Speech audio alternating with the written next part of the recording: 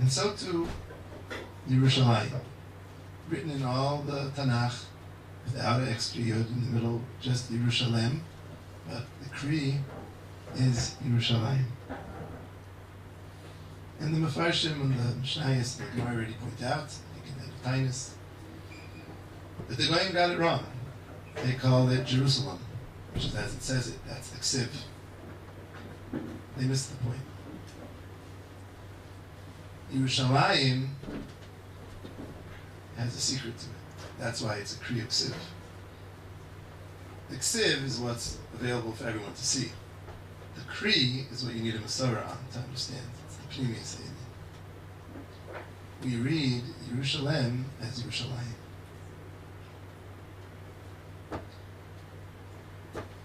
Which to us means that there's no such thing as just one Yerushalayim. Yerushalayim is by definition Yerushalayim Shel Mata and Yerushalayim Shel Mala. You can't separate between the two. Yerushalayim is a place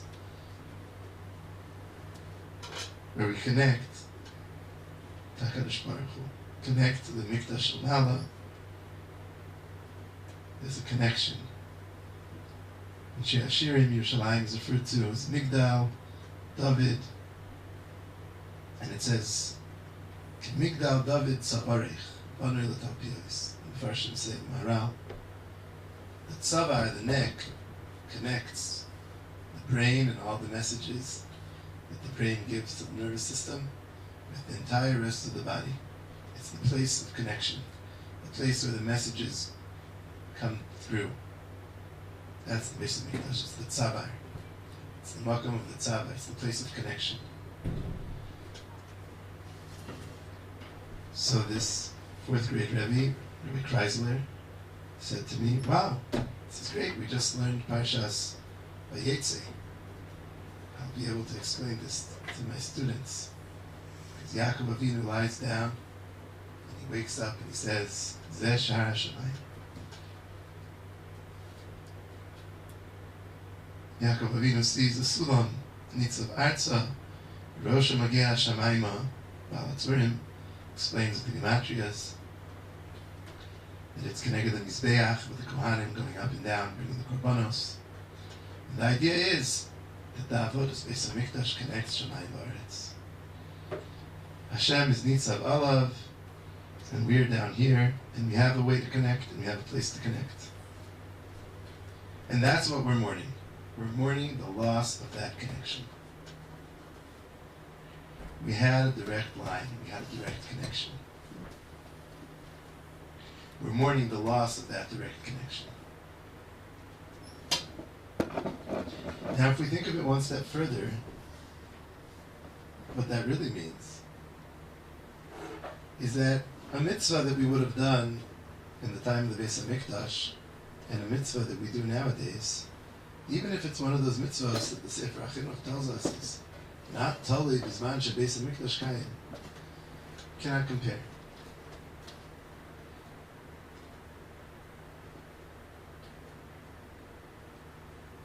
It's a mitzvah with connection, or a mitzvah without connection.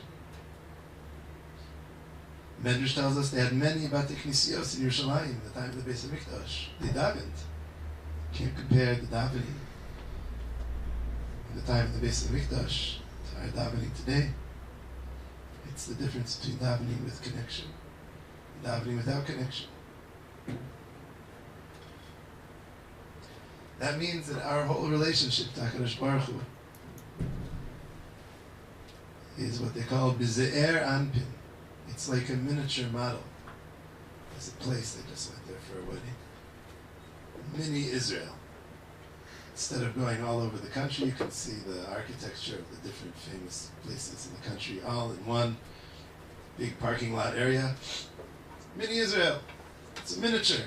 Yeah, this is very reminiscent of this building, and this is reminiscent of that building. But it's only a model. We are so lacking in our connection to HaKadosh Baruch Hu. The real connection is when we have the Beis HaMikdash. Obviously, we're chayiv in the mitzvahs. and gives HaKadosh Baruch Hu great nachas ruach that we do the mitzvahs. But we're lacking in the connection. As far as saying mitzvahs is in Lashon tzavsa. Tzavsa is a connection, togetherness. That's what we miss, that's what we lack, that's what we mourn for. That's what we cry. Of course, it's also a national loss. Klal Yisrael had the avodas, the korbanos, the avodah of Klal Yisrael, and the El Regel, and the korbanos with the Kohanim represented Klal Yisrael. And we lost that place that all of Klal Yisrael connects together. But it's also a personal loss. Now, if we only look at the Chorban on the national loss level, and it's a great loss in Kvod Shamayim, and it's a great loss for Klal Yisrael in our Kiyum mitzvahs. We lost many mitzvahs, even in the Mikdash, that we can't do nowadays. But if we neglect to focus and feel a personal loss, then in many ways we miss the boat. Mashal Lamad Davar Domeh.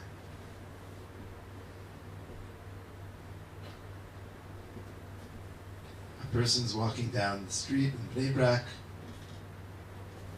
on his way to supper in yeshiva. A bacher comes over to him and says, "You don't understand, there's a chassan over here 2 minutes away, and the bus of all the friends of the chassan broke down in the middle of the highway, and we need boys to come and dance." Okay, I'll come. So the boy goes in, he doesn't recognize a soul. Everyone there's with strimals and bekeshers, and he's wearing his yeshiva clothing and looks like the guy that doesn't fit in. But he was samach asanakali, he puts himself into it, he actually has a good time. 5 minutes later, the bus finally arrives late with all the friends, they come in, and he goes out to go to supper in yeshiva. He felt he had a place there, he did. He was part of Klal Yisrael. Compare his experience to the experience of dancing at your chavrusa's chasana, your roommate's chasana. You went through a lot together. It's a tremendous simcha for you. You don't want to go out for anything. You want to stay there for the whole thing. Compare that to the chasana of your sibling or your child. This is a major life event. This is my child's chasana. Or your own chasana. You're not just going to go and say, okay, I danced for a few minutes, now I'm going to go. No. Because it's your simcha. So we'll end with this as an introduction, because this is what we're doing today. The Gemara says at the end of Tainus, Laman Od Beis,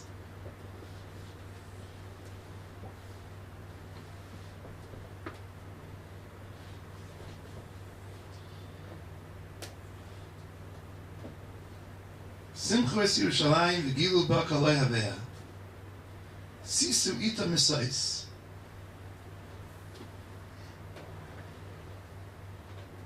Shayahu is talking about the Simcha L'Asid Lavoi. Yerushalayim will be rebuilt. All different types of Simcha. Simchu es Yerushalayim. Gilu va. Sisu ita misos. There'll be lots of levels of Simcha. For who? Kol hamisablim alea. For all those who mourned Yerushalayim. Mikan amru. From here, Chazal taught, Kol hamisabel al Yerushalayim. Anyone who specifically mourns Yerushalayim. Zoiche v'roye b'simchasa. He will merit and will see its simcha. V'she'eno mis'abel al Yerushalayim. If he doesn't mourn Yerushalayim, eno roye b'simchasa.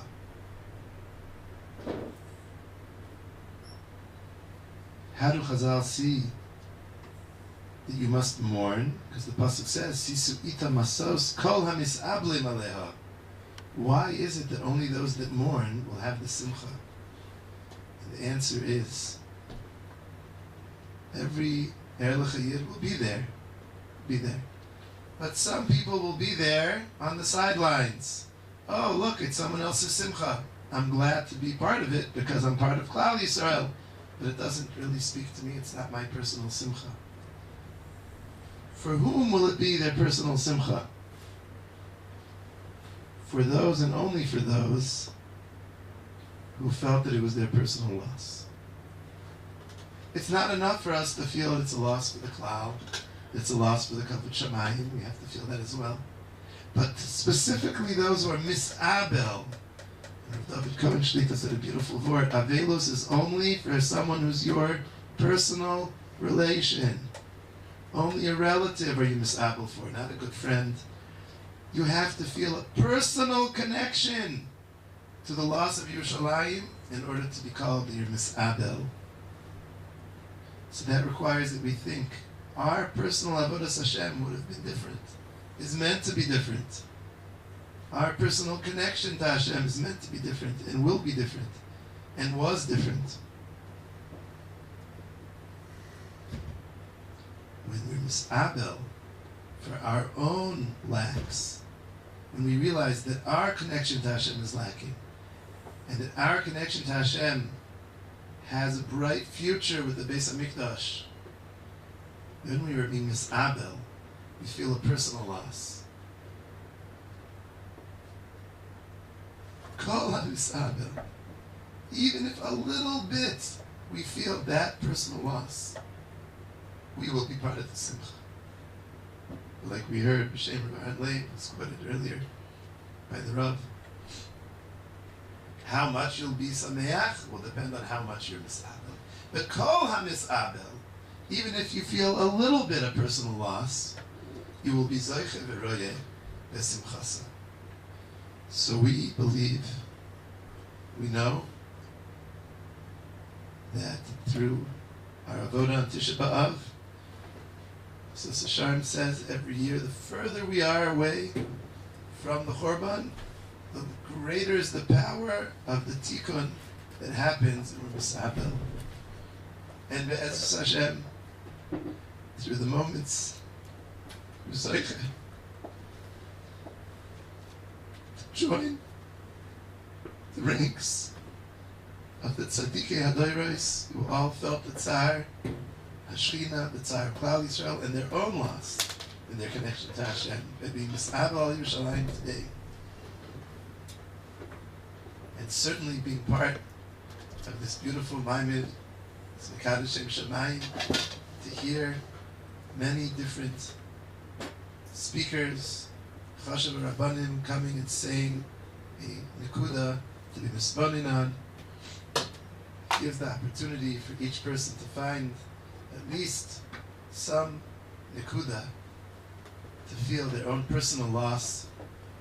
And we're sure that everyone here is going to be included in that elite group of Kol HaMisabel al Yerushalayim, Zoiche v'royeh v'simchasa v'hera v'binu.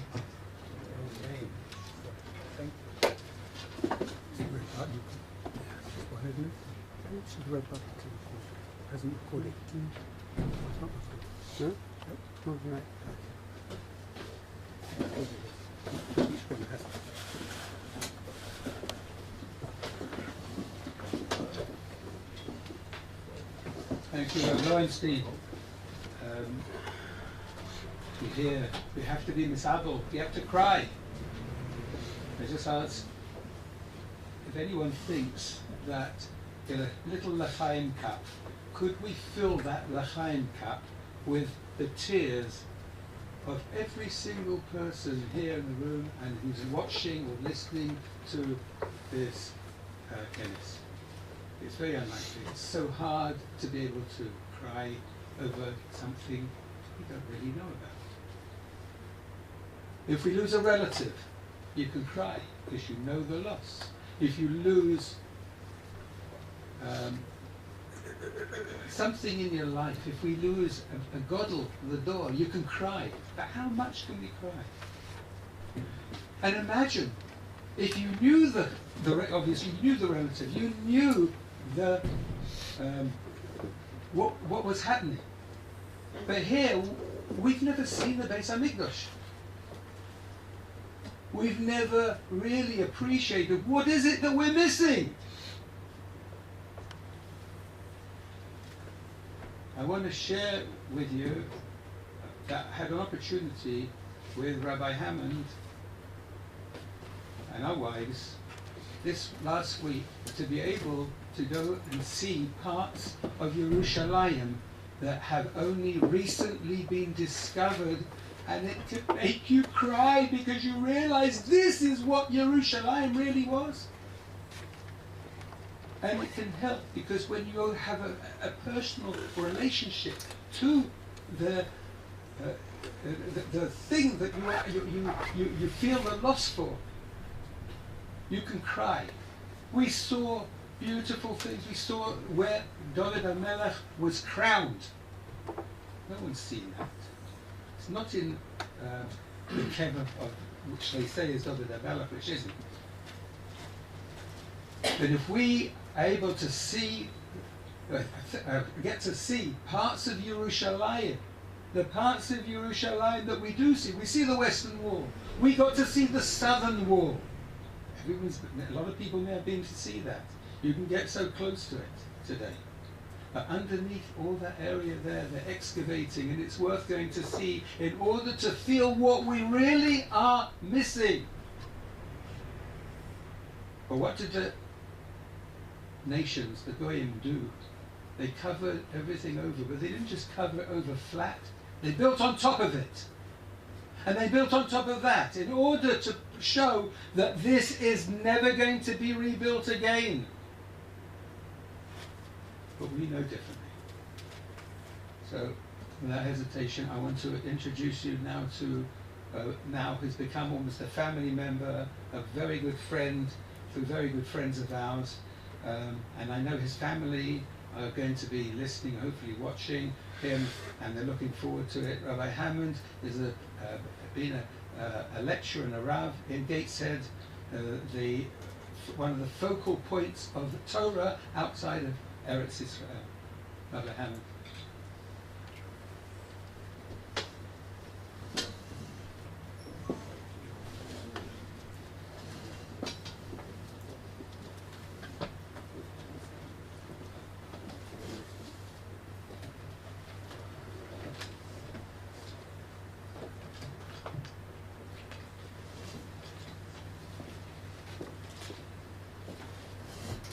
I'd like to start by thanking David very much for this opportunity, number one. And number two, for all the efforts he has invested in making this kenes. You've all seen what it looks like up front. As David said, we've been hosted by him for almost a week, just over a week. I've seen the inside story. The efforts, the thought, the concern, the worry, every detail should be just right. And all driven simply and purely with Avas Hashem, to be Mekadosh Shem Shemayim, to be Ma'ira people who are going to have a proper service on Tisha B'Av. But that David's put himself out ad lahafli. It's Hashem, he with his rabbis, to be zeicher to carry on being Mezakeh the Rabbim, and many more simchas and susim in the family as well. Also, like this could be Ilu Neshama, my mother, Shalom was lifted a few months ago, my Golis Bas Shlem Shul Chaim. The Mashal tells us that there are 21 days between these Bein HaMetzarim. These 21 days, in a way, parallel the 21 days start as Yimei Hadin, starting with Rosh Hashanah. And much has been written about what the parallel is, how to understand from the parallel. I'd like to share an idea I saw from the Slonima in Teres Others, and then expand on that a little bit.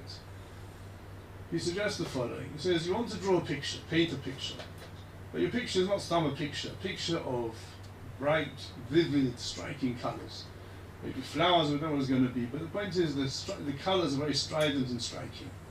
So what you really need to bring it out best is a dark background. If you paint that on a just white piece of paper, it's going to look very bland and sterile. Have a black, dark black background, and then you put your bright, striking, strident colours, the effect is enormous. So that's what's going on over here. We're going, Mitzvah Hashem, we will have 21 days, Mehadin, days of Kabbalah and Malchus Shemayim, in which to draw our own, paint our own strident, striking colours of Kabbalah and Malchus Shemayim, the Torah of Kirvas Hash Elikim, So that's going to be much more effective if we have a black background to draw it on. These 21 days are a black background. I'd like to try and explain perhaps what he meant, but what I understood from it.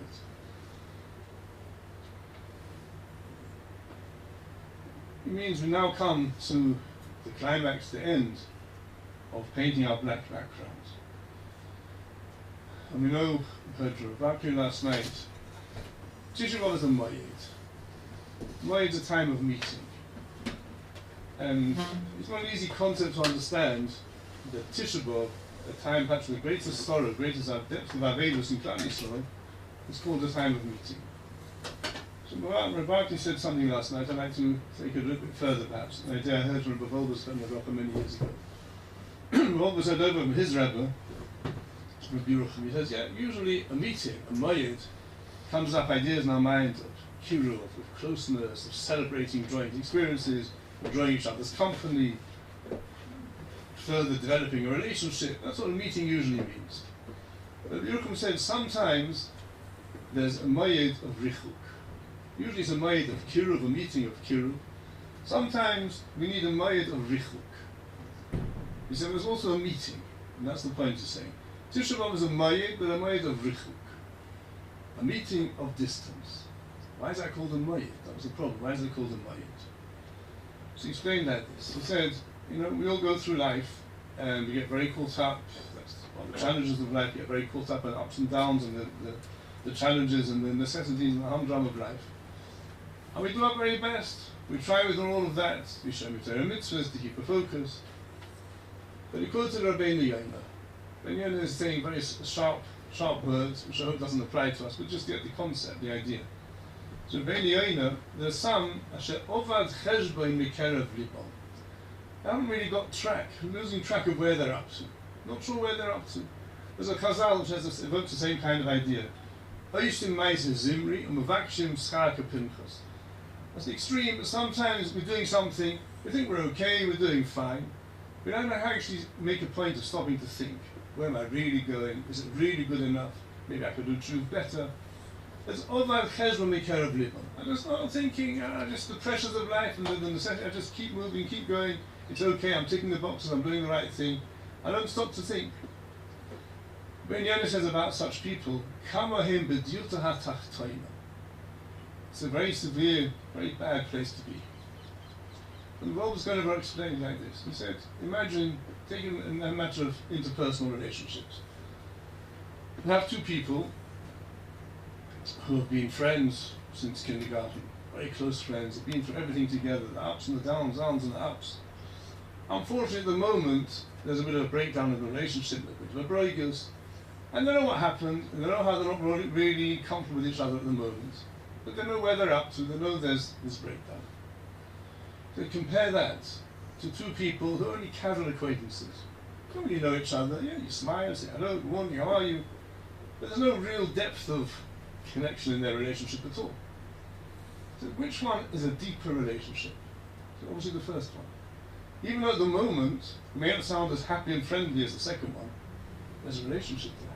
Because they know each other, and actually know we're far away from each other. They understand there's a richuk. They understand there's a reason, there's a problem. We know we care for each other, we're deeply connected, but at the moment, we are uncomfortable with each other. We know why, we know what's going on. That's a relationship. The other two people, it's not really a relationship at all. Yeah, maybe very comfortable, very polite and, and smiley and cheerful. That's not a relationship. They don't really know each other, they don't really care for each other, haven't done things together with each other. So sometimes, when there's a richuk, that can be a real relationship. It can be a moyed of richuk. We're meeting together to understand and accept there's a richuk here. And if we don't understand there's a richuk, we don't understand there's distance, we're just carrying on humdrum, then there's no relationship at all. Much better to have a moyed of richuk. So that's our Aveda of these 21 days, and at the climax of Tisha B'Av, to mark it and to recognize there's a richuk. We've distanced ourselves, not the Eibishter's distance from us, we've allowed ourselves to become distant from the Eibishter. Whatever we're doing, that relationship needs mending. There's something there that's breaking it, that's in the way, that's disturbing. I'd like to try and understand a little bit, try and define a bit what this richuk is all about. To start in Shavuos of the Tammuz. Shavuos of the Tammuz is characterized by Shviras Haluchas because of the Egel. And interesting, the Svarim tell us, from Midrashim, the Egel is like a second edition of the Chet Adam Rishon. There are many similarities between that terrible Chet Adam Rishon, the Eitz Hadas, in Gan Eden, has many parallels with the Chet HaEgel. We know the Chet HaEgel led to terrible Richuk. So we're on an enormous Madriga, Adam Rishon, Adam Rishon, Kaidem, Achet. We lost that all. We caused the distance, the gap. And it carries on for these 3 weeks. So we come to Tisha B'Av, the time of actual Churban, the Churban itself. There's a Medrash in Bereshis, based on a Pasuk in Hosea. Pasuk in Hosea, the Navi in Hosea says, K'odom Ofri. Talking about the diet of Churban. They're like Odom. And the Medrash says what he really meant was, we're just like Odom Harishon. So much parallel between the Churban and Odom Harishon. Odom Harishon is put in the best place possible for mankind on Gan Eden. Give him one tzivui, Dodim Eitz Hadas. He was over the tzivui, and he was sent out, Gorash, Sholach, from Gan Eden. Abraham asked about him, Ayeko. So the Medrash, exactly the same parallel. We were given the best possible options. In Eretz Yisrael, the Beis HaMikdash, Ashur Sashchina, closeness to the Shchina, like Adam Rishon had in Gan Eden. But then we went wrong, we slipped up, we did Averis. Abraham said in the end, I have to drive you out. Gorash, Sholach. And asked about you as well. The same words, same letters, Eicha. So what we see over here is, it seems that the Yesod, the real foundation, the basic Yesod of Richuk, is traced back to the Chet of Adam Rishon. And before we go into detail, just a very powerful point to see here as well. Abraham asked Adam, Ayeka. We heard this from the Volbus and Levrocha. He said, the Medrash puts Ayeka together with Eicha. Medrash is telling us not just pointing out the same letters. There's an underlying message. If we ask ourselves Ayeka, maybe if we don't ask ourselves Ayeka, we end up sometimes with an Eicha. What does Ayeka mean? So we say over from the Balatanya, to the very powerful types in Ayeka. When Adam was challenged, what did he do? His response was, Isha, blame on someone else. After Isha, her response was, yeah, Nochash Heshiyani. So they were saying, Ayeka. Fine, you got excuses, you can blame this one, blame that one. There's excuses, where are you, Ayeka? Where are you in the whole story? And that's the message here. If we understand, we take to heart, there's a richut, something's happened. It's been a tragedy, there's been a breakdown, there's been a distance, a period. Then we can go towards mending it. But if we're not asking that, if they would ask about Ayeka, where are you? Where are you in this whole picture? You don't seem to be aware, you don't seem to be understood what's happened, then we can't start mending. That's what it meant. If we don't answer Ayeka, we end up with Eicha.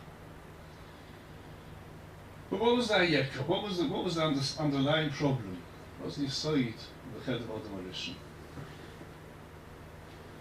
So, of course, Arichas now is not the time to go to Arichas, but the Sfarim example Ravid, Pirush Ravid, the Sefer HaYetzirah, says it all in one word.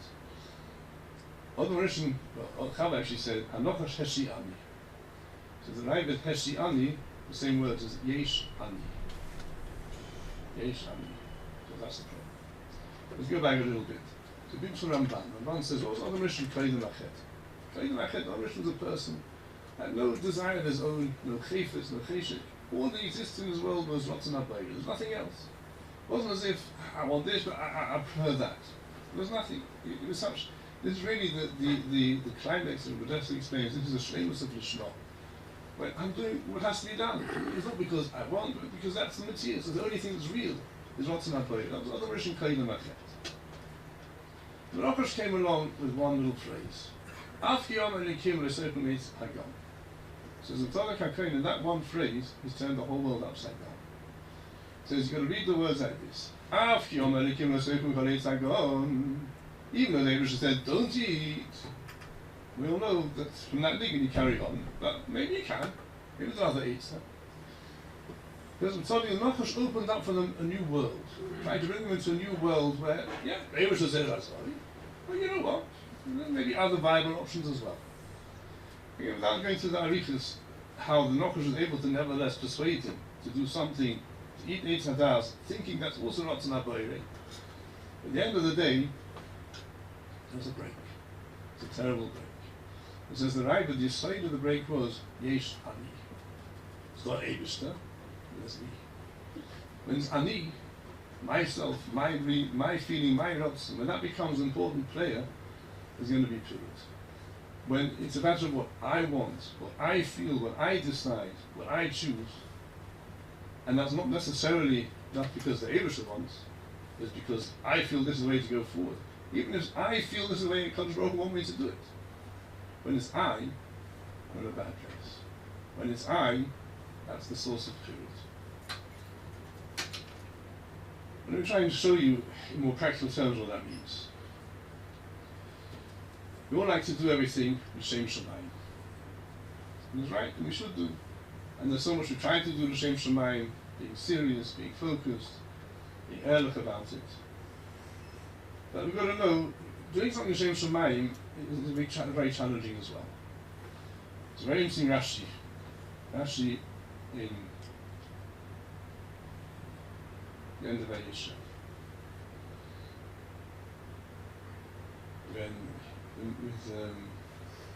Rashi asks a question, why is it that the mice of Tomba, Eishes Yehuda, was put right next to the mice of Yosef and Eishes Potiphar? Says Rashi, just like Tomba is l'shem shamayim niskavna, so Eishes Potiphar l'shem shamayim niskavna. Rashi explains where it's coming from. Eishes Potiphar l'shem shamayim niskavna. And that's the slichas aparshas. Just like she was l'shem shamayim, she was l'shem shamayim. So Yerucham, fine. But look at other descriptions. And Rashi's elsewhere call Eishes Potiphar Eisa Arura, Chayra, Doiv. Not exactly l'shem shamayim. So what happened? So Yerucham, that is one of the yesodus of the parsha. Yeah. It's true. That's a fact. Tom was l'shem shamayim. Eishes Potiphar started l'shem shamayim. The question is how you carry on.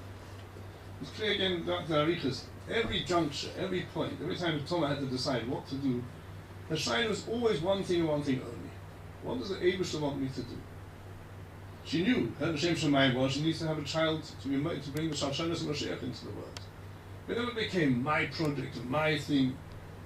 It's what the Eibishter wants me to do. How does the Eibishter want me at this point to decide? At this point, and if it means it's not going to happen, fine. That's not very good. Eishes Potiphar became very different. She became very entranced, very enamored, very involved in her project. She's got to be, she has to have a child from Yosef. She did anything and everything. We know what she did. What happened? So what happened is simple. They both started l'shem shamayim. But to start l'shem shamayim is very good. It has to carry on l'shem shamayim. What happened with Tomah, well, with Eishes Potiphar, it became Ani.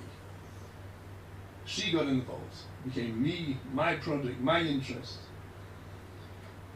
When Ani gets involved, when it becomes self-centered, we're on very shaky ground. So fascinating comment from the Gon. When the Goin has a pirush in Megillas Esther, which is Derech HaRemez. Derech HaRemez, he says, Megillas Esther is all about our challenges of the Yetzer Hara.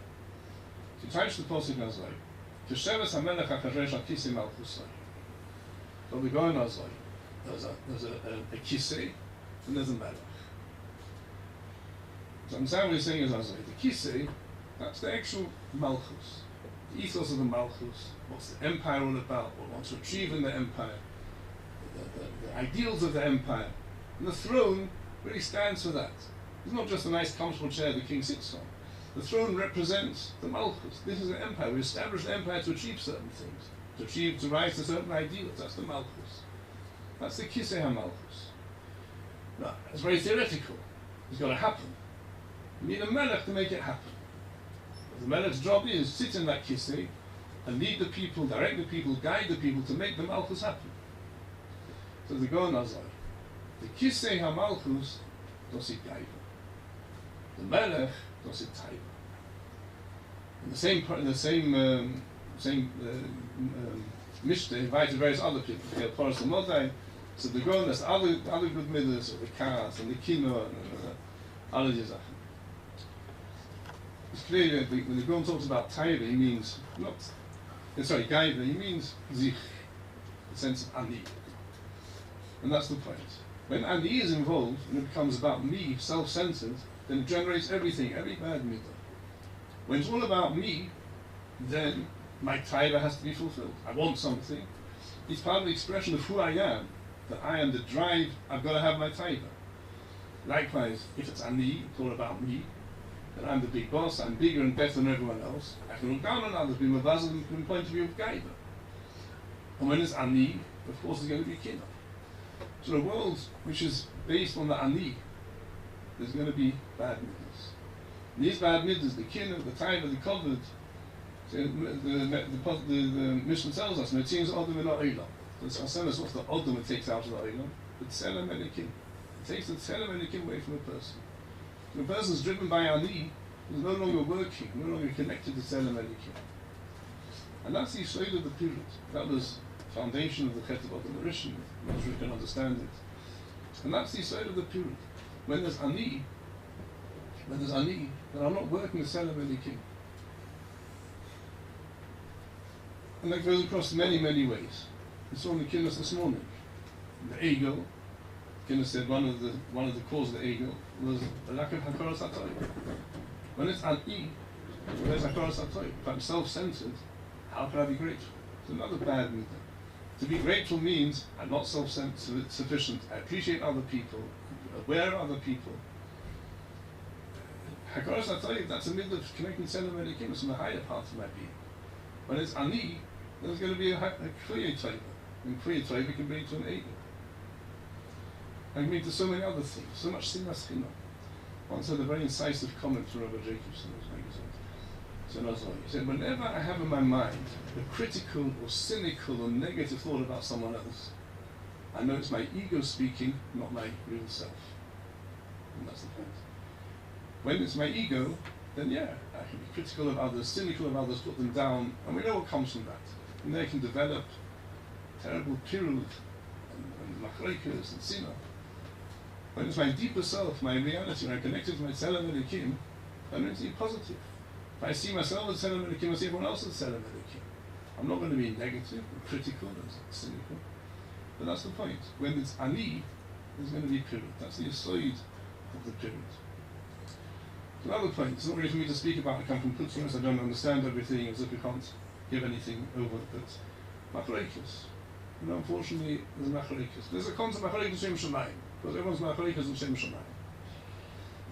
But likewise, to keep it a Shem Shamayim is very challenging.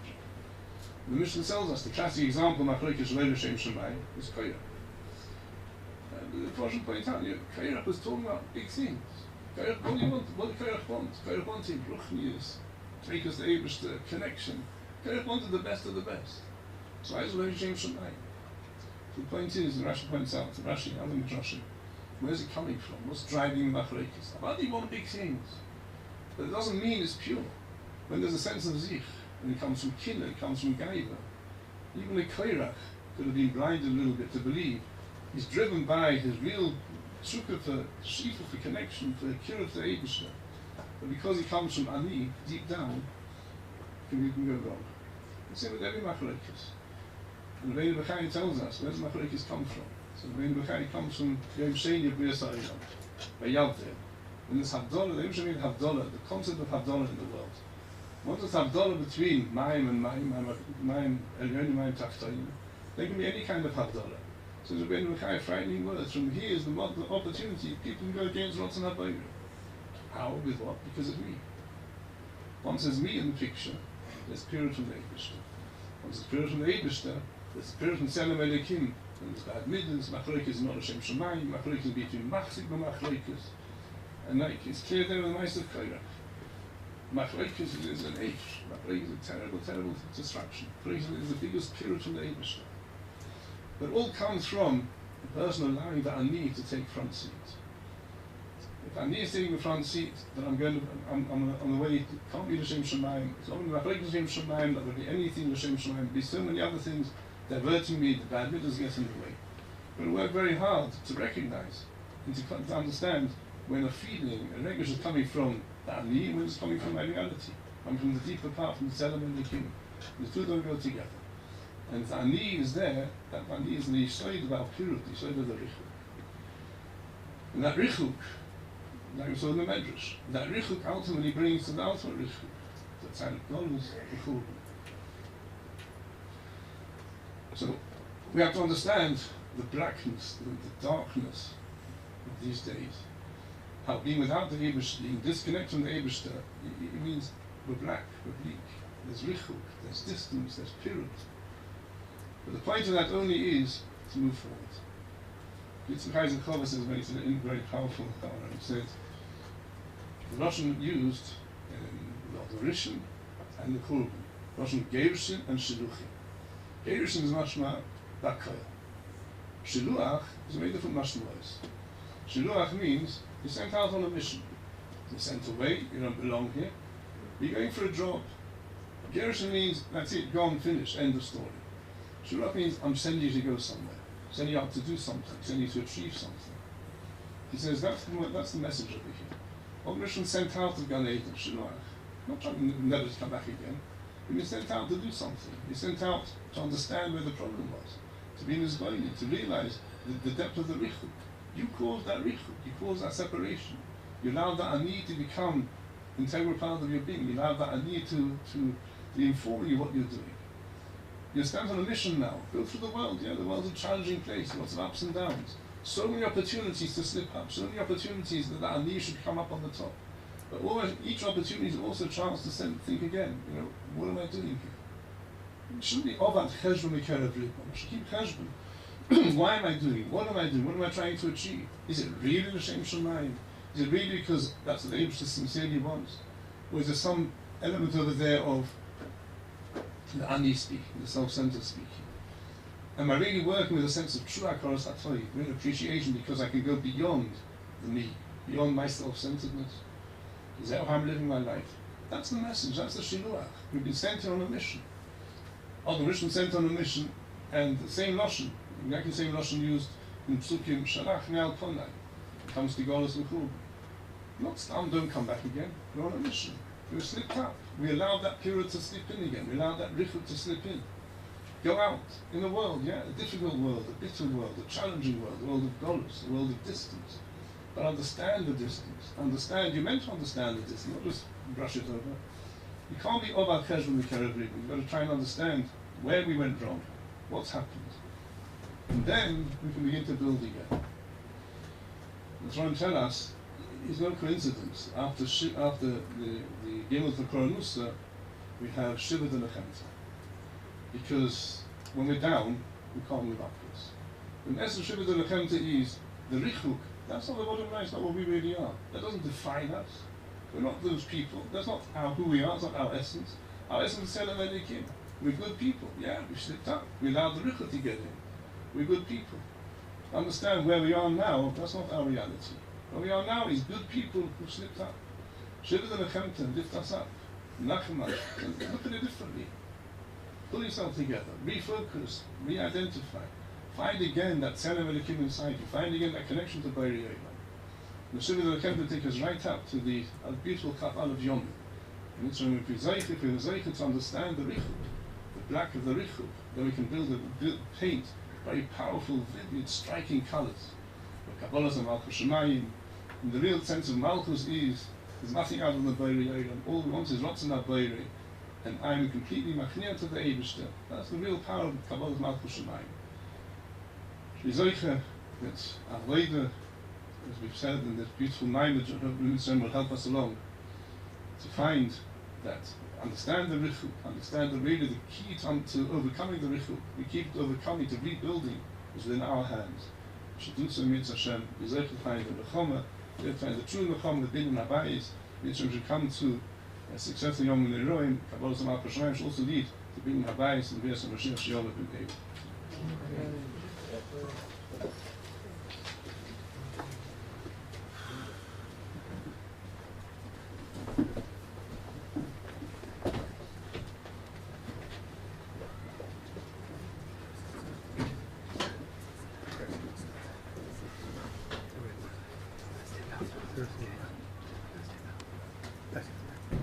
Step out.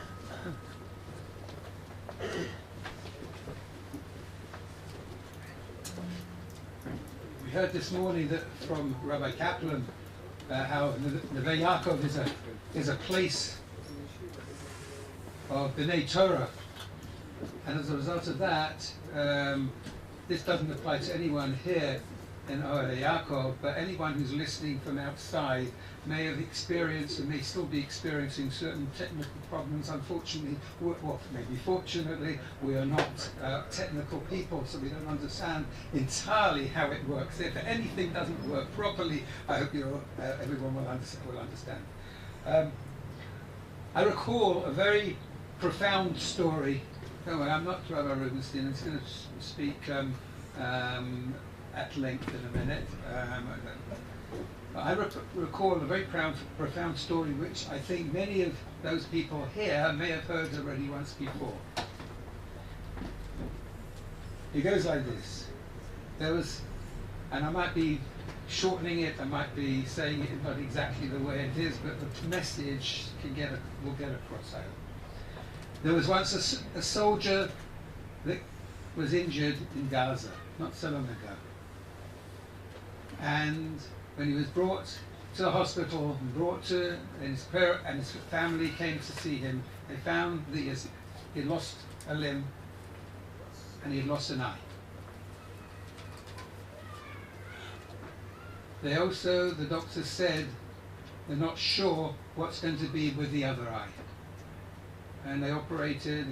When he came out of the operation, what did he see? Black. Nothing.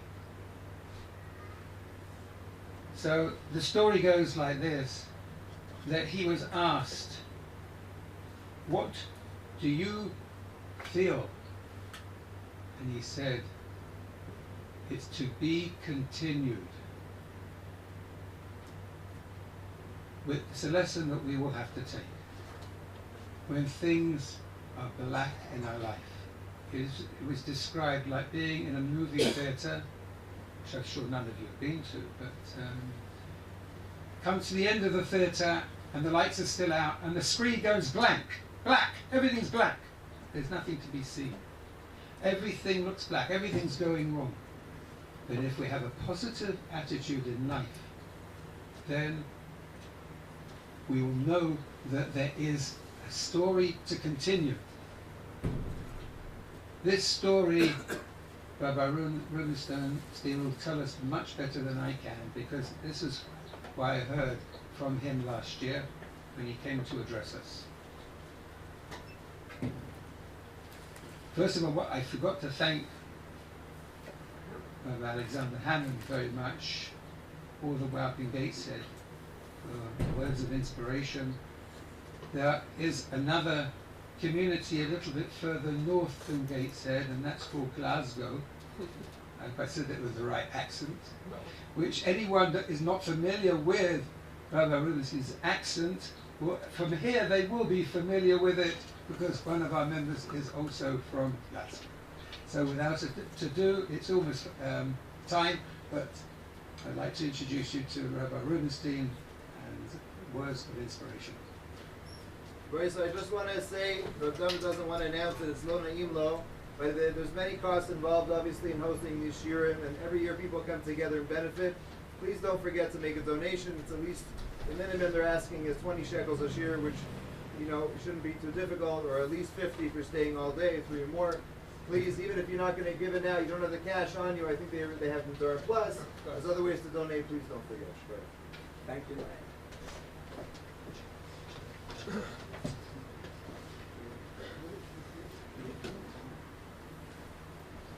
It's a little bit early. Oh, no, fine. No, it's okay. No, it's okay. It's okay. We usually get late anyway. That's not fair, but I'm sorry, I'm Yekish. Any other Yekis? I'm a little shit. We interested if you want to correct the story that I said over, maybe that would... I don't have enough time. Oh, okay. I was wrong. No. When the final World Cup, he lost his left hand. And he lost his... It's actually amazing. You know, we just moved here, we've been here for a month. And somebody had given me a gift, like some media in America, given me a gift of a picture of the Manchester Rosh Hashiva. It's like a tzaddik Kodesh he brought. Are you getting the accent? And I wanted to get it framed, so I went to a framing store which was just around the corner in Bitsala. I live in Machabia. And it was an old, small, dusty store. And I went in there, and the lady who owned the store, secular lady, very nice, she said, Shalom. And I said, Shalom. And she said, Ma shlomcha. And I said, Ma shlomech. And that was the end of the conversation in Hebrew, because I hadn't been to Olpa yet. Still hadn't been. And I said, do you speak English? She said, please. So basically we were schmoozing, and she said, how can I help you? And I showed her the picture, and she just, who's that? She could see in the face of the Rosh Hashiva, oh, such a special face. And I said how I wanted it framed. And being new to Israel, I didn't quite realize that in Israel they decide what you're getting. And she said, no, that would be terrible. And she's made another suggestion which is slightly better. And just then another lady came in. This was a lady who I would say more modern Orthodox, maybe about 50. and so the lady who owned the store, she said, do you mind if I serve her first? And I said, no, go ahead. And she said, she's just picking something up. So she went into the back and she came out with this package and she unwrapped the package. And it was a picture with, I think it was a poem inside. And it was also some sort of plant, a twig of some sort, some plant. And so they were talking, and my terrible Hebrew picked up the fact that one of her sons had been seriously injured in Gaza. So I broke into the conversation and said, I'm very, very upset at you. I hope he's okay. So the other lady who owned the store said, well, he lost his left eye and he lost his left hand. And not only that, she said, this poem was written by her older son, who was killed in Lebanon 3 years ago. And this was his favourite plant, and it comes into bloom at this time of the year, and he was killed, and that's what it was lighting up. And I started to cry. I was very, very moved. So I said to her, I'm so sorry. And then she told me, then the lady in the store, she said, this is what I love about living in Israel, the shituf. The shituf. They feel, how would you translate in English, shituf? Partnership. It's my friend's tragedy, but we feel as though it's all our tragedy. And then this lady, the secular Israeli, said, yes, that's what we need. Achdut, achdut, achdut. Achdut, achdut, achdut. And then she told me that when her son had come back, when he woke up, all he could see, as we had before, was black. This fellow was not religious. And there was a bunch of friends, boys and girls, as the minhag in the non-from world. And one person had suggested that maybe this girl could be for this boy. But they just remained, as they say, friends. When he came back, minus his eye, blind in the other eye, and minus his hand, they became Chosn in color.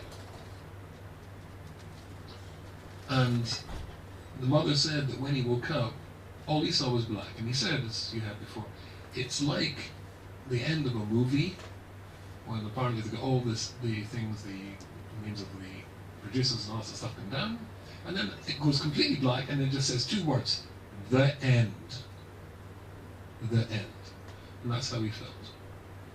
But 2 weeks later, he didn't just see 2 words, he saw 3 words. To be continued. To be continued. I felt that was the mamish, the message of Klal Yisrael. I've just, somewhere else, given an introduction to 21 kinos, so I've not got much voice left. But in all of the kinos, if you paid attention, I'm sure we all did, to the words and what it says, it's just disaster after disaster after disaster. It's just horrific. But Afal came to be continued. That boy was actually in Los Angeles, she said, at this time. He was collecting funds for Israeli soldiers who had been severely injured defending. Jewish life. In one day, he'd raised $2.5 million. $2.5 million.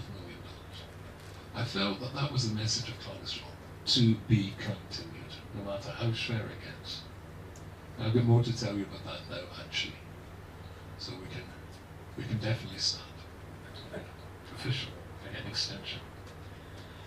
Yeah, Robert Dessner, in Michter Milio, a very, very famous piece from Michter Milio, he quotes something that Reb Chaim Volozhin said 212 years ago. 212 years ago. And he wanted to expand on what famous Shaila in the Gemara, famous Maisa in the Gemara, a piece of a Gadata. It's what the Chochmei de Beatunia, the philosophers, the wise men of Athens, said in a conversation or in a discussion with the Chachamim. And it says, particularly with Shir ben Chani, Malcha Hisaria b'may malchile. When salt goes bad, what do you salt it with? Now, of course, we all know that salt is a... Did you know at the time of Roman armies were often paid in salt? Salt is more precious than gold, because with salt, before we had refrigeration, if you salted food, it could keep for months, maybe even years. So salt was extremely precious. Salt, apart from being the king of all foods, it gives flavor to all foods, preserves all foods. So the shaila they asked them was like this. I was going to do that, but I'm not sure Greek philosophers did that. But salt, if it goes bad, what do you salt it with? Which means, it's a chetoim goyim legos. The sins of Klal Yisrael, I had Rabbi Hammond just at the end. I was standing outside listening. I'm afraid he's ruined Tisha B'Av in the row for me. We're very old friends from Gateshead. My neshama has lit up just seeing him. I'm so lucky to have him. So the idea is, if our chetoim have caused the golus, and the idea of Rabbi whole model for golus is whatever you are, is your chief avera, your chief flaw, your chesaron, then you're exiled into a society, an empire, which manifests the exact same flaw as its chief characteristic. Therefore, you know what you've done wrong, you learn from it, and you can stop doing it. If you stop doing it, the reason for you being in the exile goes away. That's why Avram Avinu, what was the midah of Avram Avinu? Chesed. Well, why did he have to go into Golus? And the answer is because all midas are either positive or negative depending on what you do with them. And Chesed can be negative as well. When the Torah talks about who you can marry, it says things, obviously the people you can't marry. And one of the people you can't marry is obviously your sister. But here's a shaila. Pretend you've not learnt this particular part of the Chumash. I can't marry myself. I can marry somebody I'm not related to, but I can't marry somebody who's very, very close to me, particularly my sister. Can I marry my half-sister? Now, I know you know the answer, but pretend you don't know the answer. So it's just a svara. A boy saying, now my right thumbs up. Can I marry my half-sister? What would you say? Yeah, you don't know. No. It's chatzi. Half of her is my sister, I can't marry her. But half of her is not my sister. My father married after my mother passed away another woman, and she's not happy, so can I? So when the Torah talks about this, it says, a man who takes his half-sister and marries her, chesed. Chesed! Everybody struggles with this translation, even Rabbi Artscroll. And that's saying something. What does it mean? They say it's an abomination, but no. The translation of chesed, Rabbi Isa, as we all know, is chesed. What one word does a Baal or Baal's chesed find it almost impossible ever to say? No.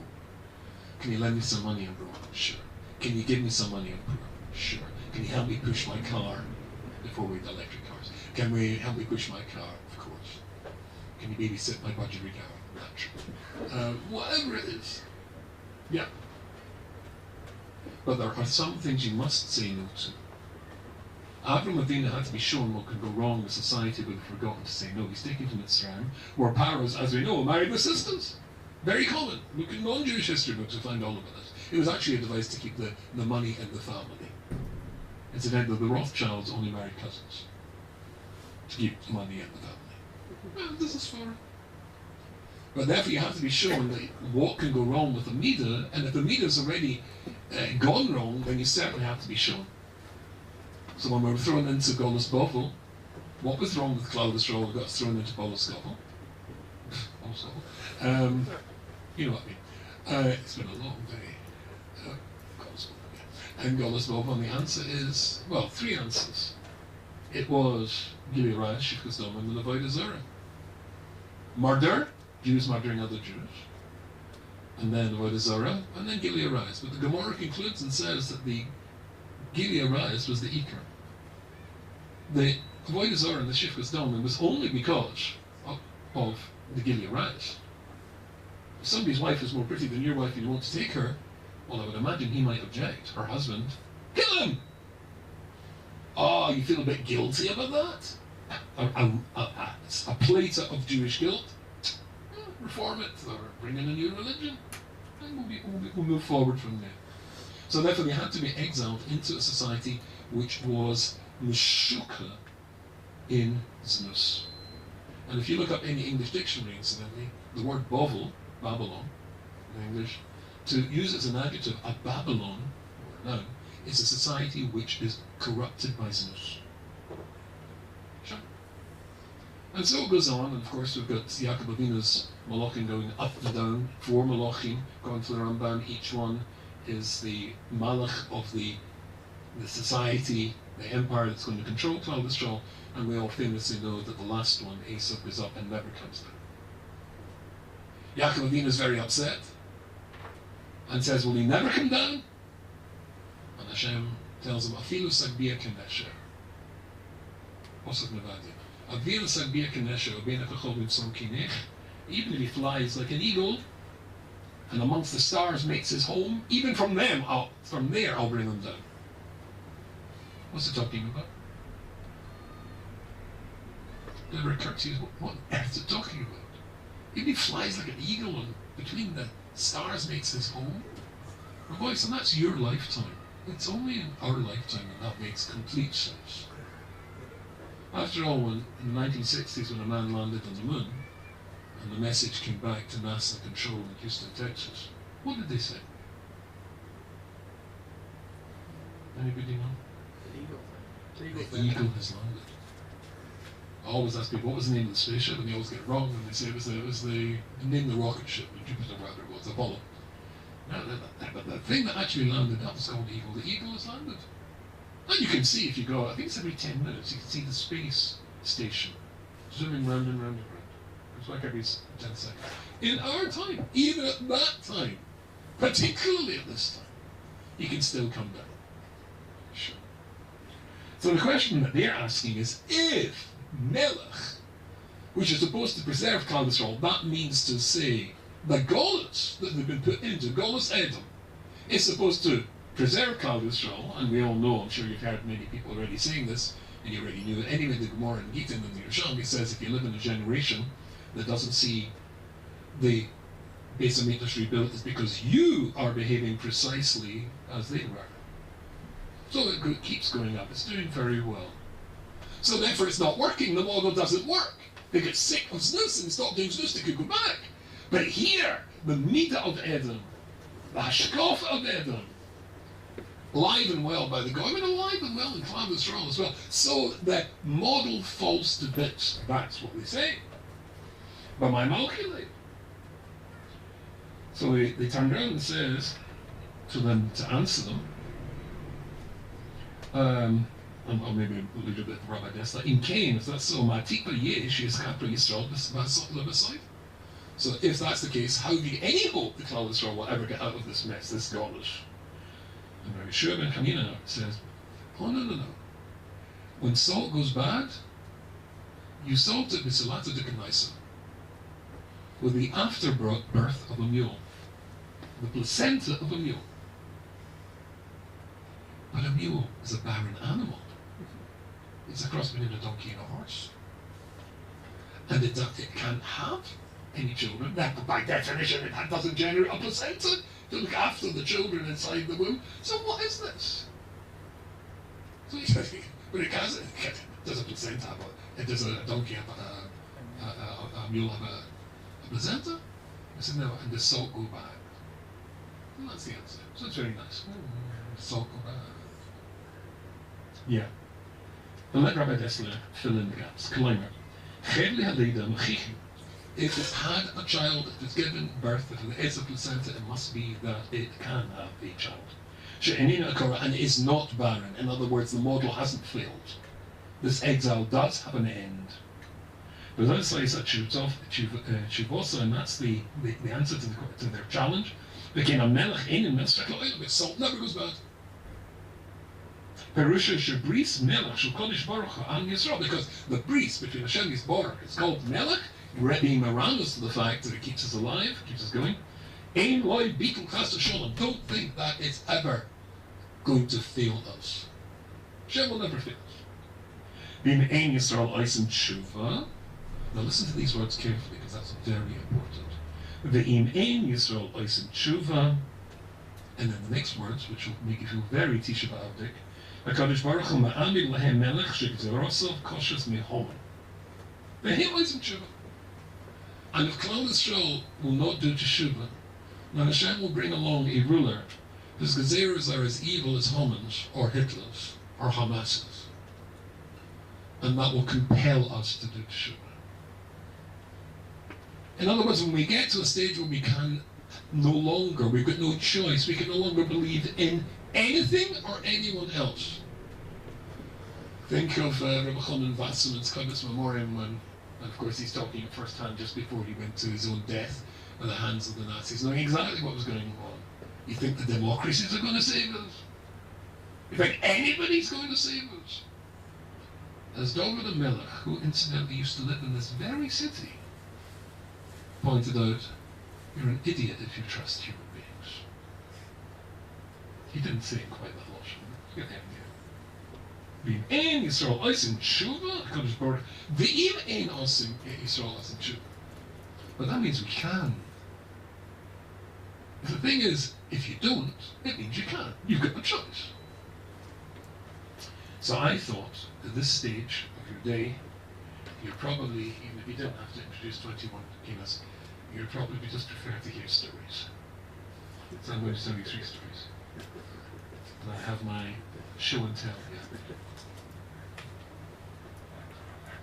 Yeah, so Klal Yisrael can do this. It's within our grasp to do this, to end the skirmish. The Pintaliyat just sitting there waiting for us to reignite it. Many years ago, I used to be the university rabbi, official rabbi, called student chaplain in England, for the northwest of England.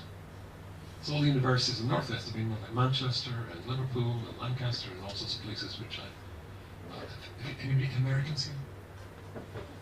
Don't be ashamed. I'm also an American citizen.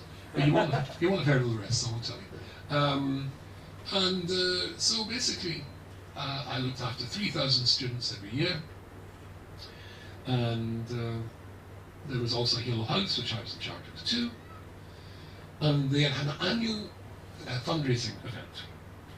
And they were inviting a very well-known person in the UK at that time called Viscount Tony Pandy, Lord Tony Pandy. He was a lord. In fact, he was the Speaker of the House of Commons in England, and had been the Speaker, was promoted to be a Lord.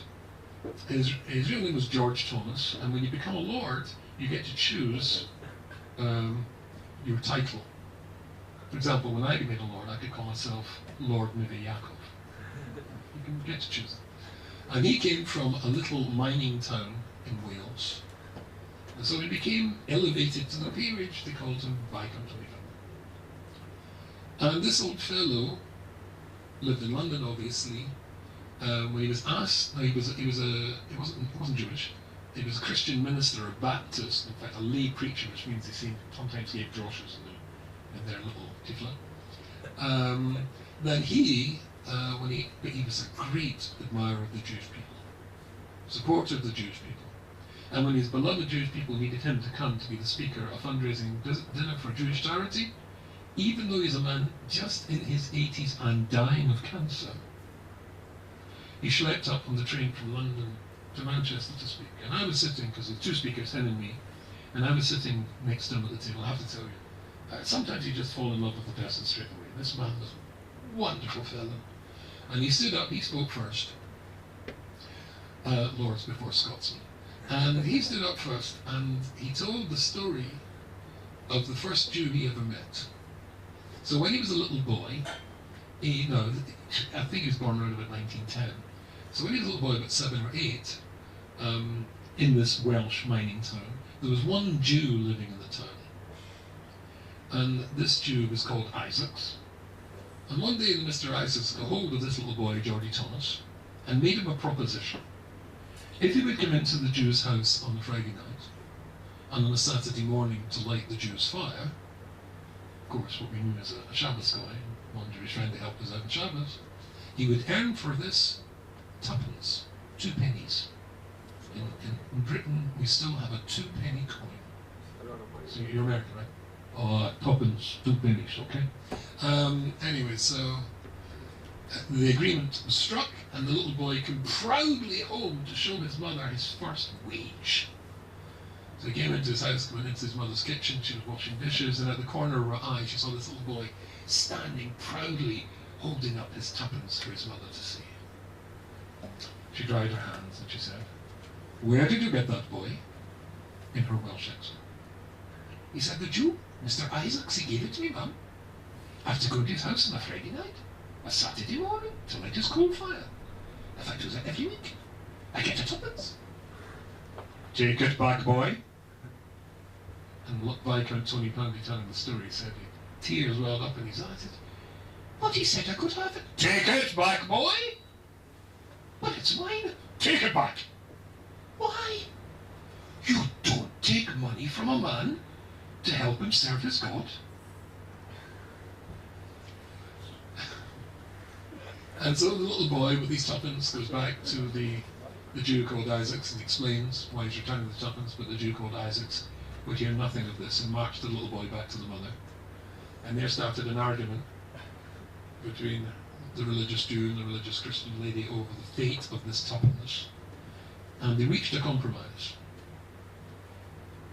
Little Geordie Thomas would light the Jew's fire for tuppence on one occasion. After that, he would light it for free.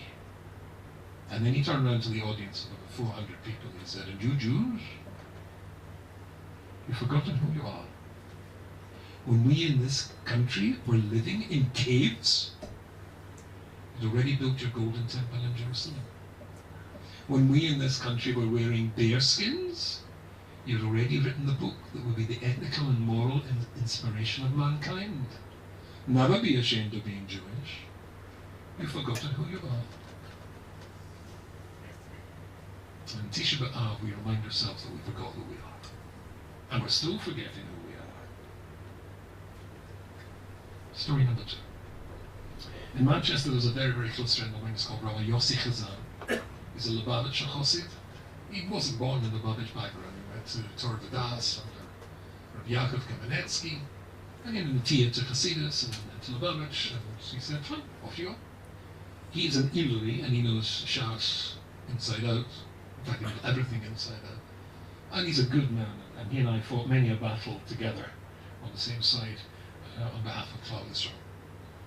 And when he first came to Manchester, he was the Rav, and is the Rav of the largest shul in Manchester, which is called Holy Law. Funny name. Old-fashioned shul, old like a cathedral, as they say, upstairs. You know, I'm talking about pews. Anyway, nobody really knew who he was at that stage, and we used to give a shir in the morning to retirees, old guys, people like myself. And so there would be 20, 30 people listening to him.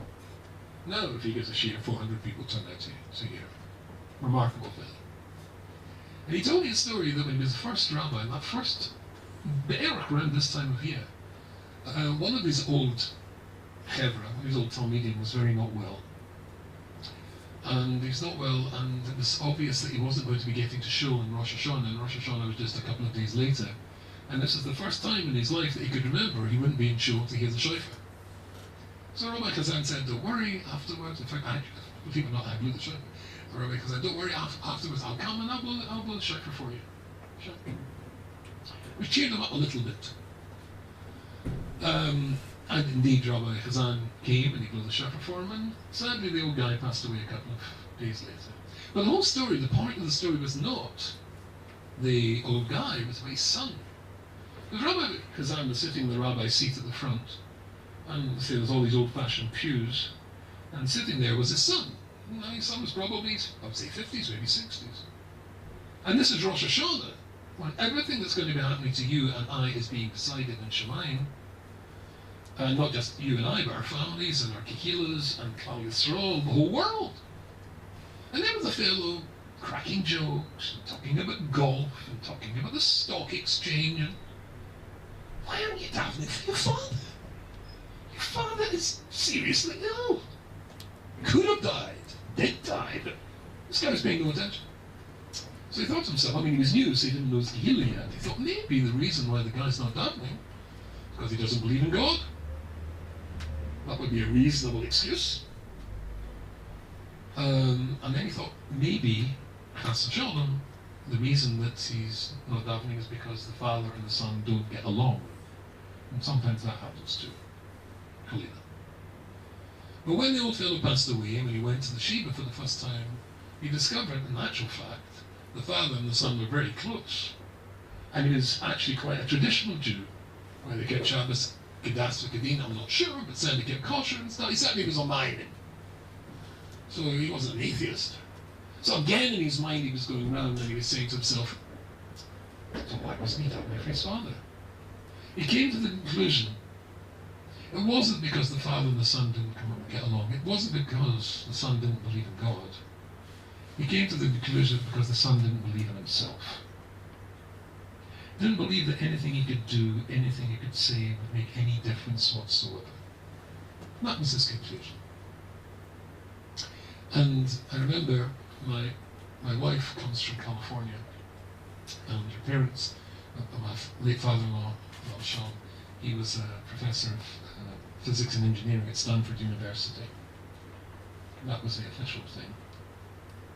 The real thing was he was in charge of the team that designed and built America's intercontinental ballistic missiles to turn the USSR into toast.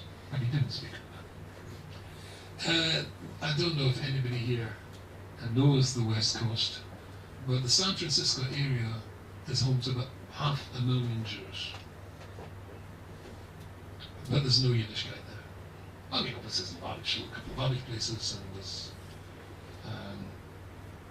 I think 3 Orthodox shuls, I think maybe three kosher restaurants for 500,000 Jews. And the one is quite near, it's not really, it's more around the delicatessen, it's called Izzy's Brooklyn Bagels. And my wife and I were there having a Brooklyn bagel with lots of cheese. Sorry, I mentioned food. Sorry. And all the decor, and incidentally, it is amazing how nostalgic people get about Brooklyn when they no longer have to live there. Speaking as somebody who was in Golden State for 4 years, I can tell you, I still get the shakes at the thought of going back. Anyway, all the decor of the deli was Brooklynabilia, if there is such a word. The Brooklyn Bridge, the Verrazano Bridge, in various stages of construction, the Brooklyn Dodgers, Babe Ruth, and so on and so forth. And I was looking at this, and then I noticed this on the wall. This is a ticket for Ocean Parkway Jewish Center, First Congregation of Kensington, to Ferris Estrella in Flatbush. And it's 550 Ocean Parkway, Brooklyn, New York. And this was a ticket for the High Holy Days, 1943. 1943. And that was September 30th and October the 1st was Rosh Hashanah, Shabbos Shuvah, October 2nd, and Yom Kippur was October 9th. Pew S, left center, seat number 8, price $7 for all that Shuvah. And I wonder who sat in that seat then. One of the greatest discussions I had in my life was, literally many years ago on this day, or the day before, Ramatziel Solomon Zikatzaddik Kodesh Baruch phoned me up. He was supposed to be speaking in this show. He wasn't feeling well, so he asked me if I could speak on his behalf. So I'm feeling, I feel quite proud of that discourse. And I don't know, I can't remember, I keep promising myself next time I'm back in New York to go and look. But where was QS? Was it the ladies' gallery? Was it the men's gallery? Who was sitting there? This was just after the Wannsee conference, when the Nazis had decided to industrialize the eradication of the Jews. Who was sitting there? Were they davening? Or did they too think that it couldn't make any difference? Was there anything that could have awakened that little pintle of yid that they could have done tshuva, like Rabbi Dessler said, you could do tshuva? What difference this person would have made if he or she would have just realized that the fate of Klal Yisrael is literally in your hands. I was once doing a Shabbaton, one of my Shabbatons in Manhattan. Can't remember the name of the shul, but you know yourself as the speaker whether it's been Matzliach and Baruch Hashem. I had a good feel. After we finished davening Mincha, I had to give my last drasha. And an old fellow, white hair, very, very smart, came over to me and said, Rabbi, you know, it makes me so angry when people talk about the Holocaust as though it's some sort of story. It was no story! And he showed me the arm tattoo in his arm. And we schmoozed for a little bit. He was very angry. I went downstairs and spoke. And those days I used to write for Mishpacha magazine. And it was, I can't remember what it's called, something Travels with Rabbi Weinberg or something silly. But because I have the excuse of traveling all over the world to speak, it means I get to meet also some incredibly interesting Jews from all over the world and hear some incredible stories. So I phoned him up. I got the rabbi to give me his number. I phoned him up, and I said, "Hello, this is Rabbi Rubinstein. We met yesterday in Shul." I was like, "Yeah, of course. Would you consider telling me a story for my article, like column Mishpach?" He paused and he said, "Okay, in condition you don't say my name."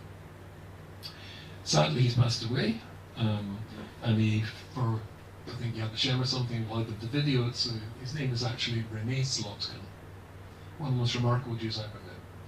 So he said, yeah, okay. So I said, okay, so tell me, where are you from? He said, no. Before you ask me a question, do you have a pen and a piece of paper? I said, yeah. He said, remember I showed you the number in my arm? I said, yeah. Write it down on a piece of paper. Okay? It's 169016 is what I wrote. And I said, and he said to me, "You written it down?" I said, "Yeah." He said, "What do you see?"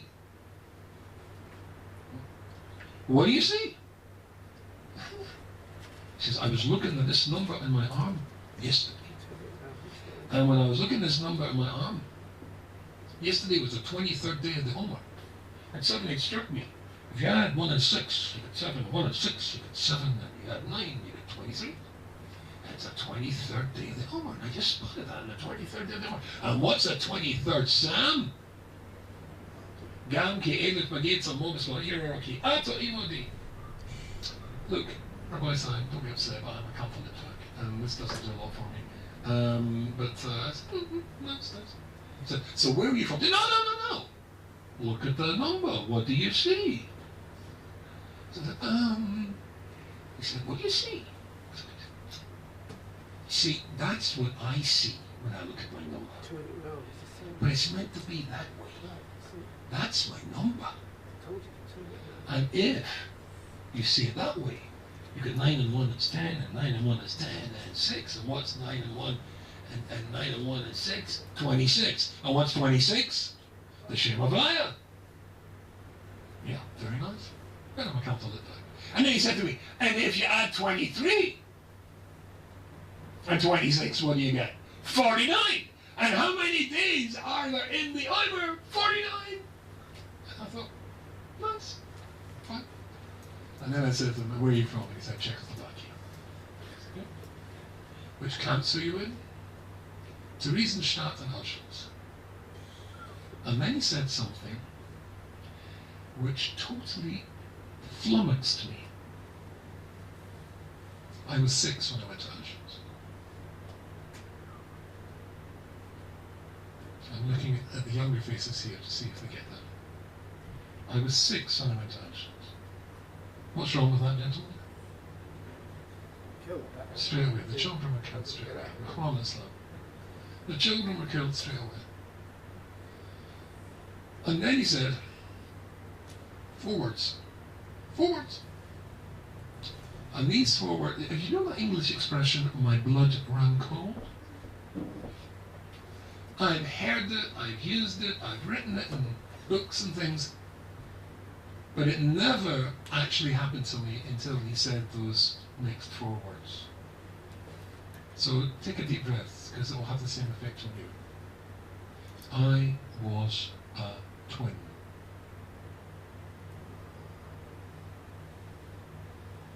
I was a twin. Mengele, Yemach Shemoy B'Zichrei, the angel of death, and an obsession with twins. And he and his sister were experimented on by Mengele for 2 years.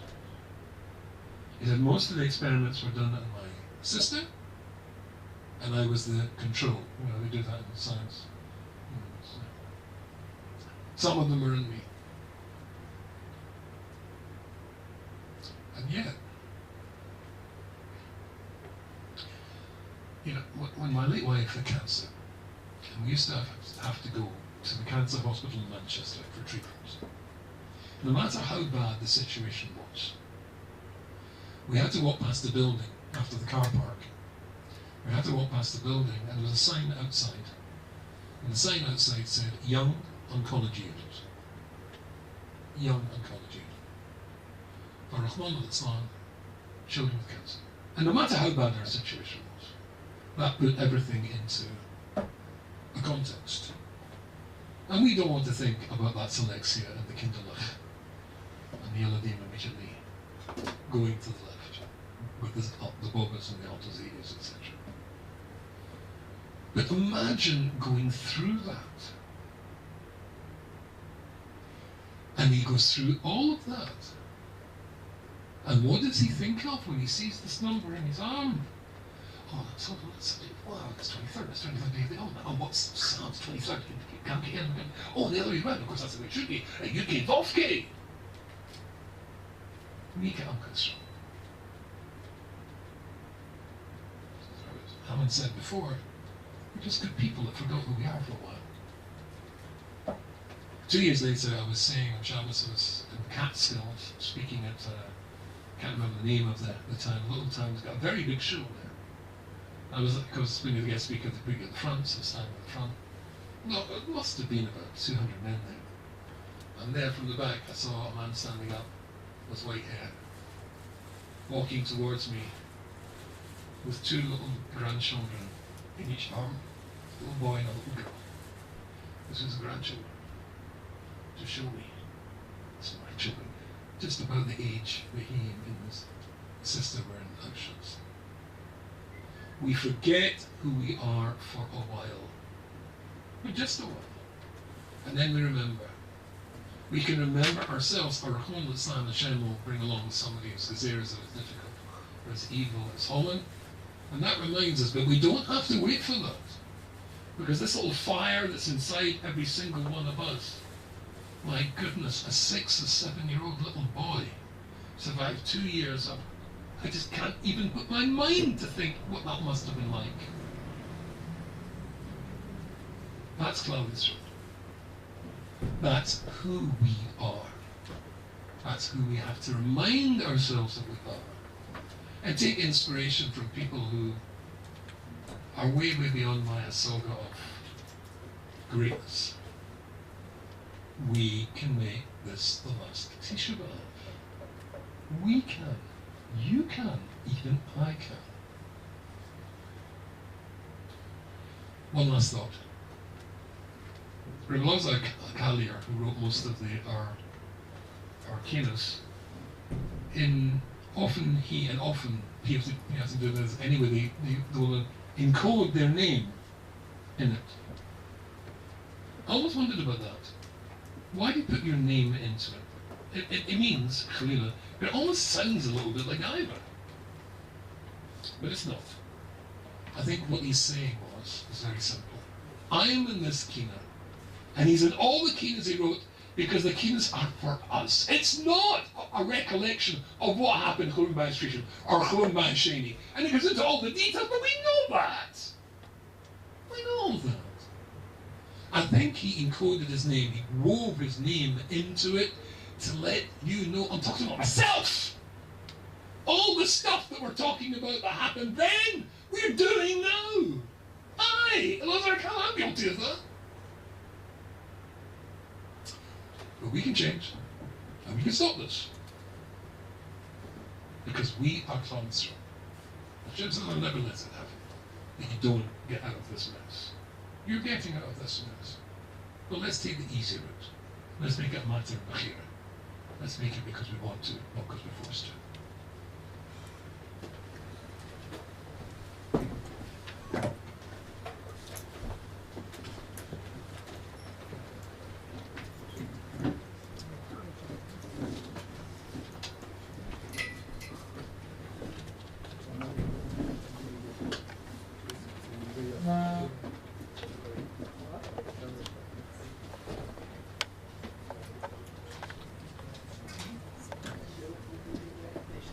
One minute. Take a seat, sir. Take a seat. Not ready. Should we maybe remove the mic? I can't find the thing to stop it and start it again. Okay. Take a seat.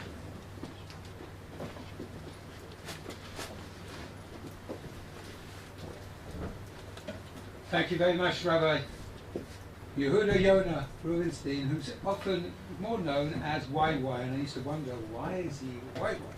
Now, maybe you have a better idea why.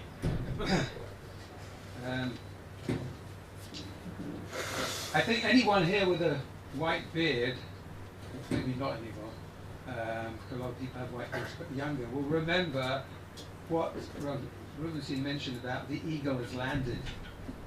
And will remember what the first man that put his foot on the moon said. One small step for man, one giant step for mankind.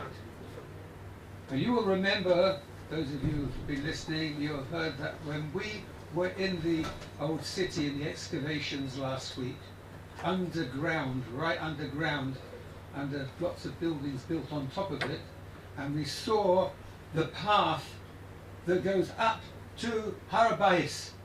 And we were walking on the path, the actual path from 2,000 plus years ago.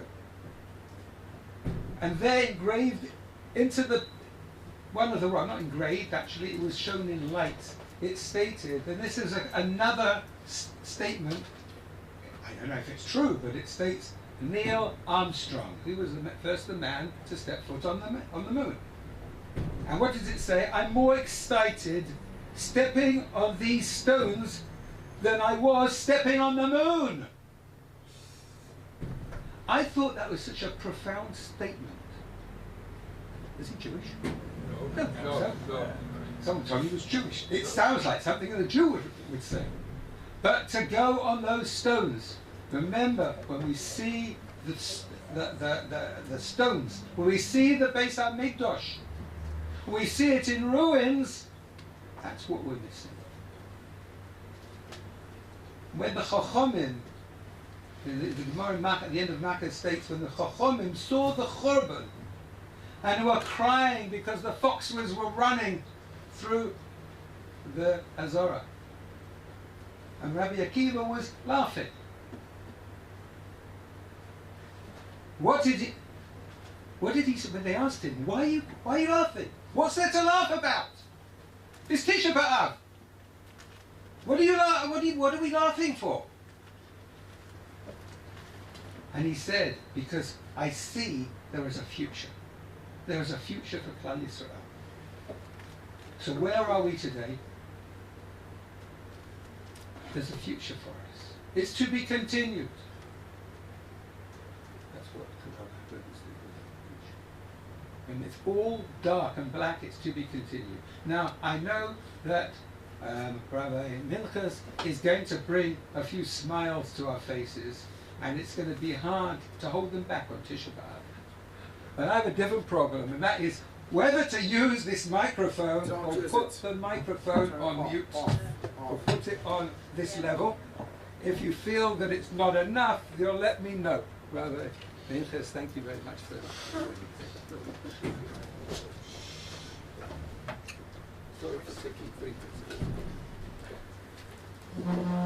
So the pasuk says in Eicha, in the Perek Beis, it says Malka. Malka means her king, Visareh, and all of Yerushalayim's Sarim, Bagoyim, they will be scattered in the world.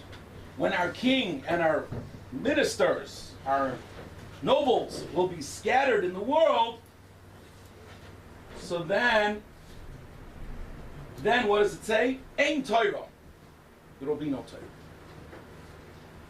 I find this pasuk very difficult. Excuse me. I'm insulted by the pasuk. Ein Torah. There's Torah all over the world. We got Torah in America, Torah in Eretz Yisrael, we got Torah in Australia, we got Torah in Europe. We have Torah everywhere. Wherever there's Chabad, there's some sort of Torah there. And Chabad goes everywhere. The only competition with Chabad is Coca-Cola. So, Coca-Cola made it everywhere. That's the Olam Hazeh part. And then there's the Torah part, the Chabad and the Kiruv and the Torah. It's everywhere. What does it mean, Ein Torah? What does it mean, Ein Torah? We have yeshivas, we have someone said about it doesn't mean we're learning on the right level. I don't buy it.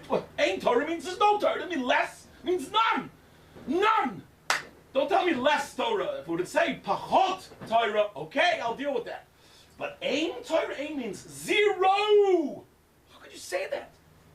Okay, then you want to say, no, maybe only then, right after the Churban, but now, I don't buy that either. Eicha was written for a legacy. It's a 2,000-year-old story. It keeps on going.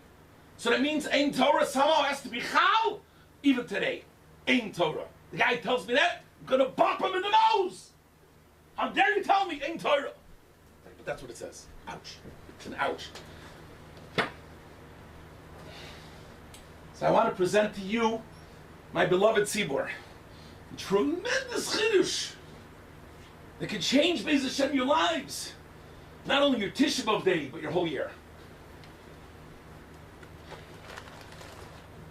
So there's a story, dramatic. Asarugi Malchus, the 10 of our greatest sages, and they're being killed with torturous deaths. And one of them, Hananiah ben Tradyoin, is wrapped around a Sefer Torah. They wrap him around the Sefer Torah, which he carries with him wherever he goes. And he's doirish, umachil, the keilah shel rabim. He's teaching Torah to the tzibur without any busha, without any pacha. They'll get caught by the Roman, yamach. And he teaches Torah barabim with his Sefer Torah in his hands. And they catch him, and they take the Sefer Torah and wrap it around him. And then they burn him at the stake. But this is a very hard stake. It's a steak of a rare steak. It's a steak that doesn't get cooked so well because they make it slow, because they put around him wool, and the wool is wet, and the wool that's wet doesn't really burn so well, and it's a torturous death. And they see the Teilik Rebbe, Hananiah, burning with the fire, with the Sefer Torah, and they say, Rebbe, what do you see? And he says, what do I see? I see the Gvilim, that's the parchment part of the Sefer Torah. Nisrafu. Avala oisiois, horchois, ba'avir. The oisiois are flying in the air. The letters never burned. Gentlemen, that's our theme for the day. The osios are porchois ba'avir. Wow. They didn't get burned. We have a similar story. Moshe Rabbeinu comes from Yitzhayim Tammuz, and sees a terrible thing. Chet Egel throws the luchos down, smashes the tablets, but only the tablets.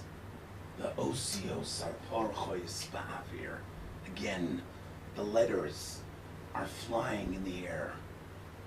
The letters are flying in the air. Wow. They were never destroyed. Not the osios of the luchos, and not the osios of Reb Hananiah's Sefer Torah. They didn't get burnt, and they didn't get crushed. Not in the luchos, and not in the Sefer Torah. What does it mean? Someone asked, what does it mean? But they left. They left, they're gone. But the kilo went up to Shemayim. It doesn't say that. It says porchois ba'avir. They're hovering above us. They're in the air. It doesn't say Shemayim. It says avir. Porchois ba'avir. They're flying in the air. That means they can be brought back down again. They're around us. I want to tell you what that quasi-state is. What does it mean? It's not here. It wasn't destroyed, and it didn't go back to Shemayim. But it's also not with us. It's parchois, ba'avir. The letters, elusive letters, are there but not. I want to tell you what it means. Wow. Okay. So there's a Zohar. The Zohar says that the Torah oraisa nafka mibina. The oraisa is the Torah. It came out from Bina. Bina is a svira. There are Eser Sviras. It's one of the highest. Bina. See in a minute. There's another Zohar in the same parsha, Yisroi. It says oraisa nafka michachma. Chachma is also one of the Sviras. Oraisa. Oraisa is the Torah. Did it come from Bina? Did it come from Chachma? That's a stira. One or the other. Two different spiros. So I want to say something. Be'ez Hashem. Should be a chizuk this all. There are two Torahs. Torot. There's a Torah from the world of Bina and a Torah from the world of Chachma. Wow. What does that mean? It means that there's a Torah of sentences, of words, of parshios, which give us dinim and drushes. And then there's another Torah, a Torah of letters. Of letters. Wow. What's the difference? The world of Torah from the world comes from Bina. Bina means Havana, your seichel. You know, you learn a sugya, you got to understand it. If you don't understand it, you have zero, nothing. You got to learn it and understand it. And the more you understand it, the more you have it. That's the world of Bina. Bina, Maloshin Havana. Understand your Torah. That's only when you put together one word with the next and the next. And you have words with sentences, with paragraphs, with a comprehension. Havonas HaNilmad, which means reading comprehension. You got to learn what it's being said over here. That's all in the world of Bina. Then there's another Torah, a Torah even more higher, because Chachma is even higher than Bina. And the Zohar says in one place it comes from Bina, one place it comes from Chachma. How can the same Torah come from two places? The answer is there's two Torahs. Wow. The lower Torah is from Bina. That's the Torah of Havana. Words and sentences and paragraphs and comprehension. But the higher Torah is Chachma. What's Chachma? The sphere of Chachma. What's that? That's a higher world. It's a world not illogical. Chalila. It's a world beyond logic. That's the letters. That's the letters. The oisiois, porchois, ba'avir. You could burn the Sefer Torah. You can never burn the letters. You could crush the tablets of the luchos. But you can't touch the letters. Why? Because they're bound with Hashem himself. Wow. Wow. They're connected to God. You can't kill God. You can't kill his letters. You could burn the Sefer Torah. You could crush the tablets, but you can't touch the letters. The letters are inherent. They're life itself. Because they're connected to Hashem. Why? Because when Hashem made the world, He made them with letters. There's a sefer called Sefer Yetzirah. Hashem with the letters. It says, Istakel baraisu bara alma. He looked inside the Torah and He created the world. With what did He look inside? He looked in the letters. The letters are what? They're the cornerstone. They're the foundation of the Torah. With those letters, He creates the world. With those letters, He gave Sinai. He gave us Aseret Dibros. They only turned into Dibros when they were written down, or when they were chal on the people as words. But first they were spoken as letters. When Hashem said Anochi, He said Aleph, Nun, Chaf, Yud. It was Eish Levana, it was fire! The greatest fire in the world. It was a white fire. That means letters. Each letter stands on its own.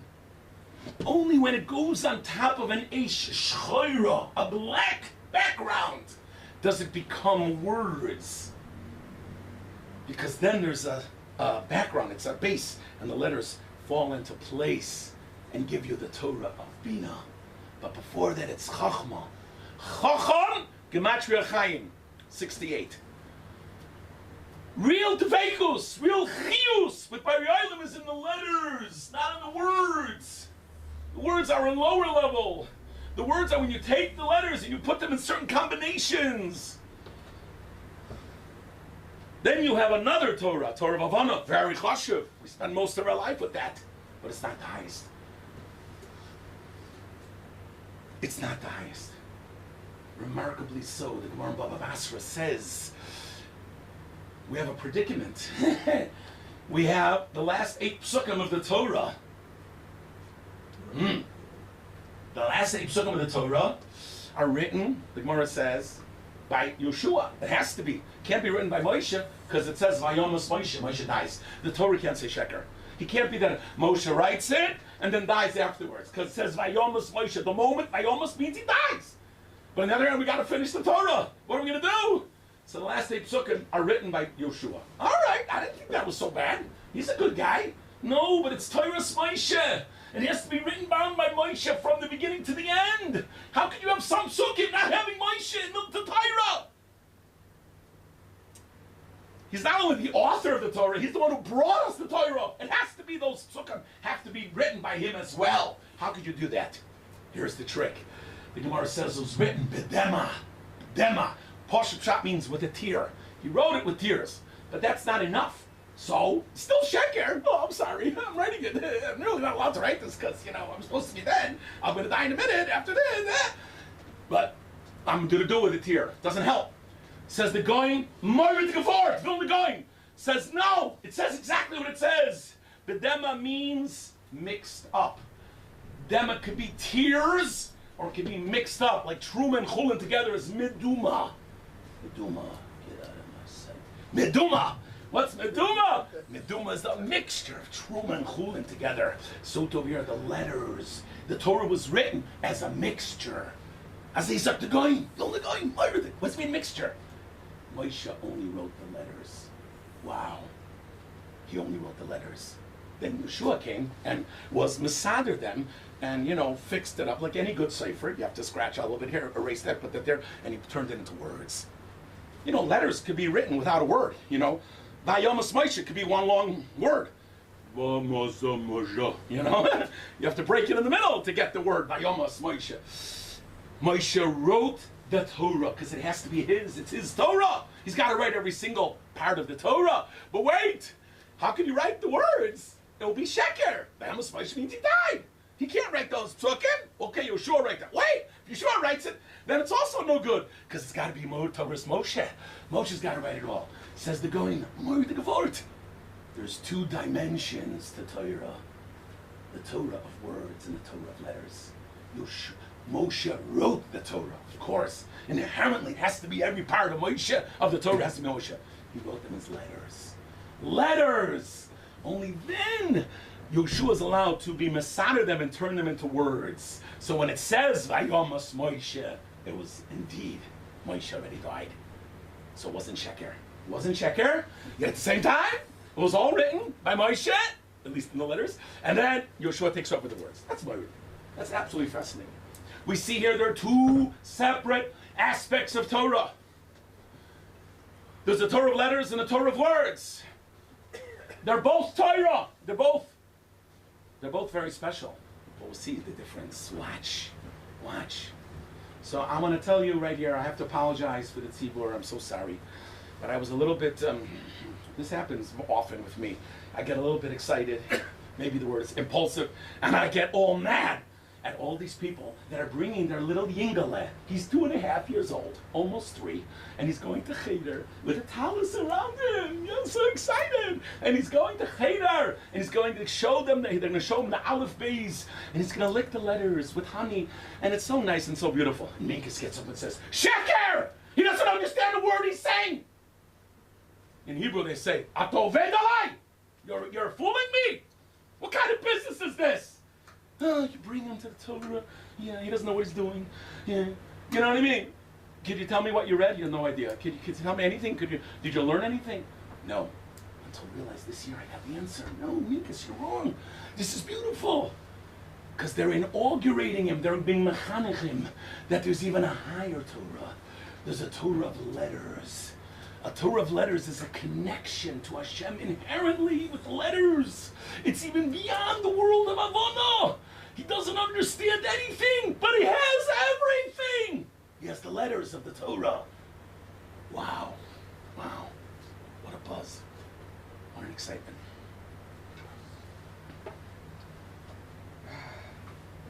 But unfortunately, that's the Torah that's Ein Torah. We lost that Torah. That Torah is scattered. That Torah is orsiois, purchois, ba'avir. Of course we have Torah today, better than ever. We have Havana, we have yeshivas, we have koinelim, we have girls' schools, we have everything, chadarim. Massive Torah in the world. Don't you dare tell me Ein Torah, but the pasuk says Ein Torah. It means the Torah of letters. We lost that. Ouch. We lost that Torah. Because that Torah is orsiois, purchois, ba'avir. Because when he dies, they fly off the parchment. It's not just those letters. It's symbolic of this whole mahalech. And the luchos were thrown down, crumbled. I want to tell you what it means. What is he saying? When we get that kid and take him to cheder, we're just telling him what there could be, but not yet. But what does it mean? Watch this. Wow. So I saw this in this sefer, the kinus of Kol Baroma. He brings in the beginning Hakdamas, all the Paitonim and everything.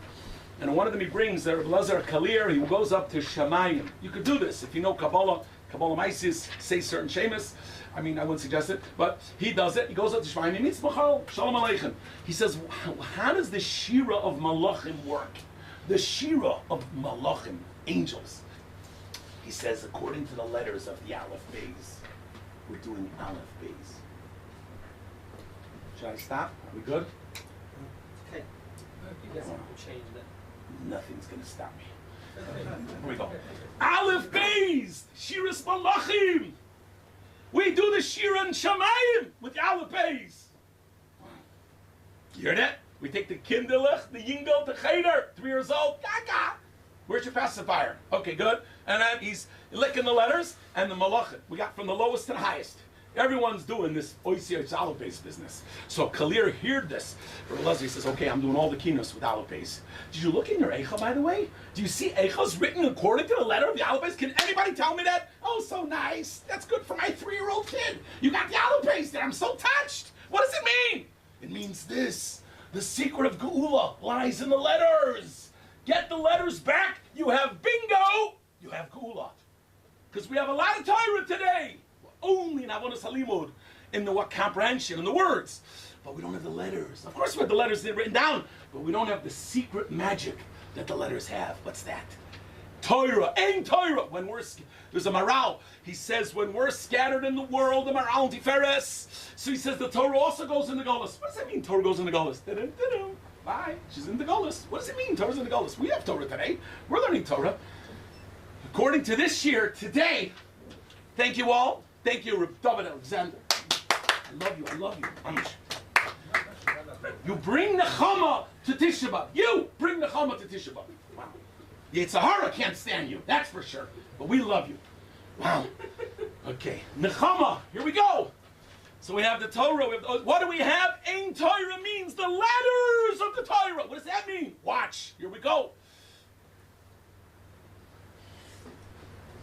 You know, there's the minig of Arizals, when they pick up the Torah, Zayis HaTorah, you're supposed to look at the letters. You ever understand? Now, what does that mean?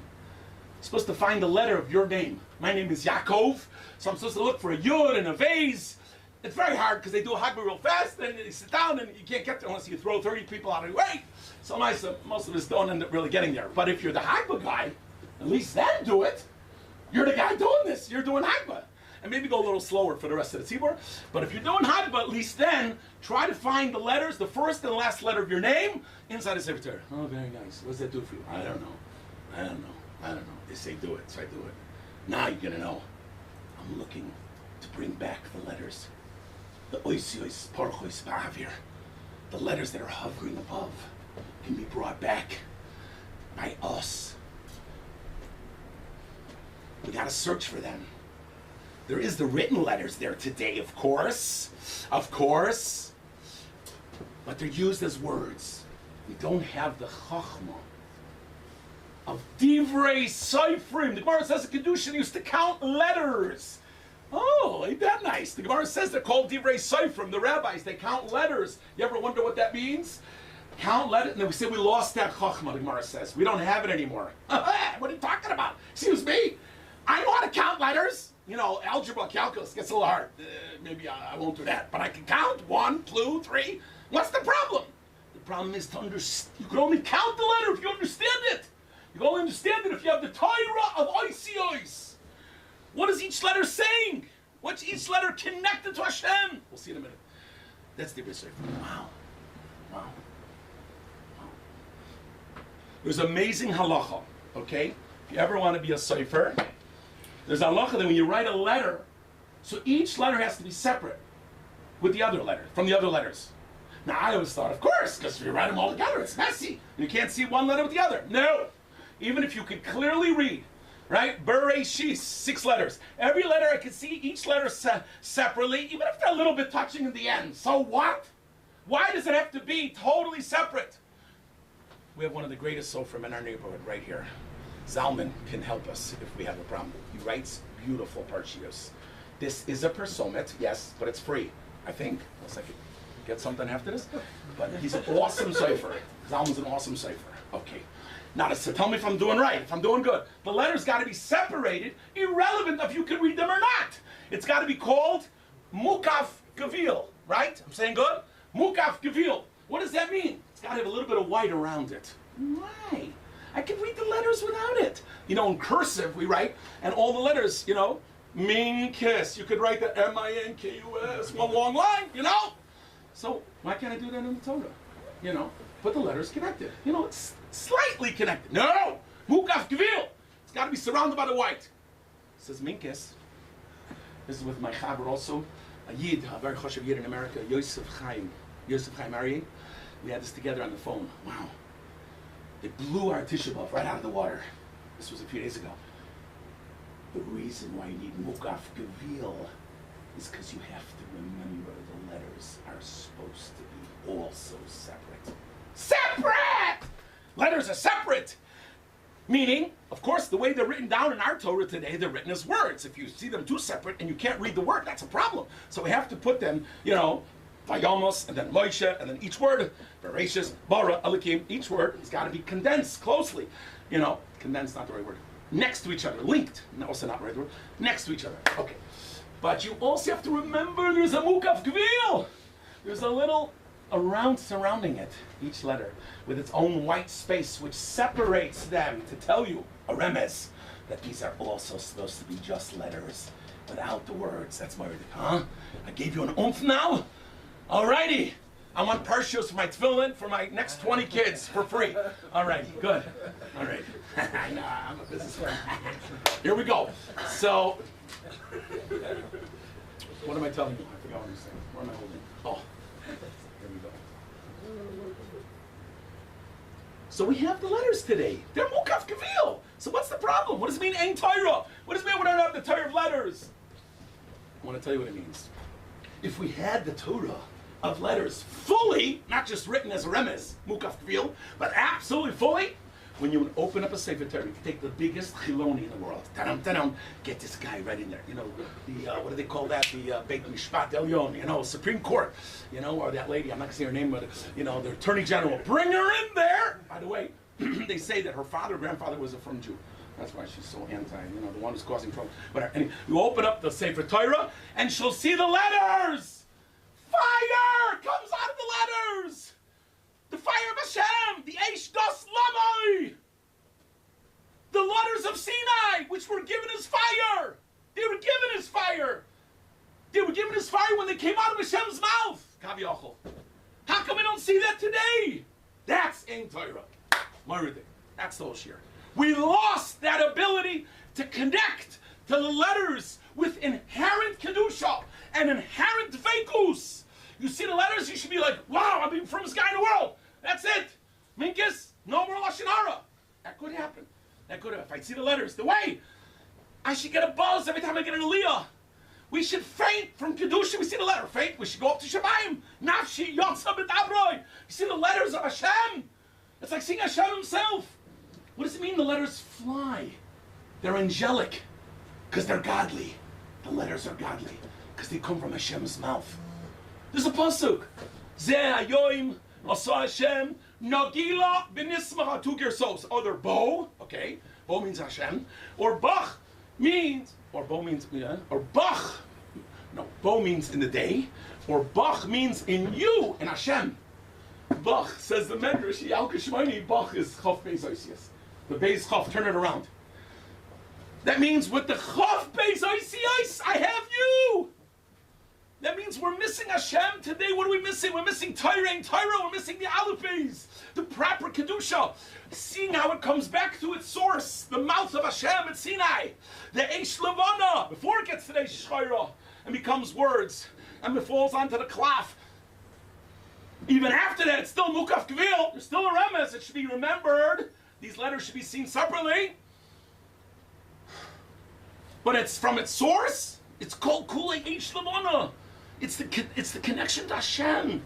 I want to tell you something. There were apikorusim in Europe. This hurts. They're learning Reb Chaim Brisker, best Torah, Mamish, and they're off the Torah. They were smoking cigarettes on Shabbos. While they're saying Tzveidinim, unbelievable. What do you say? Smoking on Shabbos with Tzveidinim and Reb Chaim Brisker and Chil Shabbos. Wow, ouch. What do you mean? They had so much Torah. What were they missing? Wow. If they had the Oisias HaKedusha of Oisias Alabes, that never would have happened. You know, even when it's in a Sefer Torah, remember the Mukaf Kvil. Remember, this is supposed to be Kedusha. You know, they went to, we had a guy in our neighborhood, you think I make a joke. This guy goes to Rebbe Yashiv, and he says, Rebbe, I want to make a bracha. Which bracha? I wanted the bracha of, when you see a chacham yisrael, you make a bracha, right? So he starts making the bracha. So she says, stop, the bracha levatala. He says, why is it levatala? He says, it's only for a chacham, a huge chacham, not me. So the guy starts fighting with Rabbi Yashiv. It's Murdi. He says, Rebbe, I understand. Have you finished Shas? He says, more times than you'll ever know. He says, okay, thank you. Here I go. Baruch, Atan, Shad. He says, stop. He says, why? Chachma, we agree you got. So what's the problem? He says, because it says, Hanoise, it says you can give Yira. It says, not only, that's a major chiddush. Yereov. You have to have Yereov. It's not enough to have wisdom, you gotta have Yereov. He says, I don't have Yerushalayim. Oh, wow. Now, excuse me, Rabbi Yosef, I hate to do this, but you have Yerushalayim. If you don't have it, then we're all in trouble, right? You have Yerushalayim. So, so he didn't say the bracha. Wow. Rabbi Yosef beat him at his game. But that bracha, Shachach, Shanoisin, Chacham Arev. All right. You're getting for some. That's good. We haven't done it. Wow.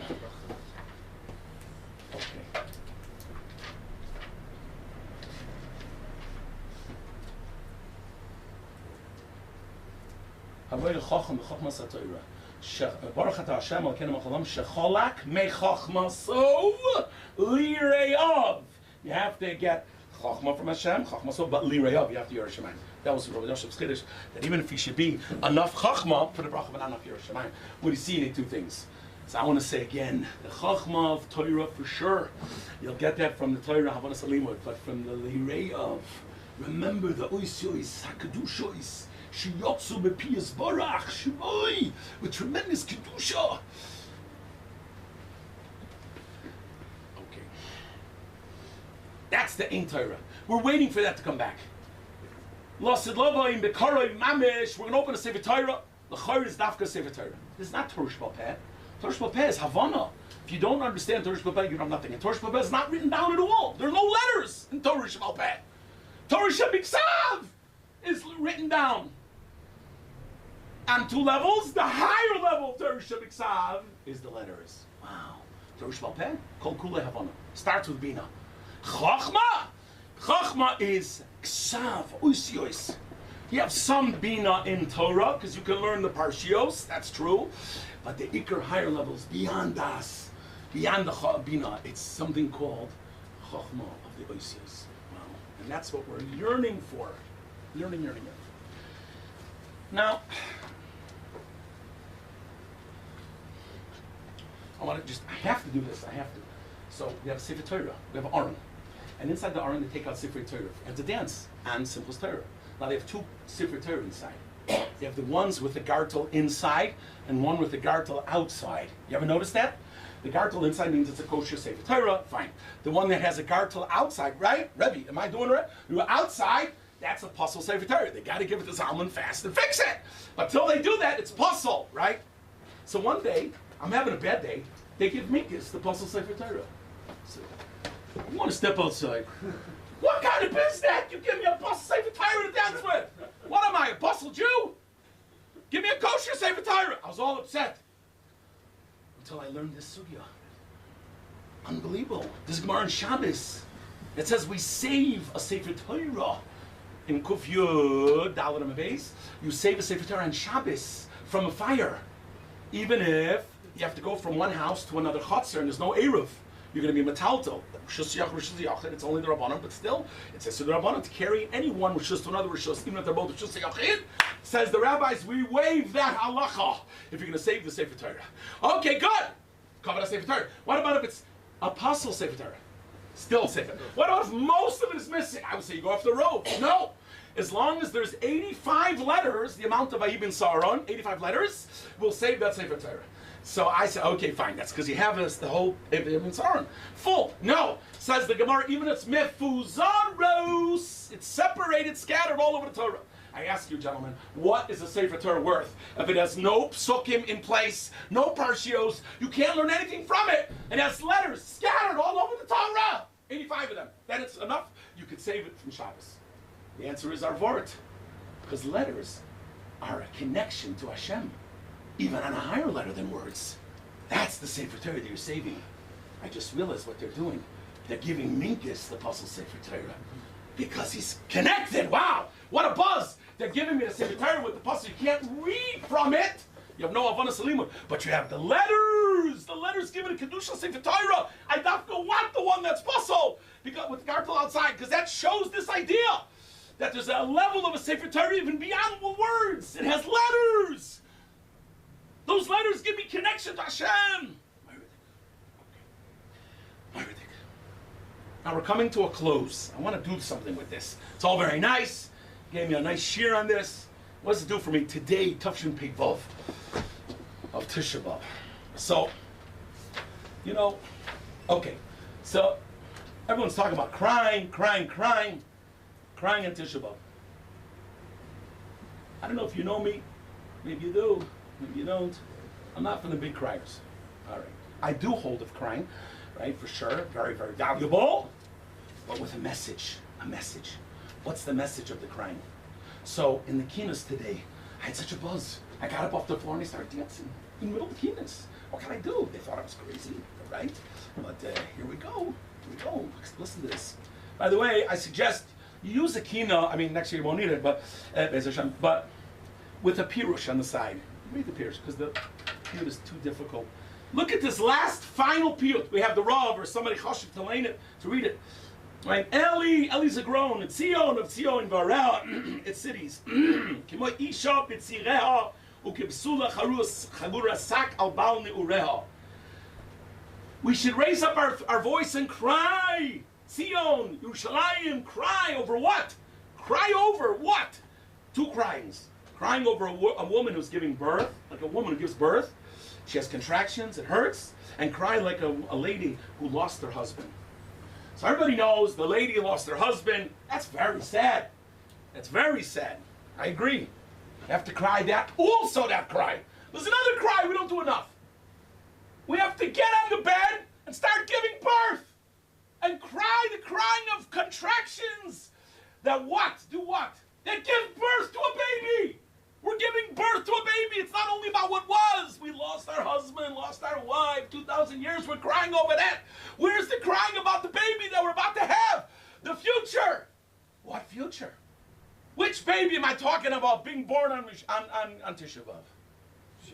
Mashiach. He knows that. He's born on Mashiach. Can you cry the birth pains? The woman that's crying, I never did this, I don't know. But they tell me, my wife tells me, it's very hard. But there's one thing that keeps her going. The crying is going to bring a baby. The hardship, the pain. It's going to have the best, beautiful present in the world, worth more money than the whole world can get you. That crying is going to bring Mashiach. Yes, you should cry. Cry not only the past of losing the spouse, of losing the Kesher with Hashem, but cry for the baby that will have to born. The baby would have born is Mashiach.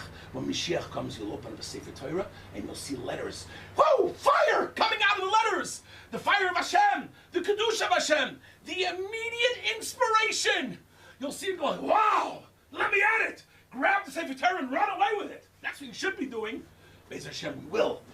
As soon as Mashiach is born, Be'ez Hashem Mekoriv, with the crying of the Isha, that she's on the birth pains, she's on the birth bed, she's giving birth.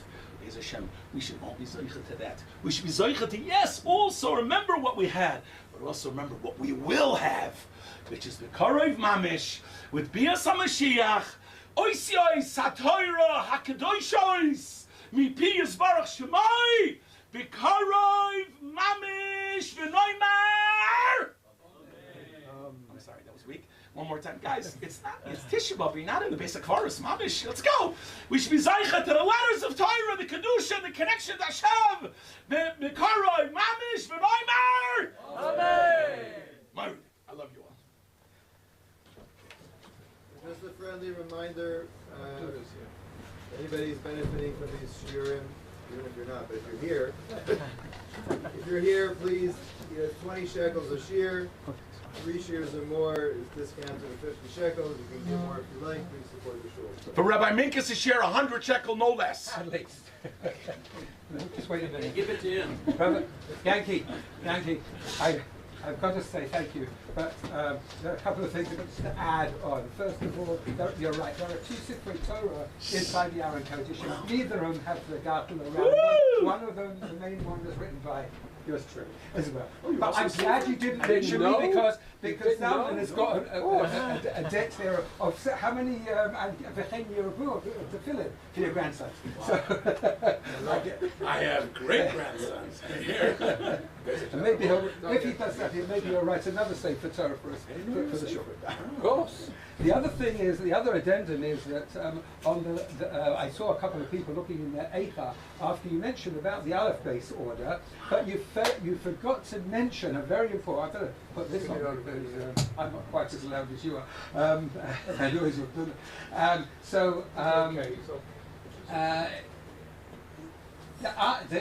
There's a mistake, it seems. The pay comes before the ayin. If you have a look, apart from one of the sections, it's always the ayin. The pay is coming before the ayin. And what is the cause of that? Do you want to say it? Okay. I think you want to say it. The reason why we're in Golos today is because of the Meraglim. And the Meraglim, they put the pay before the ayin. They put their mouth. They spoke out before they really saw what they should have seen. I know you know the word, you forgot to mention it, but okay, you remembered a whole lot of other things. The letters of the alphabet are very important. 90 shekel. You get a discount. 90 shekel.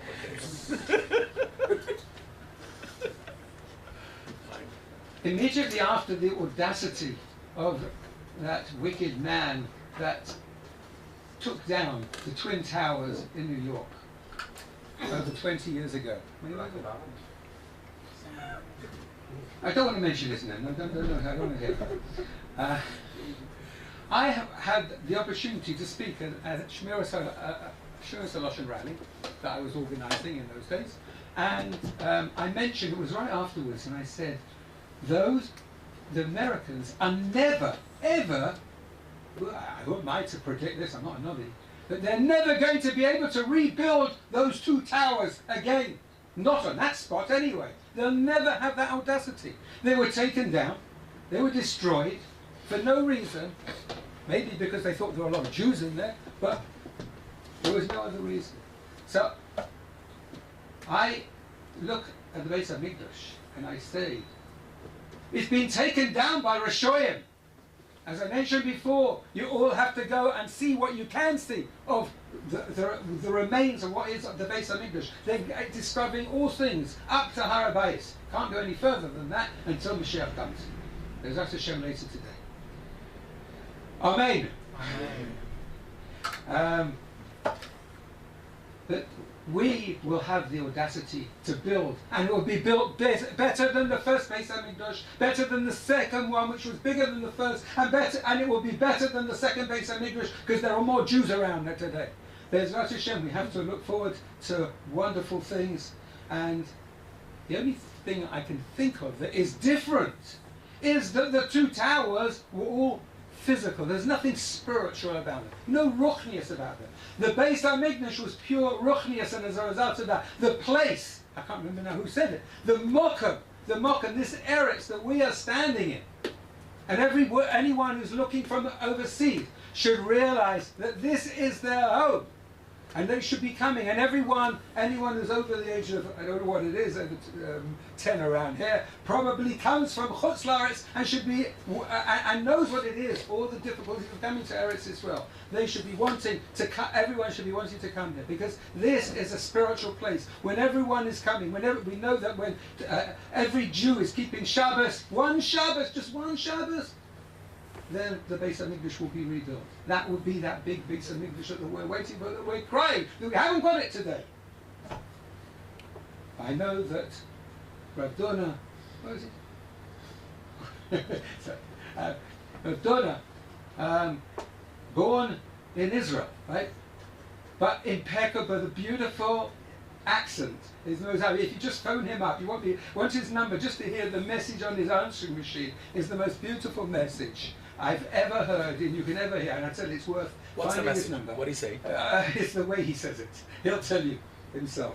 But he dressed us a couple of years ago. I think it was 1 year that he had to travel off for some unfortunate circumstances. So it's a big honor to have him back again to tell us over some amazing maestro that he knows about and he's heard about, and it will give us inspiration that we need.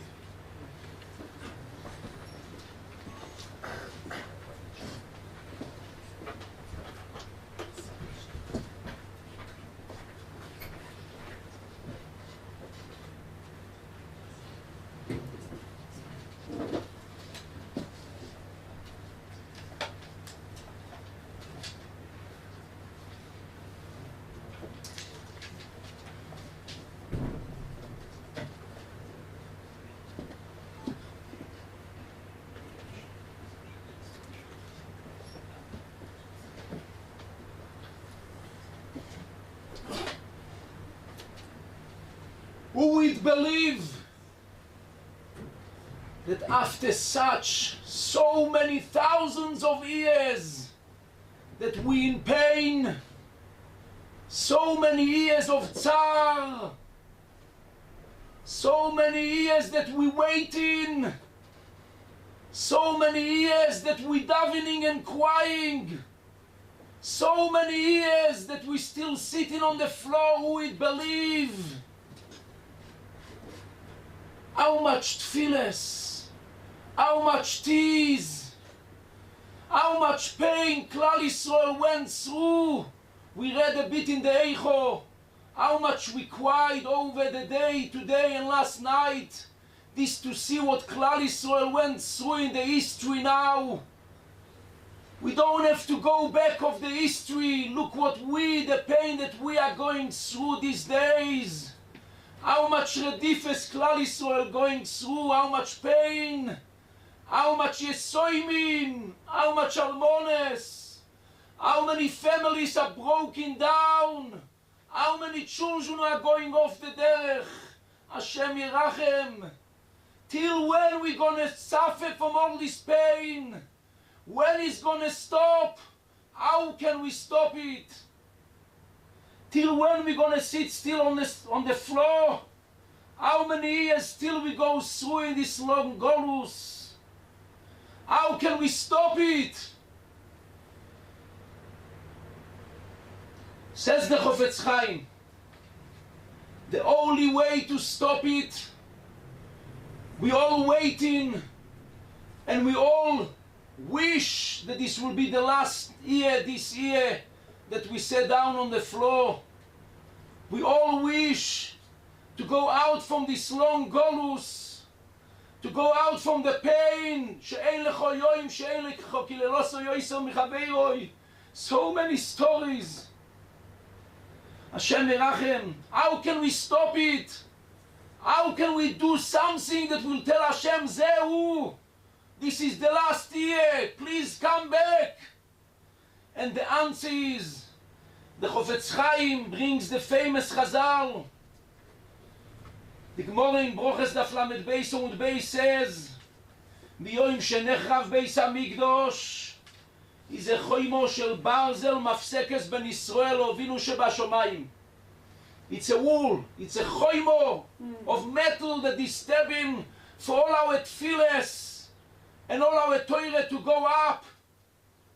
Thousands of years that we're crying, how much tears, how much tfilas, how many times we fasting, we crying, we shouting, we screaming. Where is all our tears? Where is all our tfilas? Where is HaKadosh Baruch Hu, Avinu Ovo Rachamon? The biggest Rachmon, the biggest love that he has to his children. Where is all our tfilas?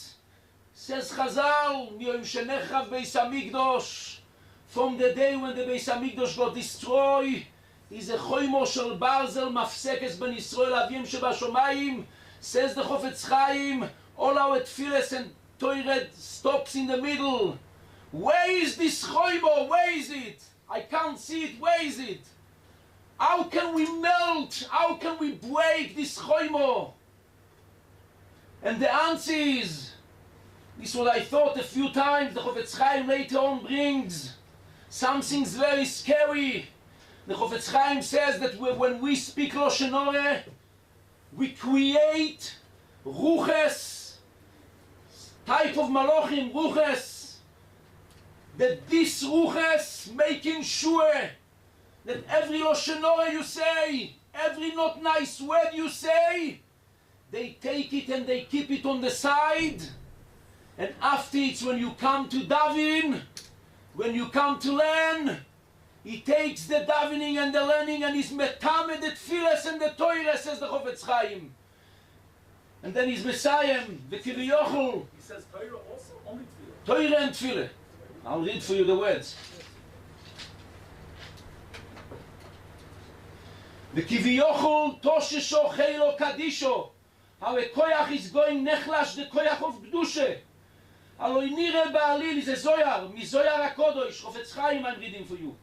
שכל דברי התוירו וספילה שלנו הם עומדים באוויר השומיים ואינם עולים למעלו ומאין טובו יזרוסנו לביאס המשיח. This is scary, because I'm thinking for myself, and I asked someone this morning, I asked my father, we davening, we cry, So much, thousands, we're going through so much pain. We hope every tefillah, we're sitting on the floor. He was yoytze de choivo. But the Chofetz Chaim says, there's a choimo shel barzel, our tefillahs and Torah doesn't go up. So how can we break this choimo? How can we make that our tefillah shall go up? This means that all our tefillahs crying is stopped somewhere.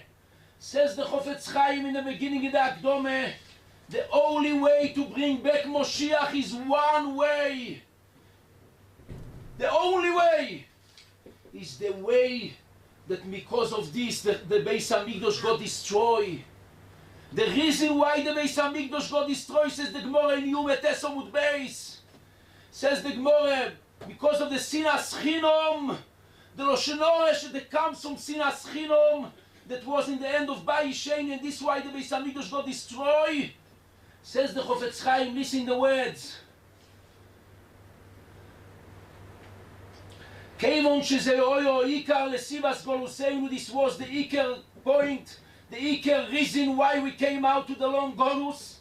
אם כן, כל כמה שלא נראה לתקן זה החטא. If we're not going to be מתקן the hate of Lashon Hara, איך תוכל להיות is גאולה? How we expecting for the גאולה? כיוון שזה החטא, פה גם כל כך, שעל ידי זה גולינו מארצנו, על אחס כמה וכמה שהיינו מניחנו לא בואי לארצנו. Imagine we left today the Heilige Chofetz Chaim here and we'll ask him what's going on. How can we stop all the Yesoimim and Almones? How can we stop all the pains that we're going through? Before the last few years we are suffering. How can we stop it? We're davening, we're crying. The Chofetz Chaim will tell us. Says already the Sforim HaKdoshim, all the tzores that we have today, it's all from Churban Abayis, because of Churban Abayis. When Moshiach will come, when the Beis HaMikdash will get built, Be'ezer Hashem Bekorov, no tzores, only simches, all will be changing to Yomim Tovim, Shefa, simches. Says the Chofetz Chaim, if the reason why we went out to the long Golus, the reason why the Beis HaMikdash got destroyed, it's because our Lashon Hara and Sinas Chinom. The only way to be metaken it, to bring back the Beis HaMikdash to get built, is we speak positive. If we speak good one on the other one, if we shut our mouths and we don't say what we're not supposed to say, we don't speak one on the other one, and then the Choimo Shel Barzel, where is the Choimo Shel Barzel? Where is it? What the Chofetz Chaim says from the Zohar, that the Choimo Shel Barzel gets built from all the Lashon Hara and the Sinas Chinom that we're speaking. This will be disappeared. And then all our tefillahs will go up. All our tears will go up. And then we have a hope that Moshiach will come and the Beis HaMikdash would get built. I just want to share with you a few stories. How much we have to take on ourselves these big days to change our life, to grow up a bit. If we really want that it shall be the last year of sitting on the floor, if we really want to go out from all our pains that we're going through, we want the Beis HaMikdash to get built, the only way is to take on ourselves Avas Chinom, Benotom Lachaveiroi, Dan Lekav Schus. Don't judge the other one. So your wife told you a not nice word. Who said you have to answer? So your husband said to you something not nice. Who said we have to answer? Your friend, your neighbors. You can build with one good word wells. And you can kill with one word. Amayim, amoves ve'achayim beyad aloshen. Everything is Torah in our mouths. We know the famous story. I think it's a real story. I had it years ago. The king of Russia came to one of the biggest countries, I don't remember the name. He came to meet one of the biggest kings there, and they sat down eating lunch. They eating there with all the soldiers and everyone, a delicious lunch, kedarkom shel melochim. And in the main course, they served a delicious kugel. By a kugel that this king of Russia never had in his life. Me'ein oilomabo. something they put spicy, so I don't know what they put inside. Whoa! He asked his soldiers, his meshos in the straight away, give me more, I never ate such a delicious kugel. And he asked for all his meshosim, he said, please make me a favor. Go now to the kitchen and take the recipe. I want tomorrow when we're coming back to Russia, I want tomorrow for lunch, for dinner, for supper, for breakfast, I want this kugel. And he went there to the kitchen and he took the recipe and filled up the recipe, and they went back to Russia. By the next day, they come to eat lunch. He's already dreaming the whole night, this Russia king, on this nice, delicious kugel. And they come to serve it, and he takes one bite in his mouth. Wow, disgusting. If we're allowed to say this word. What you gave me here, this is poison, this is ral. This is not the kugel that we ate yesterday. He was screaming on the one who brought it for him. What did you put inside? He said, this is exactly the recipe that I got from there. No, you didn't do. Yesterday was me'eino lomabo. Today is we can't even smell it. Go straight back to the country yesterday where we was and check that your recipe is exactly what they put inside. And he traveled back and he came to the kitchen, to the lady who prepared it. She asked him, what did you put inside? Salt? Did you put a few cups of salt? He said, yes. Did you put sugar? A few cups of sugar? Yes. This spice, and they went through all the recipe to see if he made everything like says on the recipe. And he says, I did exactly what you want.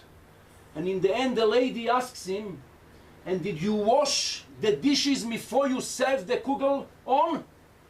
She said, no, it doesn't say on the recipe. Doesn't says to wash the plates. She says for him, you stupid guy. This is an aleph base to give a delicious kugel on dirty, disgusting plates. Of course it's not tasty. We have to wash the plates before you serve it to people. The moshel is the nimshol. Our mouse is powerful. Our mouse is a koyach of a mouse. What we see our gdoilim when they give a broche and this miskayim. How come? Because they keep the mouth shut. They take out in the mouth, they speak only what they're allowed to say. All of us the same. We have a mouse that is powerful. With one mouse we can kill a person, and in one mouse we can build a person. But if we not cleaning our mouth, if we using our mouth when it's dirty, we didn't wash our mouth, we spoke loshonores in aschino machloikes, we judging people. After it's when we coming to ask how it feels, it doesn't taste, doesn't go up. How much we have to take on ourselves today? Arav Shteiman, Moron Arav Shteiman, Zecher Tzadik V'Kodesh Livrocha, used to say always, Kulom Aruvim, Kulom Berurim, Kulom Giboirim. But the problem starts, Bevechulom Poischim Espir. There the problem starts. When we open our mouths, this keep your mouth shut. You don't know how much it can change your life. How much it can build families, yourself and families. How much you can save machloikes and fights. I want to share with you a few stories, mamish crazy stories, to see what it means to dan lekav zchus. How much you have to judge. All starts when you judge someone and you don't dan lekav zchus. You judge him straight away. You build buildings and then starts loshonores and machloikes. Was one of the biggest rebbes in Poland. I forgot his name. He went to a Litvish shul. One day he davens the Shachris, and in the middle of Shachris, on Chazor HaSashatz, he put on himself tefillin shel Rabbeinu Tam, like minhag of Hasidim. Same. This tzaddik, before I continue the story, this Rebbe, he was mekabel on himself when he got married, that if someone says to him a not nice word, someone chapping him, if it's his wife, his neighbor, whoever, friend, He's mekabel on himself if it's something in Gashmias, for 24 hours he doesn't answer. If it's something in Ruchnias, for 72 hours he doesn't answer. Wow, this is a Kabbalah, it's very hard. Wow, maybe the hard. How the Goyen writes in Igeres Agro, he writes, the Goyen Mivilne writes, the famous Goyen Mivilne, Odom lo inivro elo lishbo eres amides. Ve'im lav lo moloi chaim. The ganze point is to break a midah, not to answer. When someone shepherd you, you want to give back. Bekitzer, he went and put on in Chazor HaSashatz, he put on tefillin. Tefillin Rabbeinu Tam, like the minhag of the Hasidim. After the tefillah, the rov of the place, they came to him and said, do you know that you was over on a mefurush halacha in the Mishnah Berurah that you're not allowed in the middle of Chazor HaSashatz to put on tefillin the Rabbeinu Tam? So he says, I'm a Hasidish man. Our minhag, my parents, my grandparents, the Rebbes, Gdoishe Elyoin, they put in Chazor HaSashatz, they put on tefillin. Says this Litvische Rov to this Rebbe, big Rebbe, Heim, Reshoim. Wow. Such words on my father was Gdoishe Elyoin, a Rebbe and a Tzaddik and a Kodosh, and my grandparents, Heim, Reshoim. He was fuming, he was about to scream back and to make a zabalagan, but he remembered on the spot that he was mekabel on himself, that when something ruchnias for 72 hours he doesn't answer. Whoa! So he stopped himself straight away. Wow! For 5 days, he says, he was going kochen, he didn't fall asleep. He couldn't fall asleep for 5 days. He was kochen, what I'm going to answer, whoa! After 5 days, he met him on the street, and he was about to, as we say, lishpoch et hakol. And he asked him, excuse me, Rav, I don't understand you. How can you speak like this on my parents? Grandparents was tzaddikim, gdoilim. What did I say wrong? He says, you said they're Rashoim. I said they're Rashoim? I said Hem Rashoim. Like Chazal says, they're allowed to. Hem Rashoim with the Aleph, not with the Ayin. They're allowed to. They was tzaddik el. You, after the Mishnah Berurah came out, he said, this Rav said, after the Mishnah Berurah came out and said that in the middle of Chazor HaSashatz, we're not allowed, so you have to know a difference. This is what this Rav says. Everyone shall ask his own minogim, whatever he does. I'm not coming to say. But this Rebbe said, I'm for 5 nights I'm not sleeping. I'm building everything why he was saying not nice things on me. And he didn't mean nothing. He said, I'm Rashoim with the Aleph. Why are you judging him straight away? We are judging people all the time, between wives, husbands, friends, neighbors, all the time. He said by mistake a word, this happens all the time. By mistake a word, he did something he completely didn't mean it. And he judges this and he builds building, he calls his brothers and he in-laws and build up and bachloikes and they separate and who knows what stories on shtusim coming to my father every day, husbands and wives. Fighting on little things. Give in! Don't answer! I'll show you another crazy story. It was a young couple. A young couple got married.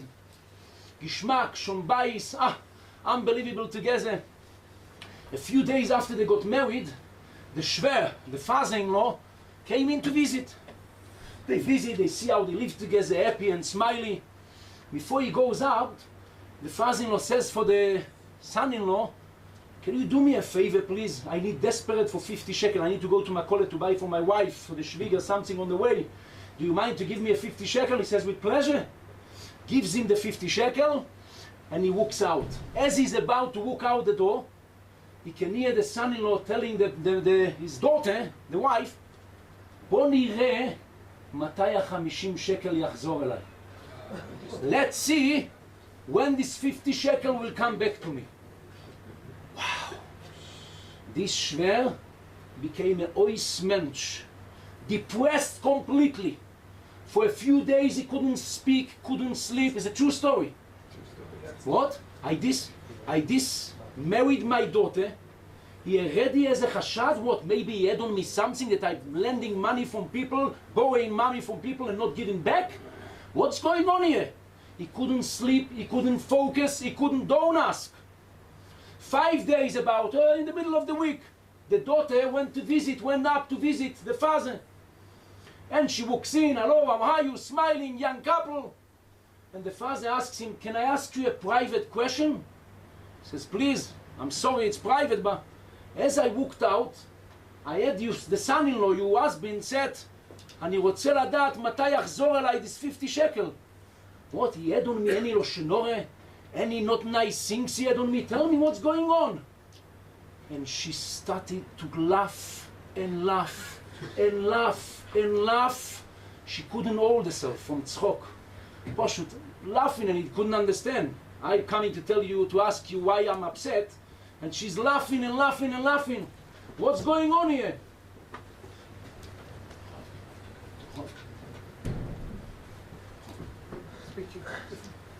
Schuss, the road. She asks him, what's going on here? So she says, no, my husband have a minhag. Every shtar he gets, he writes his names in small. To see today is a minhag in the world, is galgal achoizer boilom. Money goes in, goes out, goes, don't know where it's going to go to. I want to see when this 50 shekel, this 50 shekel will come back to me. This is what he went to say. Put his name to see maybe one day he's going to come. He already judged him, the father-in-law, and doesn't sleep for a few days because he saw they spoke on him and made fun of him. And this one didn't mean it. He meant to say when it's going to come to me back, the 50 shekel. Rabbi Isai, we are judging all the time people. And this what brings all the time achloike, separate. Was a maise she'oyo kach oyo, a young couple got married. Shono Rishono is a minhag in Eretz Yisrael. I don't know how in a marriage what's the minhag, but in Eretz Yisrael is a minhag that Shono Rishono in the evening, the husband sits and lands in the house. That the wife should see a bit that he knows how to land. Stom, it is the minhag. And he punk up to him per Mesechta Shabbos. Shabbos Davov. She was about to do sponja in the salon, in the dining room, and she started to do sponja. One go, he was sitting there, she didn't disturb him. And as she learning, he was learning the sugi of lechi. Lechi, you know what is a lechi? Eruv, Eruv. Lechi is a wood, yeah, lechi and a koiro, we have a lechi and Eruv. So he started to speak to himself to explain. So he says, lechi mikan. So she was standing here, so she walked away. Maybe he meant to tell me, go away. So she went to the other side. The lechi mikan.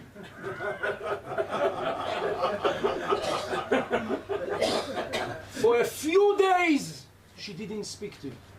It's a true ma'aseh. For a few days. Why? This how we speak, this how we go. I'm coming to do sponja and she already is throwing me out. And he didn't understand. Why are you so upset? You face loy keyoy mesmoil. So he said, you told me I came to make sponja, you told me lechem mikan, so I came to you, lechem mikan. And he started to laugh and he said, wow, Mamesh, I'm learning now the sugi. He showed me she should believe. He showed her the word says lechem mikan, lechem mikan. But this happens with us every day, 24/7. We're judging people not on the place. If we will look and we done the kav schus, we're going to understand and explain. Maybe it isn't minute. We can save problems. Was also a massive story with Nissim Karel. It's the massive poisek. He was walking one on the street with the gaboim, with the talmidim. Suddenly one of his neighbors came. Arav chayav li 600 shekel. 600 shekel you owe me. How owe you 600 shekel? What happened? So he says, well, why? He says, because you painted in your house. This neighbor says, you painted in your house. And the shiraim, the rest from the paint, the workers put in my pipe by the tzinera downstairs, and they blocked all the pipes. They blocked me, and this cost me 600 shekel to come to call someone to fix it back. All the water came up in the house. Reb Nissim Karelitz on the spot took out 600 shekel and gave it to the neighbor and walked away.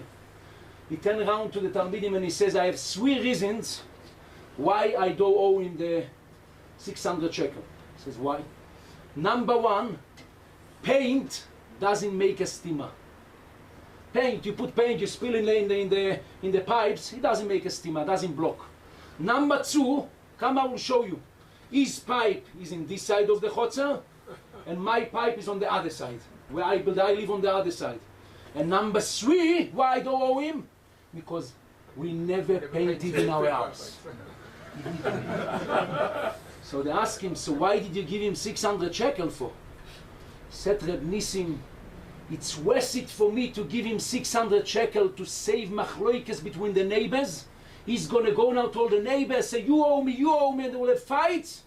Worth for me to give him 600 shekel to save machloikes, to save fights.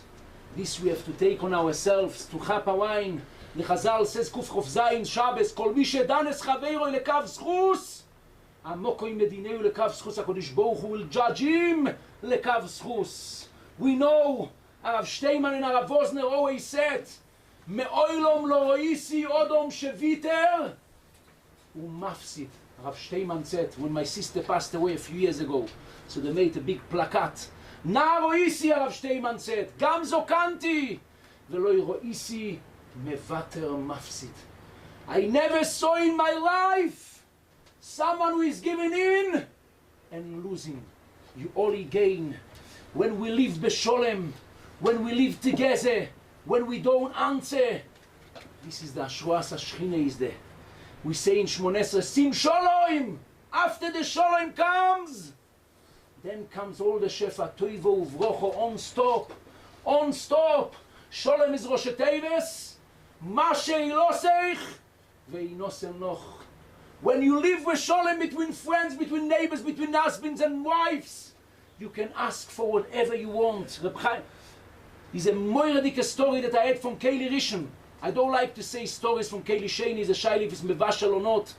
Keli Rishon, I have a friend who have a sister-in-law, she was 35, or maybe 37 even. Special girl, top girl. No one understand why she didn't got engaged. One day he was sitting in somewhere in a koil evening, and came someone to embarrass the Gabede, to embarrass him, to shout on him in public in front of everyone. And this Gabe was about to give him back. And the brother-in-law of this girl waiting for a shidduch ran to the Gabe and said, make me a favor, don't answer. Says when someone embarrassing you, you can ask for whatever you want. This is a big Yisrotzoin, don't answer, I have a sister-in-law who needs a shidduch. And he stopped himself, he gave the name, and he blessed her. And a week after she got engaged, with a neighbor who lived opposite. You'll believe it or not.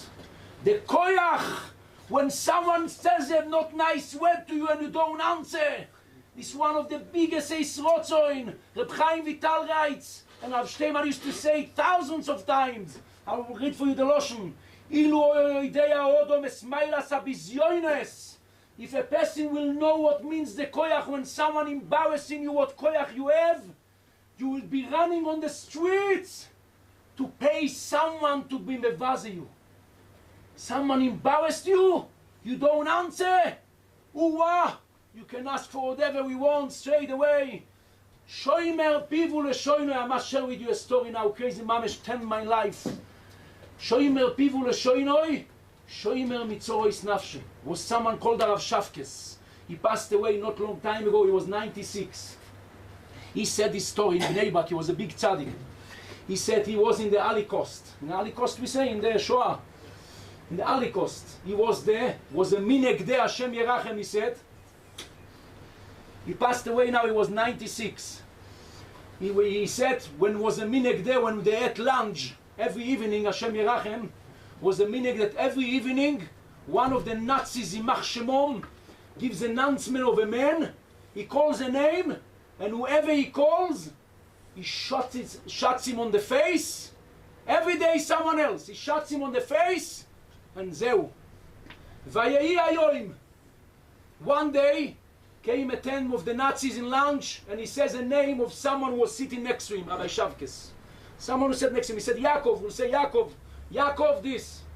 This Yaakov was terrified because he was sure now he's getting up and he gets shut off. He's finishing his life. So this Yaakov pointed straight away to Rabbi Shavkes. He should go. This is him, Yaakov. It was him. And Rabbi Shavkes was about to say, it's not me, it's him. But he said, it's a shaila of pikuach nefesh, lo shnore, shoimer pivu leshoinoi shom tzos nafshoi. He got up. He came to the Nazi like this, looked on his face. And the Nazi looks on his face, and he says, today I decided that the name that I'm calling In my ears I'm living alive, and everyone I killing. What happened? He's the only one who got survived, everyone got killed. He passed away not long time ago. How old he was? 96. Keminyan, Shoimer, Piv Uleshoinoi. Piv is 96. You think sometimes I will lose. He's going to kill me. It looks like he's going to kill me. This guy, he called by my name, he pointed. He kept his mouth shut. He got up. He's the only one who got saved. Shoimer Pivu Leshoinoi. Shoimer Mitzoros Nafsha. I want to share with you one more word of Bianca Legalinsky. We say every Rosh Chodesh. Tonight is Rosh Chodesh Be'ezer Hashem. Like this the Chosim Sofer says. Till now was Av. From after Tisha B'Av is Menachem Ov. It's a new Chodesh, says the Chosim Sofer. Alebai will be Menachem Ov. Says Zichroineinu Fikdoineinu. What is Pikdoineinu? On which Pikodon we speak? How we say Pikodon in English? A deposit. Which deposit we speaking about? Says Rabbi Yankale Galinsky, I was once a bocher, was a minhag when I was in yeshiva. Once a week, a bocher used to go around to the rich people to collect money for yeshiva. Was one of the richest guys that I got. I got up to him, I got from him in these days $2,000, he says. What did I do? They knew that this rich man didn't want people to come twice. So he put his children on the stairs. They should recognize whoever comes again, they shouldn't let him up. Rabbi Yankale Galinsky was a clever man. He took an umbrella, it was on the summer. He took an umbrella, mitria, and he came with him to the guy. He got from this gvir $2,000. After he left, he said, thank you very much. He left it on his umbrella, he made himself kilo, he forgot it, left it there and went away, round to all the gvirim in the town. After an hour of making money all over, he comes back on the stairs. Says the children, 1 second, you've been here an hour ago. He says, yes, so you can't go again. He says, no, I forgot my umbrella upstairs. But you're not asking again money. He said, yes, I'm promising I'm not asking again money. Okay. He went upstairs, knocked in the door, the gvir opens the door, says, what you want? He says, no, I forgot my umbrella. He goes in, takes the umbrella, and he's about to walk out. The gvir asks him, I don't understand, and money you don't want? He said, I promise for you children that I'm not asking again. Ah, this is a clever boy. This, come, I'll give you another one. Gave a check or double check. He says, Rabbi Yankale Galinsky, this is Zichroineinu, Fikdoineinu. Sometimes you leave your deposit there for to get more. When a person wants to answer his wife, his husband, friend, neighbors, and he stopped it, he doesn't answer. This is a deposit that you're leaving up there. Zichroineinu, Fikdoineinu, this is a big deposit that you're keeping for yourself. And this is why I add, it's called Torah shebe'al peh. You want to be a bailim on the Torah, you want the Torah shall come in you. Be bailim on your peh. Look after your mouth. Be'al peh, you will be a baal peh. Then you will be zoiche. Now this we should take on ourselves to finish the Kabbalah, that from now on, we don't answer when someone shepherd you. We judge only for good. Danes Odom lekav zchus. I cannot say the Miki Amcho Yisrael. What means lo du lekav zchus? How the house, how we building, how is Mekarev. I had yesterday from Rabbi Yomin Finkel, he said, when Moshiach will come, we're going to see exactly the next building will come down from Shomayim. We see every day, Boine Yerushalayim, HaKadosh Baruch Hu is building now with our mitzvahs chasodim. Every extra chesed you do, every extra time you don't answer, he builds another stone. When Moshiach will come, they're going to show you all the stones that are written on your name. But I want to finish only with the story. How can we live without this Miki Amcho Yisrael? In Farakoway, a few weeks ago, Moshiach was supposed to come only for this story, what happened in Farakoway. I'm sure you heard it. It's made me to cry so much when I heard this story, and then I watched it on Vayemoen. Whoa, was a girl, seminary girl, who got the machle, I think 2 years ago, Yene machle. And 2 years ago with tipulim, and Hashem Merachem going from doctor to doctor to make tipulim. A few months ago the doctor told her, from now on you're not allowed to be in public with friends. You're not allowed. Because it's not good. It's ral and positive and it brings loads of M's. It's not good. She started to cry. She cried like a baby. I'm such a friendly girl. I can't. We're going to have now the end of the year. In 2 weeks' time, we're going to have the graduation. The big graduation. In the end of the year, everyone is going to be on the bama. I'm going also to be there. How can I not be there? She cried so much that the doctor couldn't see the tears. She said, you know what? I let you in one condition. That you have a mask on your face. Okay? Also cried. So embarrassing, walking in front of 300 girls with a mask, everyone looking on you. And she came to the graduation, Rabbi Isai. She walks into the big hall. And what she sees, all 150 girls standing on the bama with a mask on the face. Because they knew that one of the girls are going to be embarrassed. They can't take the pain. This is our nature. We are so lucky. We are suffering so much. But we staying one nature. Hashem, look our nature. How much we suffering, but we thinking on the other one. We're making sure that the other one will don't be embarrassed. That we can stop ourselves. And this is the way we will be zoichei mitzvah Hashem. B'schus this mitzvah Hashem. B'korov mamesh. That all our tefillah shall go up. We'll be zoichei together. B'meiro v'yomeinu. B'rachamim gdoilim. In binyan beis hamikdash omein v'omein. Amen.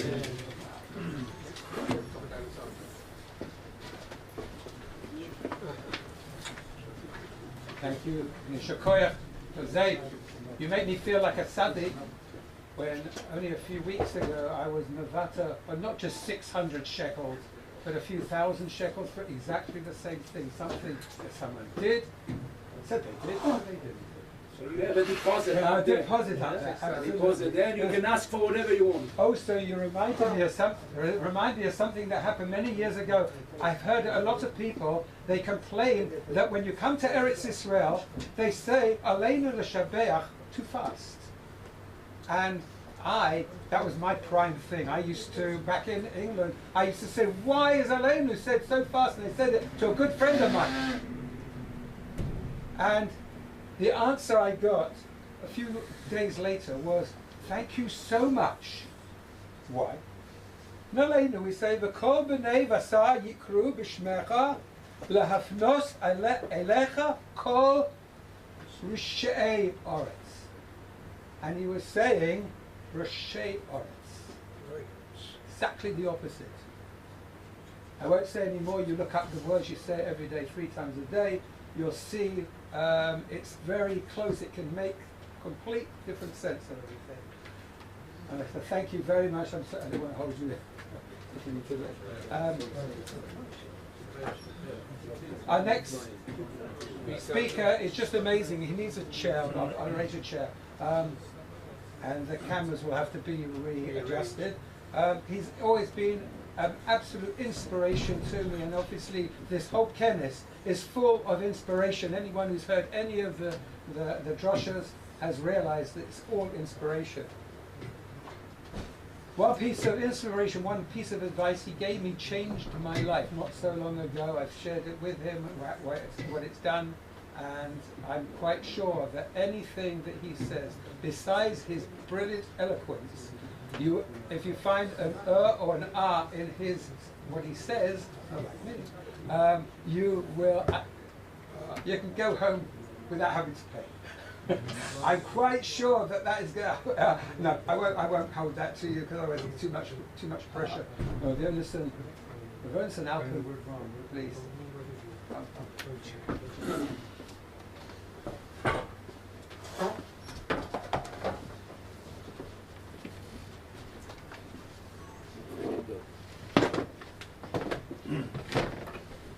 Take a seat, just again. If I can. I don't know how to do this. Take this up.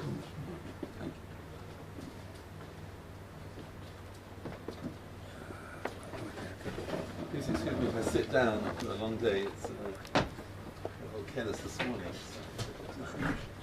So. Just the chumash. Which one does the Rebbe want? The chumash.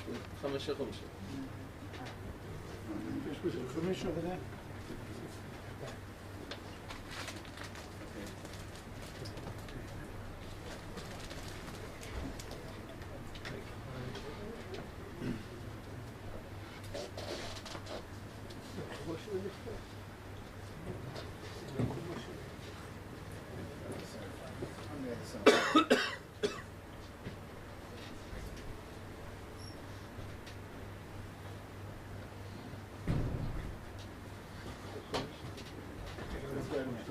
You're in the ears of Snosh. It's on the other side of the chitza. Oh, Thank you so much. Thank you. Thank you. Thank you. just a shit.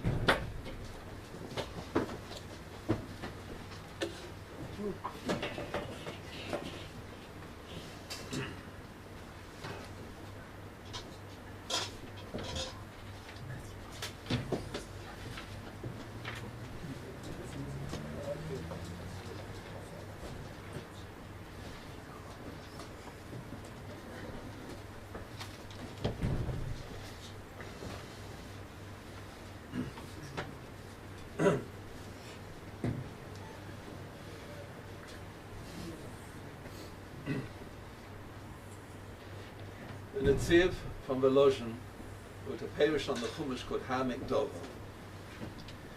In the introduction to Sefer Bereshis, he brings down, which is in reality of our side, the introduction to Kol HaTorah Kula. He asks the following question. He asks as follows: why is it that Sefer Bereshis is called, as you know in Shmuel, it says Sefer HaYeshorim, Sefer HaYosha. It's called Sefer HaYosha. He asks, if we're talking about the Avos HaKadoshim, why don't we call Sefer HaChasidim or Sefer HaTzadikim? Why are they called Yeshorim? The Avos HaKadoshim are called the Yeshorim. So why that name given for it? In reality, Rabbi Yisai, it's Hagdama to Kol HaTorah Kula, everything in the Torah. Why is the Sefer Bereshis called Sefer HaYosha? He explains with the Pasuk in Hazinu. Hatzur Tamim Pa'alad, B'chol D'rochav Mishpat, Keil Emunah De'el Avel, Tzadik v'Yosha. Rebbe Shalom is given a praise as being Yosha. He's Yosha in his behavior, in his halagas. Tzadik v'Yosha. Says the Netziv, the word Yosha in that context means he was Yosha to make Churban Beis Hamikdash by Sheni. It was correct to destroy the second Beis Hamikdash. For the following reason, he explains. They learned Torah, they were osik in mitzvahs, they were careful with hechsherim, they were careful with everything that they did. And yet, nevertheless, there was sinas chinam in the community, which is an incredible statement to make. And the words of the Netziv are, choshdu, they were suspecting someone else who didn't behave like they did, he's not like me, and therefore, maybe he's an apikos, maybe he's an tzeduki. So says the Netziv. And that was the problem. The sinas chinam came because the Yenu is not like me. He's not the same as me. He doesn't daven the same as I do. He doesn't wear the same clothes as I do. He doesn't have the same hechsheim as I do. Because of that, they were choished somebody else, and they thought that maybe they were apikosim or tzedukim. The Netziv then says the most incredible statement, a shocking statement. He says as follows: "Ve'ein HaKadosh Baruch Hu sovel tzadikim ka'elu." He cannot stomach those sort of tzadikim who are osik in Torah, who are osik in all chumras, who are careful with all their hechsheim. At the same time, they have sin. How can you possibly have sinas chinam? It's not a match. It doesn't go together. How can you possibly have that at the same time? How can you have sinas chinam at the same? And that's called not yosha. It's not straight. It's not correct. And therefore, says the Netziv, that is the reason why Kodesh Baruch Hu destroyed the second Bayis training, because of that. Because they weren't yosha in their behavior. Mashe'en came the others HaKadoshim were called Yeshorim in the following way. They accepted people whoever they were, whatever they were doing, whatever standard they were, whatever they came from. And you go through some of the others and you suddenly realize how correct the Netziv was. Avraham Avinu saw 3 dirty Arabs on the 3rd day after Bris Milah, on the boiling hot day, hottest day of in the world, in the life of the world, boiling hot weather, 3rd day of Milah, and he was mamish, he was potter from all mitzvahs. Vayar, Vayorotz. I remember our Brevta, Sechas HaYidroch made a beautiful comment. One word is missing. It doesn't say Vayokom. Vayar, he did a flying leap from there was no Vayokom. Vayar, Vayorotz. He was off. He ran. And he spoke to them in the most incredible words. Sadu libachem. In Parshas Vayel, we see at the beginning, these are called the jewels of courtesy, how you're supposed to act with a guest. Sadu libachem ma'ari, we told to hurry up and brought the most delicious food out.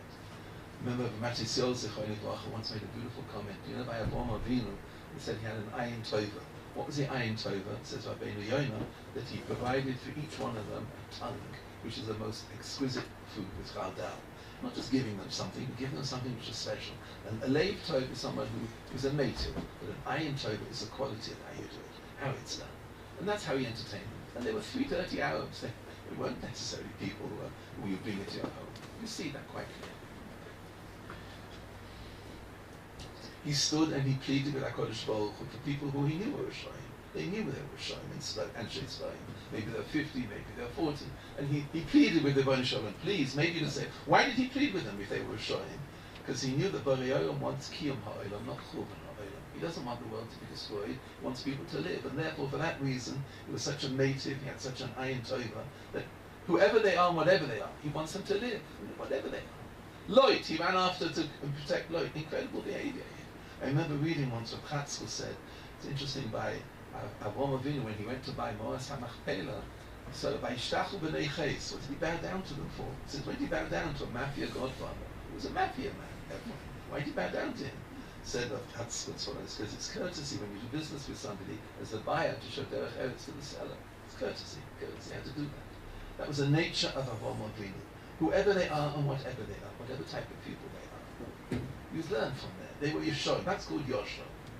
Avimelech tried to entice and seduce Rivka, and later on he made a covenant with him about the wells. He made a deal with him. Incredible behavior here. But he was a wayward. He was a nobody or something. Avimelech. How can you make a covenant with him? How can it possibly be that Yaakov Avinu, after dealing with a Yasser Arafat, a Lavan, a Khomeini, a person who really wants to destroy every single thing which Yaakov Avinu has done, and then made a deal with him and he came to make shalom with him? The answer is they were Yesharim. Yesharim means they were correct in their behavior. It didn't matter who you were, it didn't matter where you came from, it didn't matter what background you were. Besides being Hasidim and Tzaddikim, they were also Yesharim. Yesharim means to accept a person who they are. But Ein HaKadosh Baruch Hu Sovel, it's an incredible lashon. He cannot stomach those people who are makpid on every single chumrah that they have, and they're careful of every aspect of their Yiddishkeit. But the sinas chilan doesn't go together, can't possibly be. And for that reason, there was a chumrah by Sheni. So says the Netziv. Rabbi Sai, we come to Tavshin Pei Vav, and we are alarmed, we are overwhelmed by the enmity and the division which is inside the Kiyah. Unbelievable enmity that's going on here. Never before. I don't remember ever such an incident like this before. Such incredible hostility there is between one group and another group. It's pitiful. People call me up and said, it's terrible. Someone called me up the other day and said, it's absolutely terrible. How can it be like this? We have made such incredible advances in affluence, in technology, in communication, yet we seem to regress all the way back to the Dark Ages, and we have such incredible, like a bloodline, incredible things which are going on. Called Chavedim Vermin. What's going on here? What's happening here? What is the behavior which is going on? We must try and understand, and we have to, on some sort of mindset, to reflect ourselves. How can we appreciate what's going on and make a tikkun when it comes to Tisha B'Av? My son learns in BMG in Lakewood, in New Jersey. He told me the following, Maisa, that recently, as you know, the Keren Olam sent off the Gedolim to go and raise money for the Olam HaTorah, and Rabunim Schweiber, he should be well. And at the moment, he has a sickness, he has a cancer. He's one of the Gedolim here, a young Rosh Hashiva in Ramot, has no hair, no beard, no nothing. He stood in the base of Medrash and he said as follows. He said that he was sick and he was going to a doctor for treatment, to a specialist of the doctor. And the doctor, when he first went into the doctor asked him, who are you, what's your name, and what do you do? So he told him, what's your profession? He said, I'm a Rosh Hashiva. He said, you're a Rosh Hashiva? He put his hand on the hip and said, please leave, I'm not dealing with you. Find someone else to treat you. You're a Rosh Hashiva, I don't deal with people like that. Doesn't send people to the army. Can you hear such a behavior? And yet they treat all the Arabs and they treat everybody, but he won't treat a Rosh Hashiva. He won't. And that's the nice, incredible situation here, what's going on here. The enmity is a situation we must come to terms with it. We must try and reconcile it. We must try and make some sort of change, not by us, but there is in the community this atmosphere of tremendous sinas chinam, of this lack of yashrus, according to Netziv. It's lack of yashrus in the community. Wasn't always like this, Rabbi Isai. Wasn't always like this. In 1877, Reb Chaim Soloveitchik was Rosh Yeshiva of the Lozhen. And there was a Talmud inside the yeshiva called Chaim Nachman Bialik, who was inside the yeshiva, and Reb Chaim realized he couldn't stay. He was involved in Haskalah, he was bringing certain books inside, and Reb Chaim said he has to go, he can't stay in the yeshiva. He was having an influence on other Bachrim, and therefore he can't stay in the yeshiva. So Reb Chaim decided he must leave the yeshiva, but on one condition. The condition is that I will take him to the train station, I will see him off, I want to make sure he has a good Seisrim Shalom. I don't want him to leave with a bad feeling. I don't want him to leave with a bad feeling. And on the way down to the train station, Reb Chaim was talking to him, and he was angry. The boss was angry. He was being thrown. He was there for 6 years in the Lozhen, and now he had to leave. Reb Chaim managed to appease him, and then he managed to get out of him a commitment. And Reb Chaim saw, with his tremendous foresight, he realized this man has tremendous influence by his poems, by his literature. And therefore, he asked him if he would make a commitment that he would never write anything disparaging against B'nai Torah. He would never do that. He asked him, please don't do that. You learned here in yeshiva for 6 years. We asked you to leave because you know the reason why, but your philosophies are different. But don't write anything disparaging. Don't write anything which is critical about B'nai Torah. And Bialik agreed. In 1977, 100 years later, there was a vote in the Knesset about taking Yeshiva Bochum into the army, like there is now. And it was a crucial vote. It was taken in 1977. I don't remember the incident, but evidently it was once even completely balanced.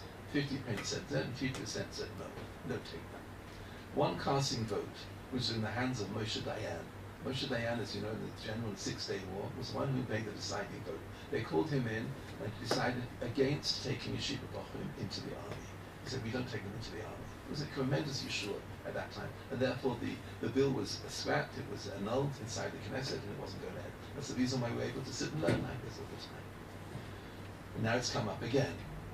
A month or so later, evidently, Dayan came to America with Menachem Begin, who was the Prime Minister at the time, and Moshe Sherer, Zecher Tzadik Livrocha, asked to make a special Kabbalas Ponim at the house of Moshe Feinstein for Moshe Dayan, to show appreciation for what he had done. It saved the Olam HaTorah. Rav Ruderman was there, Rav Hutner was there. I remember reading the whole, I heard this from Rav Elia Brudny, Shlita, Rosh Yeshiva in Mir, in Flatbush. He said as follows, he said, Rav Yaakov Kamenetsky were there, they were all sitting in the room. Rav Moshe turned around and said to Moshe Dayan, I want to thank you, what you've done, you've saved the Olam HaTorah. Why did you do such a thing? Where is your background? What was your decision that made you vote against the bill? Dayan said as follows, I came from a totally irreligious background. We ate on Yom Kippur, we nothing to do with kashrus, absolutely. I wasn't in that world whatsoever. I have no connection with it whatsoever. But I must tell you, when we went to school, we went to a place called Ginosa. Ginosa, I think, was a gymnasium or something in the Galil, and that's why we went to school. We were given poetry by Bialik. And there's one poem which Bialik wrote, which was called Hamatmid. It's a poem which he wrote. And in it, he describes the tremendous dedication and devotion of someone who sits and learns Torah, how many hours he spends. The poem was all about the incredible devotion and loyalty which a Ben Torah has towards learning. And it moved me a lot. I had to make a report on it, I had to write something on it, said Diane. And therefore, I saw this was something very special in Christ. I had no connection with it. I did not want to be the one to change this whole tradition in the Jewish nation. I didn't want to do that. And therefore, I voted against it. Here, the incredible point. 100 years later, you see the incredible insight of what Reb Chaim had. I can't do that. Interesting that the Brisker Rov had said about his father. He said, I myself have the insight to see something ahead which would happen maybe in a month's time. And the Brisker Rov said, I remember reading it once, that my father, Reb Chaim, could see 100 years ahead. 100 years later, he had insight to see what was coming. And you see the gadlus of Reb Chaim. Evidently, the Beis HaLevi, who was the father of Reb Chaim, showed to Rabbi Yisrael Salant the chidushim of his son, Reb Chaim, and he read them through. And Rabbi Yisrael Salant said, this man, your son, you know, has a tremendous ability to build up and to arouse and to excite B'nai Torah in the future generations. How right he was, but more than that, he also had a commission to save Klal Yisrael as well. And this was the insight, the foresight. It wasn't always like this in Klal Yisrael. You see going on, you see what's happening there. It's devastating what's happening. We must, in some ways, come to terms with this and have some sort of tikkun for ourselves when we come to Tisha B'Av. What is it? What is this that Oy vey, chas v'sholem, we should never hear from Shemayim, Ein HaKadosh Baruch Hu soivel tzadikim kamonu. Ma? Because that person is not like me. He wears a kippah suga. I don't know. He's a kibbutznik. He has a shleimel. I don't know. He's not like me. He doesn't daven my nusach. He doesn't keep my chumas. He does have different cheshevim. Whatever. You know the story how it is. And we build a certain amount of, not animosity, but a certain distance. We are choshei other people because they're not like me. They're not like me. And that's an incredible tragedy what's going on here. What's happening here? Inside our minds, we build up, we don't realize what it means, the power inside the mind. You build this, I couldn't understand why. What was the reason why? I got somebody behind the scenes to ask for me, and this was someone who came from Katamon, and the woman came to the seminar, she had earrings which we didn't like. Sam, I said earrings we didn't like. Because they're earrings, and because they came down, they're very true, we don't want them inside our school. This is horrific. I said, what are you talking about? I went to the man ahead of it, I asked if I could have an appointment with her, and I sat in the office, and I said, what is the reason why you can't take this girl inside? So she told me it's not for our type. What do you mean it's not for our type? Well, the girl is an excellent girl, you know that. The girl's a perfect girl. And the parents have shut, there's no television, there's nothing in the house. But the children, they're badly trouble, why can't you take them? She said, I said, I know the reason why. I've heard the reason why. She said, we're not taking her. I said, fine, okay, then you have a problem. I'm not leaving this office until you write down for me a commitment that you take this girl. You can call the police. I'm staying here in your office until you take this girl inside. They said, you can't do it. I said, I'm staying here. I'm not moving from here until you take this girl into the seminar. There's no reason why you can't take her. Eventually they capitulated, they gave him to me, and they said they took the girl in. The girl is now an Asian style with a tremendous family. What is this? It's certain, not like me. The earrings are not like I would wear, something like that. This is the sort of behavior which we see going on. If that's the case on both sides, what I would like to do, maybe, is something, I suppose, you know, you go to a dentist, you have what's called a shinane, to cleanse your teeth. A little bit more serious maybe is a filling. Or something which is really serious is you have what called root canal work. I'm not saying take out the wisdom teeth, you need all your wisdom. But root canal work is very sick. Why? Because they drill and drill and drill. If I had root canal work, they drill until they get down to the roots, until they get down to shoresh. What we need is something called tipul shoresh when it comes to this sort of behavior. If the Netziv said this is the reason why the Beis HaMikdash was destroyed, because they weren't showing, we need to address this issue. We need to understand exactly what is at the root of it all, what is behind it all. Why? For one simple reason. We say 3 times a day, Zoicher Chasdei Obois, Umevi Goel Ibnei V'neihem, V'ma'an Shemoi V'ahavo. Zoicher Chasdei Obois said, Chatzko means you have to be on the track of the Obois HaKadoshim. Not the same, maybe they're 5,000 miles down the line, but you have to have the trait of Chesed, trait of Yirah, trait of emes inside you. You have to have that. That's Zoicher Chasdei Obois. You can't just say those words without in some way emulating and some way copying how the others work. You don't have inside your quiver these qualities of emes, of kindness and of yira, then you're not there. Then he's not Zoicher Chasdei, or maybe Goyal. But that would be the reason for the Gula. If we're not Yeshorim, we don't have that quality of being Ashrus, we're only Tzadikim and Chasidim, but according to the Tziv, we're not Yeshorim, then we need what's called Tipul Shleimish. I have Lania's deity, a plan which I thought maybe would give you an insight, and maybe I hope an understanding of this overs. What does it mean to have an understanding of behind Yeshua? What does it mean behind it? To accept people wherever they are. A chayal, no? A chayal, I'm not saying you should go into the army, but people are chayalim. These people are Moshe Nefesh for us. What is it? What's with us? What's with us? What is it? We have this certain feeling. He's a chayal, whatever it is. Even a chiloni, a person who's not religious. But by side, all these people, they never had the opportunities that we had. No one ever showed them Shabbos. No one ever told them what learning Torah is about. No one ever told them what Chesed. They have no understanding of it. They don't understand. They don't know. They're miskanim. They're unfortunates. They're not more than that. But the Yehudim. 6 million is enough. No, 6 million is enough. Everyone counts. Every single Jew counts. We can't dismiss anybody. We can't leave anybody out. People who do know, people who don't know, whatever it is. There can't be this feeling. It's a lack of yashrus. Accepting whoever you are, whatever you are, whatever you're doing, you're right. This is my suggestion of Tipul Shirish, of root canal work. The Haflor, the Pinchas Halevi Horowitz, Zecher Tzadik Livrocha, was the Rav in Frankfurt about 230 years ago, the end of the 18th century. He was the Rav there. He was together with Nosson Adler, Zichronim Livrocha. These tzaddikim were running the community, but Nosson Adler had his daughter, as you know, he had Birchas Kohanim. It's quite different. He has yeshiva with the Haflor. As you know, you learn Kiddushin, one learns the Haflor. The Haflor wrote a commentary on Chumash called Panim Yafos. And he asks the following question. This is the question which Haflah asks. When Rivka sent Yaakov away, she said to him as follows. Be'ato b'ni, shema b'koili, listen to me, my son. B'kum b'rach lecha el Lavan achi Charana. You're going to have to run away to Haran, away from your brother, from Esau. Go to my brother, Lavan. V'yoshavta imo yomim achodim. Stay with my brother, Lavan, for several days, ad asher toshuv chamas achicha, until your brother's anger calms down, until the anger goes away, then you can come back.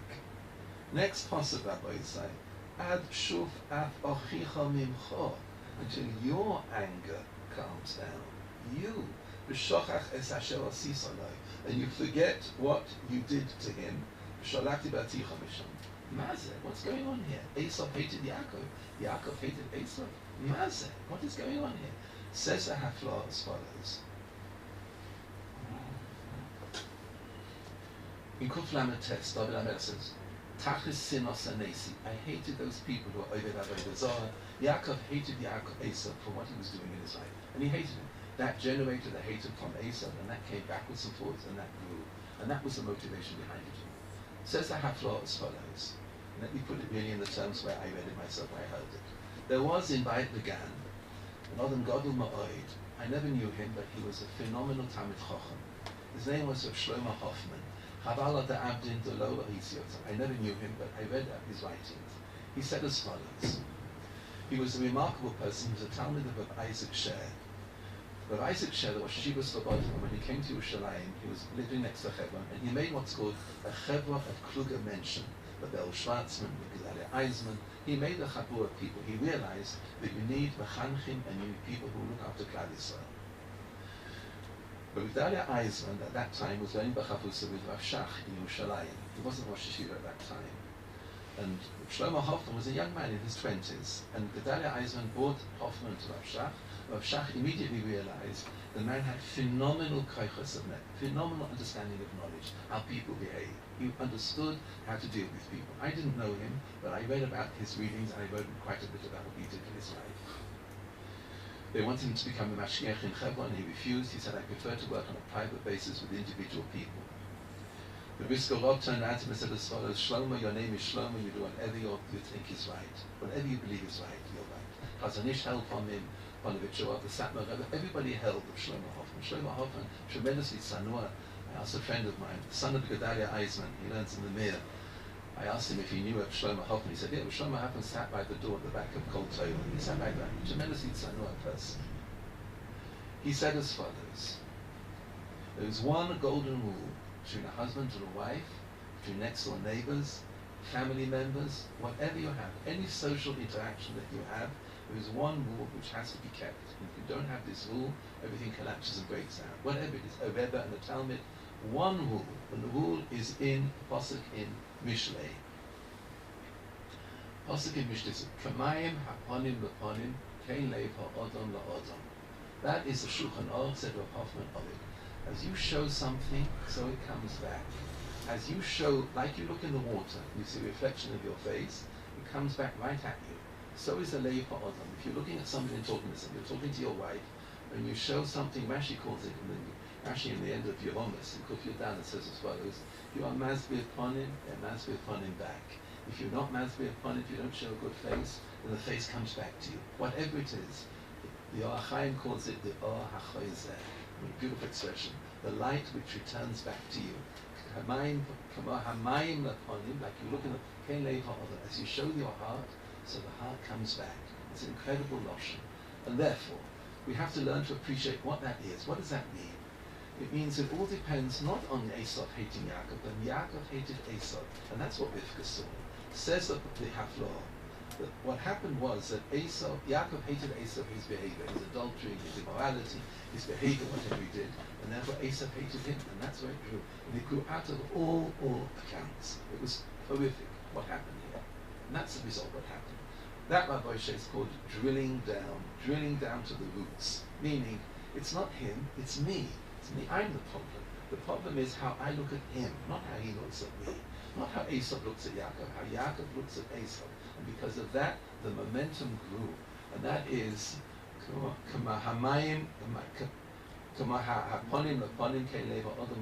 is how it works. As you show something, it comes back.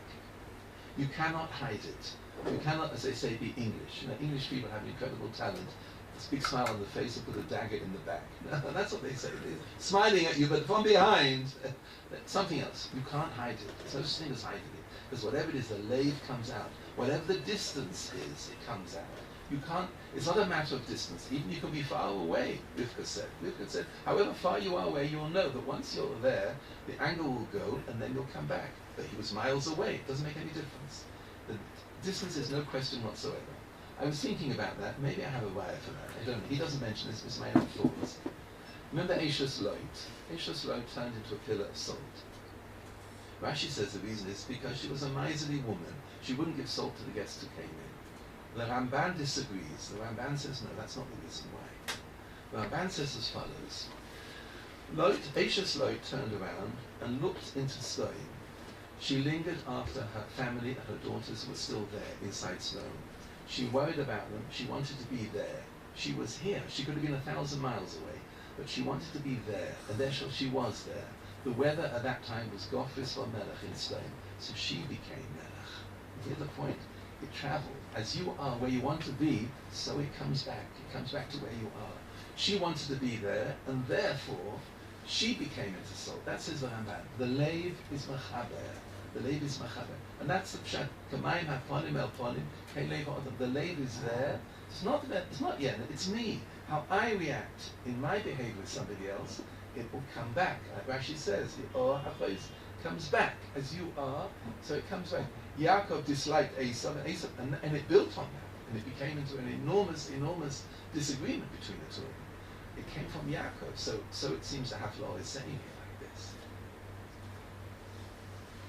Rabbi Isai, you know, I was only just recently learning in Yuma, the Gemara says that Midah Torah is Meruba Midah Ra. If that's what works in Midah Torah, can you imagine what happens in Midah Torah? The Gemara learns that 500 times more Midah Torah is more than Midah Ra. You know what that means? It's more, it's far more. So if you show something good, 500 times more powerful than Midah Ra. If she turned into a pillar of salt, you can imagine what it means when you turn around to your wife and you say something to her which is meaningful, which she treasures, which she cherishes. Imagine what happens. The OHOLEI comes back is incredible. And that's the Yashlus. And the Yashlus is not necessarily with your wife, with a bus driver, with someone who doesn't behave well.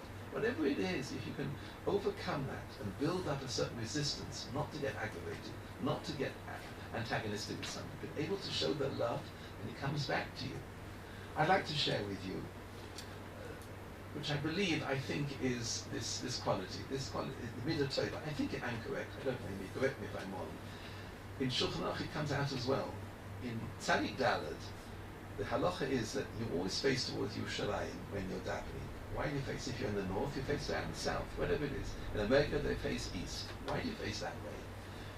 So the answer is because if you're facing in the Kodesh Kadoshim, Chofetz Chaim says the following words. These are the words of the Chofetz Chaim.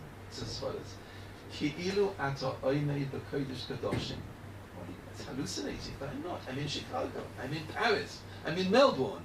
No, it works though. The point is that if you think you're there, you're there. You're not where you are. You're not in Chicago. You're not in London. You're there in the Kodesh, because the Lev is Machaber. It connects you there.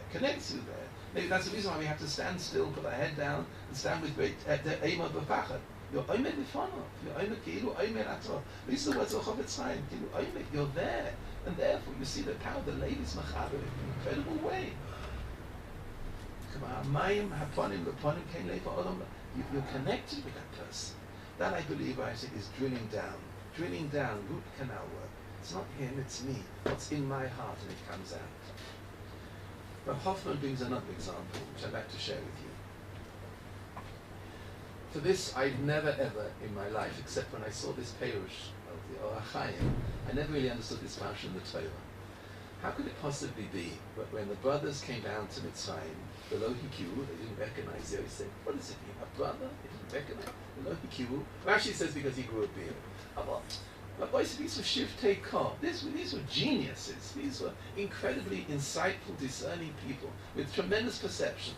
They didn't recognize a brother. what mechanizing? You walk down the street, you suddenly walk past somebody. I met that person 50 years ago. You know the person. How can it be they didn't recognize him? I remember when I lived in Hanof, first year or so when I was there, I with Moshe Shmuel, I had a whole discussion with some Talmidei Chacham there. What does it mean to recognize him? How can you not recognize a brother? I will say he didn't speak to them, he spoke through an interpreter, and looking at the face, you recognize him. How can they not recognize him? Says the OHOLEI as follows. Hoffman brings it down in his writings. If I look at the writing, he says as follows. In their minds, Yosef was a wayward. Yosef was a no-good. Yosef was a Yishmael. Yosef was like an Esau. He was somebody to be discarded in the family. Each one of them, Avram had a Yishmael, Yitzchak had an Esau, and therefore, this is the one we have to discard. He looks after his hair, he tells Lashon Hara, he's an evil boy. In their mind, there was no way that they could accept who Yosef was. Yosef was a no-good. Where's the raya? Because as soon as they came down to Mitzrayim, they looked in the worst possible areas to try and find him. The worst possible areas. That's where he would belong. No way did they ever think in their minds that this boy had anything in him, the 17-year-old boy. They wrote him off. According to the OHOLEI, there was something like a blockage in the pipe. The pipe was, there was no lead coming through. It was completely satur. There was no feeling of love, no feeling of recognition. This can't possibly be our brother. Maybe they thought. It didn't happen because it was a write-off. They wrote him off and it was nothing to talk about, nothing to do. And therefore, looking at him, that's the reason why. Just like you look at yourself, in their hearts, Yosef was a write-off. There was nothing to do. There's no way they could accept him. And that was the reason why. Let me ask you a question. You don't have to answer it, but answer it in your mind's eye. Think about it yourself. Do you ever write anybody off? Anybody write anybody off? You write somebody off and say, they're nobody, they're nothing at all. Let me repeat to you, Maisa happened to me, but you can learn from it. Something that happened to me. I'll share it with you simply you can learn from my mistakes what happened. We moved into a new area in Yerushalayim, and I didn't know anybody. I went to shul in the morning, and as I came out of shul, I said good morning to people. I said hello. And people said good morning. I said I am. I'm Yonasan Alpen. I moved into the area. I said Shalom Aleichem. One person who I went up to in the morning, he answered me. I said I'm Yonasan Alpen. He went that was his answer. Second day, he did the same thing. And that was it. That was the answer.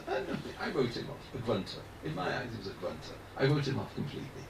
And every time in shul I looked at him, I thought to myself, yeah, he's a no good, no good. You know how it is in your mind. Your mind plays games with you, and you say, he must be a hopeless father and an Amma Oretz. Someone introduces yourself and you say, you grunt at them. Along came Judgment Day. I was traveling to London to see my mother, Aleh Shalom, on the plane in London, going to London. I was sitting on the plane, and behind me I heard the most incredible conversation going on. It must have been a father and a daughter. And he was singing some meals of Shabbos, and he was telling us stories and jokes, and there were puzzles, and they were talking. I felt unbelievably humiliated. Never in my life had I ever spoken to my children in such a way. I don't think ever I spoke to them. Such a delightful. I got up, and who was it? It was a grunter. It was him. It was there. As soon as he saw me, he gave a big smile and turned around to his daughter. Daughter had never irons on her legs, all the way down and on her arms. She had irons there. I saw a sick child. He turned around and said to her, this is my friend from, your friend? I'm not your friend from shul. He introduced me with a big smile. I'm not your friend. I wrote you off, my friend. I said, why are you going to London? He said to me as follows, I have to go every month or so to London. There's a hospital in London called Great Ormond Street for children. I take my child every month or so there for treatment. I have to treat her. I sat down afterwards. I felt absolutely terrible. No, a sick child, maybe that's the reason why. I decided when I come home, I felt so humiliated. I'm going to check out who this person was. Turns out he was what's called an exemplary father. No one in the community could improve on it. He was incredible. He had two other children who was also very sick as well.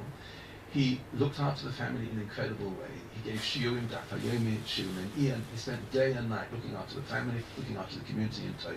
He was a tremendous tzaddik in the Talmud Chacham.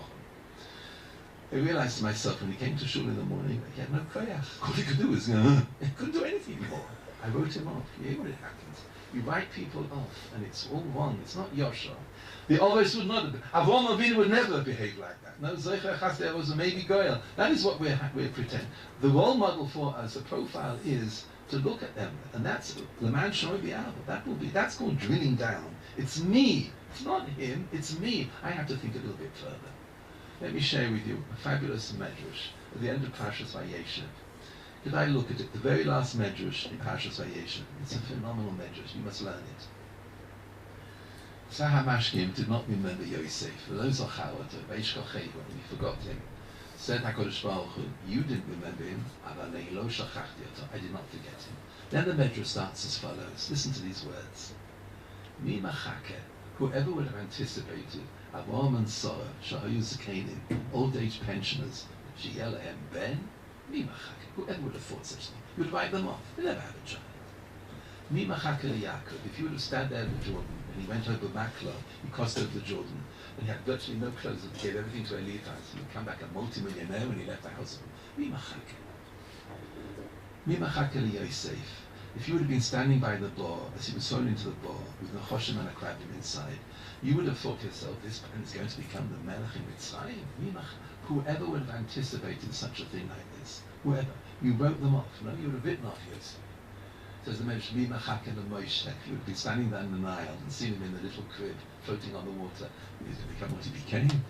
Mi Machake. You would have written them off. Mi machake David HaMelech, they thought he was a mamzer. David Melech Yisrael Chai v'Kayom. Mi machake Rus HaMoaviyah, 40-year-old convert, who became the matriarch of monarchy. Now look at this. Mi machake. Don't write anybody off. You're probably way off. You're completely wrong. You're wrong in your assumption. You don't know what you're doing. You write them off in your mind. You think to something and therefore you judge them and they're finished. You write them off. They don't have any future by you. The Medrash is telling you it's not like that. It's not like that. I could go on many other examples which he brings out. The phenomenal examples. He brings down also, Hoffman brings down the OHOLEI from why is it that Yaakov could not be misnachim over Yosef? Why is it possible for not be misnachim? Why not? Do you know the reason why? Because Yosef still loved Yaakov. He was keeping the connection going, not from Yaakov, but from Yosef to Yaakov. That connection was coming through all the time, and therefore he could never be. So the OHOLEI. Yosef loved Yaakov, and therefore this connection was still there. Was still there, even though he couldn't have been dead, because Yosef was threading the connection. It was still moving there. That was the reason for it all. That is the drilling. That is the typical shows that we have to do, Rabbi. So we have to think it's me. I'm not the Yosher one. I'm not the straight one. I have to rethink myself. And you have no idea how the mind plays games with you. And it moves on and on like that. It goes on, and it builds up, and it becomes something like a malignant cancer. No, there's no remission. It just grows and grows, and the hatred just continually grows. It's more than just a dislike. It grows and grows because you have he's not like me. He doesn't daven like me. He doesn't take my hechshelim. He looks a little different. He sends his children to a different cheder. He's not the same as, he's a chiloini. My yesh was it, but there's a Yehudi can. A boy say 6 million is enough. We lost enough people. No. Another Yehid is another Yid, another Yehudi. What is it, Mayanus? What is it? We have this certain, not animosity, but a certain feeling against them. It's not Yosher. It's not correct. It's not straight. I was once sitting at a chasna in London. I was sitting next to a Rav in London with Shimon Weingarten, Shlita, one of the Rabbanim in London. I was sitting next to him in the chasna, and someone got up to speak about the milas of the father of the Kala. And he started saying, the wonderful person, he always comes to shul on time, he's medactic with all his mitzvahs, and then he went off to start saying as follows, I'm not saying he's a yekka, he said, it's not like a yekka, you know how the yekkas talk, and he started talking about the yekkas, etc. Afterwards he came down, and Shimon gave him up for. He said, what are you labeling off a community like that? What are you knocking off a community like that for? What are you saying such a thing like that for? Why do you talk like that? You don't talk about another community like that. Yeah, because what is this? You're creating a whole feeling of animosity towards people who are yakas. You don't talk like that. Let me share with you, this week, was the Yortzeit of the Arizal. A little bit of history about the Arizal, it's kedai to know. Evidently, the Arizal, most of his shiurim were not inside the Beis HaMedrash.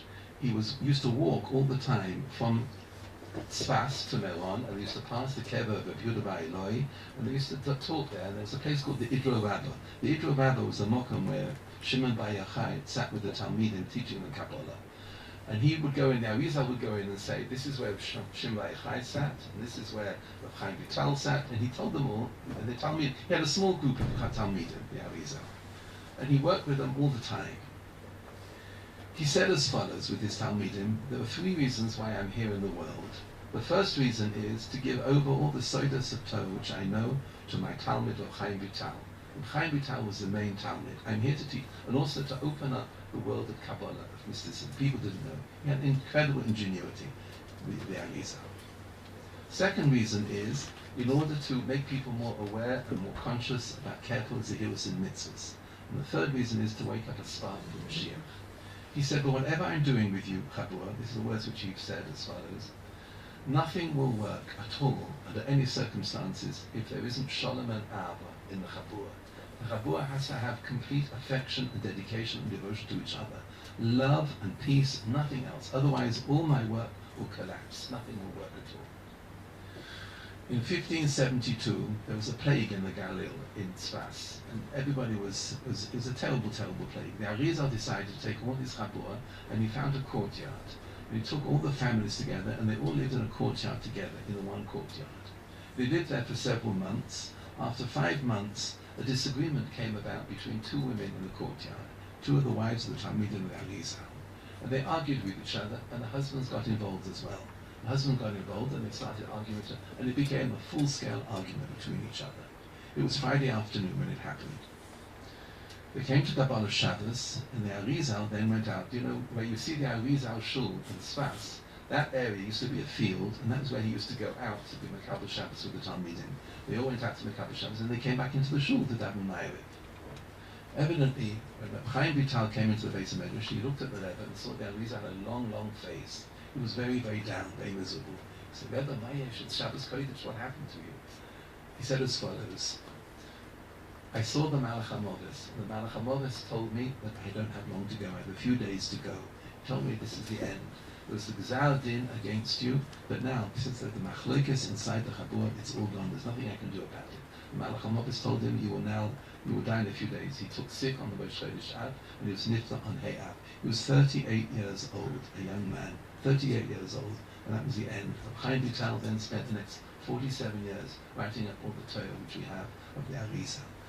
Because of that, we lost this. He was prepared to open up the whole Kol Torah, but whatever he gave over. And in a limited time, he was only there for less than 2 years, I think, in Sfas. He died at 38. That was the end of it. All because of this lack of respect. His shalom broke down the whole situation. Evidently, Reb Nosson Tzvi, Zechat Bivrocha, was once sitting at a chasna, and next to him was a very important Rosh Hashiva in Eretz Yisrael, sitting next to him. They were sitting talking together. As Reb Nosson Tzvi was sitting there, a bocher came over to him with long, long hair and a t-shirt. Reb Nosson Tzvi stood up and started talking to him, and he saw him for about 5 minutes. Then the bocher went away, and the other Rosh Hashiva turned round to Reb Nosson Tzvi and says, why do you have Talmidim like this? These are your Talmidim? Reb Nosson Tzvi turned around to him and said as follows, my Rebbeim, meaning Reb Leizer Yodel, always said to me, accept everybody that you have. Everybody, accept everybody. If my Rebbeim would have looked at me like you looked at that bocher, I would never be sitting here now today with you as Rosh Hashiva of Mir. Never. If they would have looked at me, he came with a baseball cap when he came into the Mir. Nate Finkel, that was his name. Came with a baseball cap. If they would have looked at me like you looked at that bocher, I would never be the Rosh Hashiva. We hear the point.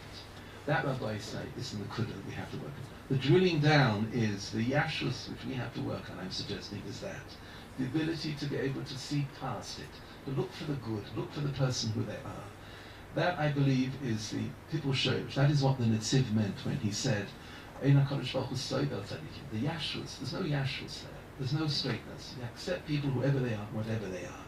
And that, I believe, will be the key to our future. V'zocheh chazdei ovos v'mei v'goel ibnei b'neihem v'ma'an shmoi b'yachavo.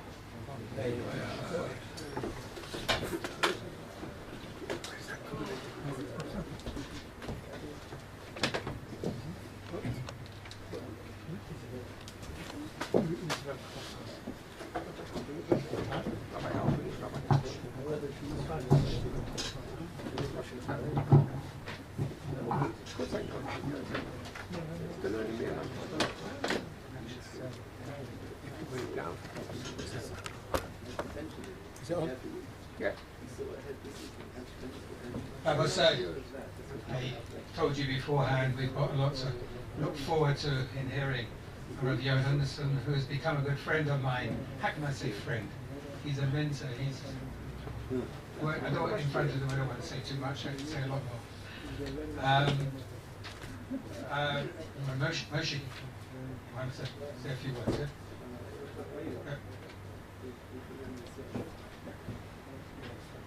Okay.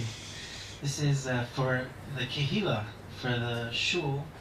So we all know that Reb David's been working for many, many years to build here a base Migdash Mat, a base Knesset. And he's been working very, very hard. Lately they've been running into a few issues of acquiring the shul and the land. Yeah, we're getting there. So we're getting to the point. We want to build here a base Migdash Mat. We want to build here a beautiful, beautiful shul for the whole Kehila, for any American who wants to be involved building this shul. We need all the help we can get. And sometimes people think, oh, I don't have money to give. It's not about the money. It's about a connection, or it's about offering any help that we could use to get this place going. So please, please, now on the day of Tisha B'Av, when the Beis HaMikdash was destroyed, we have the opportunity just to take a little hand, anything we offer, even a device, or asking Reb David, there is so much that needs to be done. Or know somebody who can help. Or know someone who could help, yes. So please take a part of this Binyan Beis HaMikdash on a day like this, on the day of Tisha B'Av. Shukayach. Shukayach Moshe. He's involved with a kollel here, which is an amazing kollel in the evening, a Hatzonah kollel, and even though it's more than that. So I would like to introduce you, if he needs any introduction, David Kaplan. Just a reminder for anyone who has, whether they're here or they are watching it on whichever method it is, if they would help to cover the cost of today.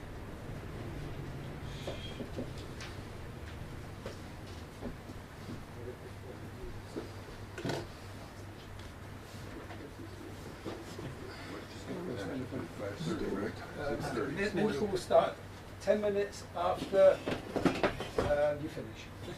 That's the best way, because we have to have 10 minutes from do you understand? Set up there. Okay. We'll start 10 minutes after you finish it. It reminds me of the Rogachover. Mincha 10 past 7. Rogachover had a habit. The Rogachover when he had a guest sitting in his house, Rogachover would open, at a certain point, would get up and open the window. And so the guest, once got up, he opened the window, the guest asked him, why did you just open the window? The Rogachover said, I always open the window 2 minutes before my guest leaves. So, 10 minutes after I finish, you're at my mercy. So no, we're not going to. Don't worry. You have to. We're going to stick with the schedule. Kol ma she'ira la'adam ira Yisrael. Yalkut brings down the Medrash. Whatever happened to Adam Harishon happened to Klal Yisrael. Adam Harishon, HaKadosh Baruch Hu Ichnisa L'Gan Eden v'tzivo v'ovar v'dono v'shiluchin v'girushin. Adam Harishon, HaKadosh Baruch Hu put him in Gan Eden, gave him a command. He transgressed, and then he sent him out. V'konein olav ayeka eicha. Yomer Ayeko. I cleared the Medrash which word how to pronounce it, it's written both words. The Medrash is saying that Adam Harishon, whatever happened to Adam Harishon happened to us. And when he said to Adam Harishon, Ayeko, he said to him, Ayeko, the same letters as Eicha. So we're supposed to look at Eicha, you're me only always Eicha, and here in Eicha Ayeko. What that means is that Adam Harishon got the first Musar Shvuz in history. The one word Musar Shvuz from HaKadosh Baruch Hu, Ayeka.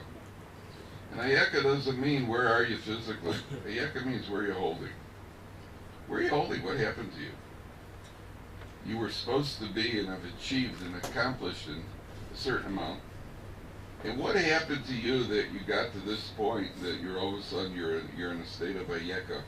You're a state of, you did something wrong. Ayeka, where are you? I'm not looking for you. You're trying to hide from me. Ayeka, where are you holding?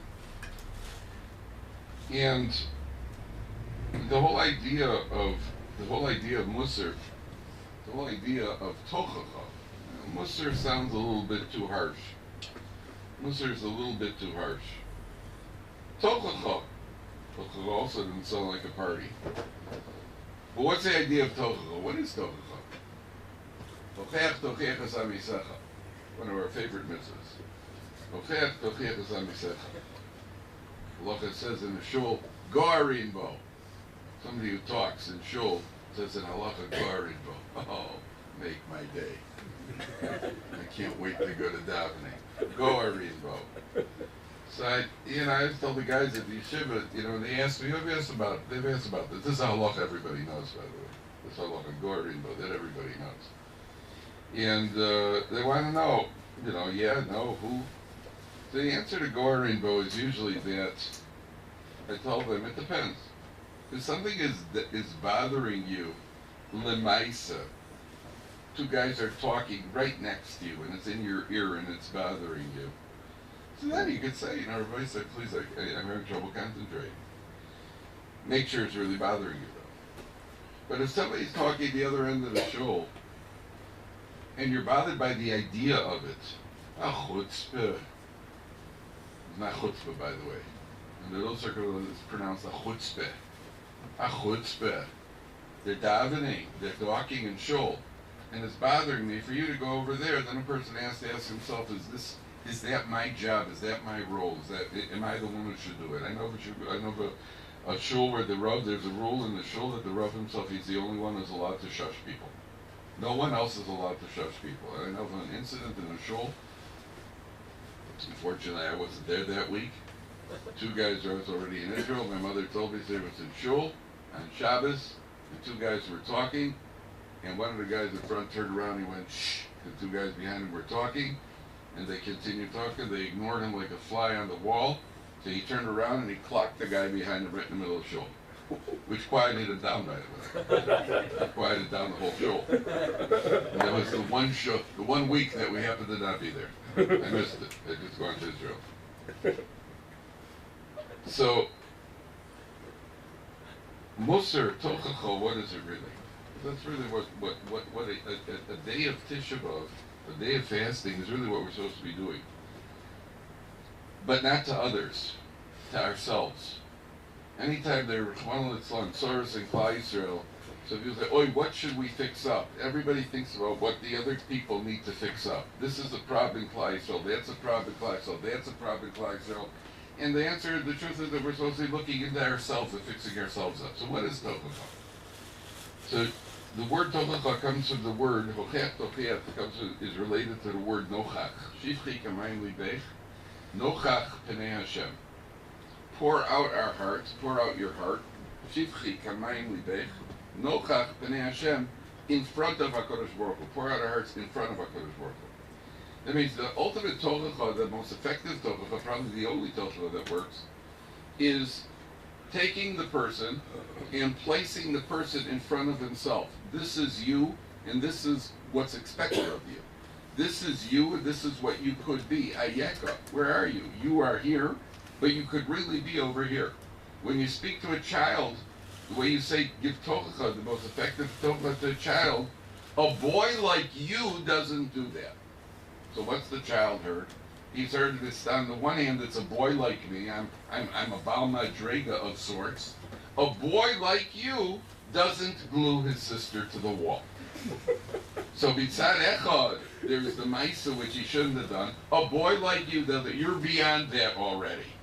You're onto other things. You're beyond that. But the Tochacha is that you're showing him that it's beyond you. It's not who you are.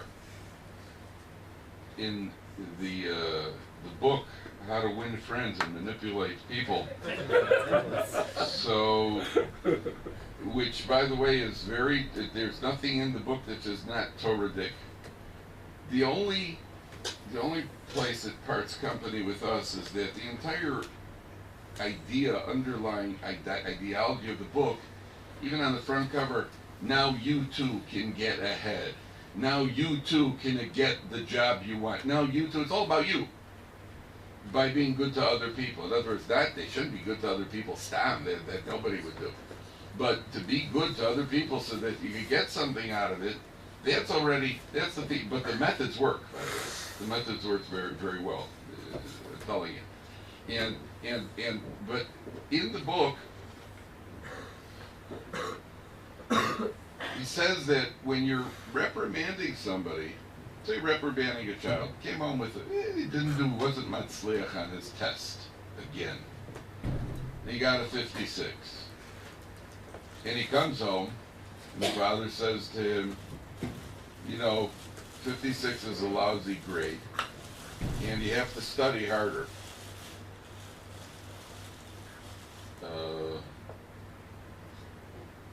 But you have to study harder. You did lousy? What does he say? Switch? No, I forgot what he said. He says to switch 2 words. Oh, you could be doing a lot. If you would study, you didn't study, that's why you got a bad grade. But if you would study, no, there's what's it? Then you read the book. That make me feel good. Now here's your chance. He says to switch when you're giving tochacha, to switch but for and. 56 is not a great grade. And if you study, you'll do better. It's softer. It softens it up. Just have to have the presence of mind to do it. There was a guy at the airport who walked up to the counter. He wanted to get an upgrade on a seat. And the lady he was bothering, apparently he'd been bothering her for a while. And certain sure she wasn't being cooperative. The lady behind the counter wasn't being cooperative. So he said to her, at a certain point, said to the lady, do you know who I am?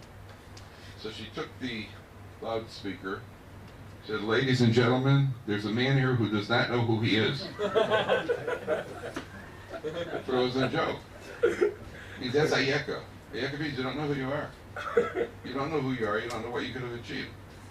I was once walking in an area, obviously a Chiloni area, and I saw a poster on the wall. Somebody died. You could tell it was a Chiloni announcement.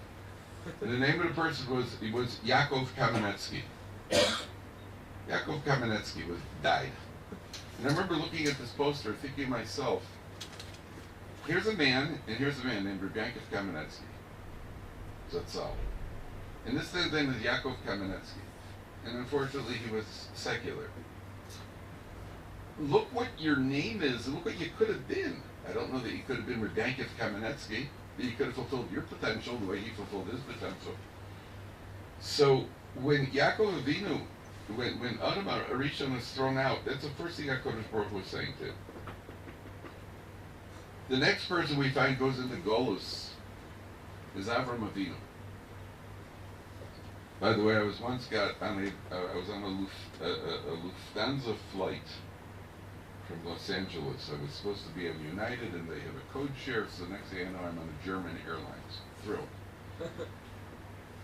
And I get to the counter, and they had a problem with my ticket. They kept going back and forth, talking to the supervisor.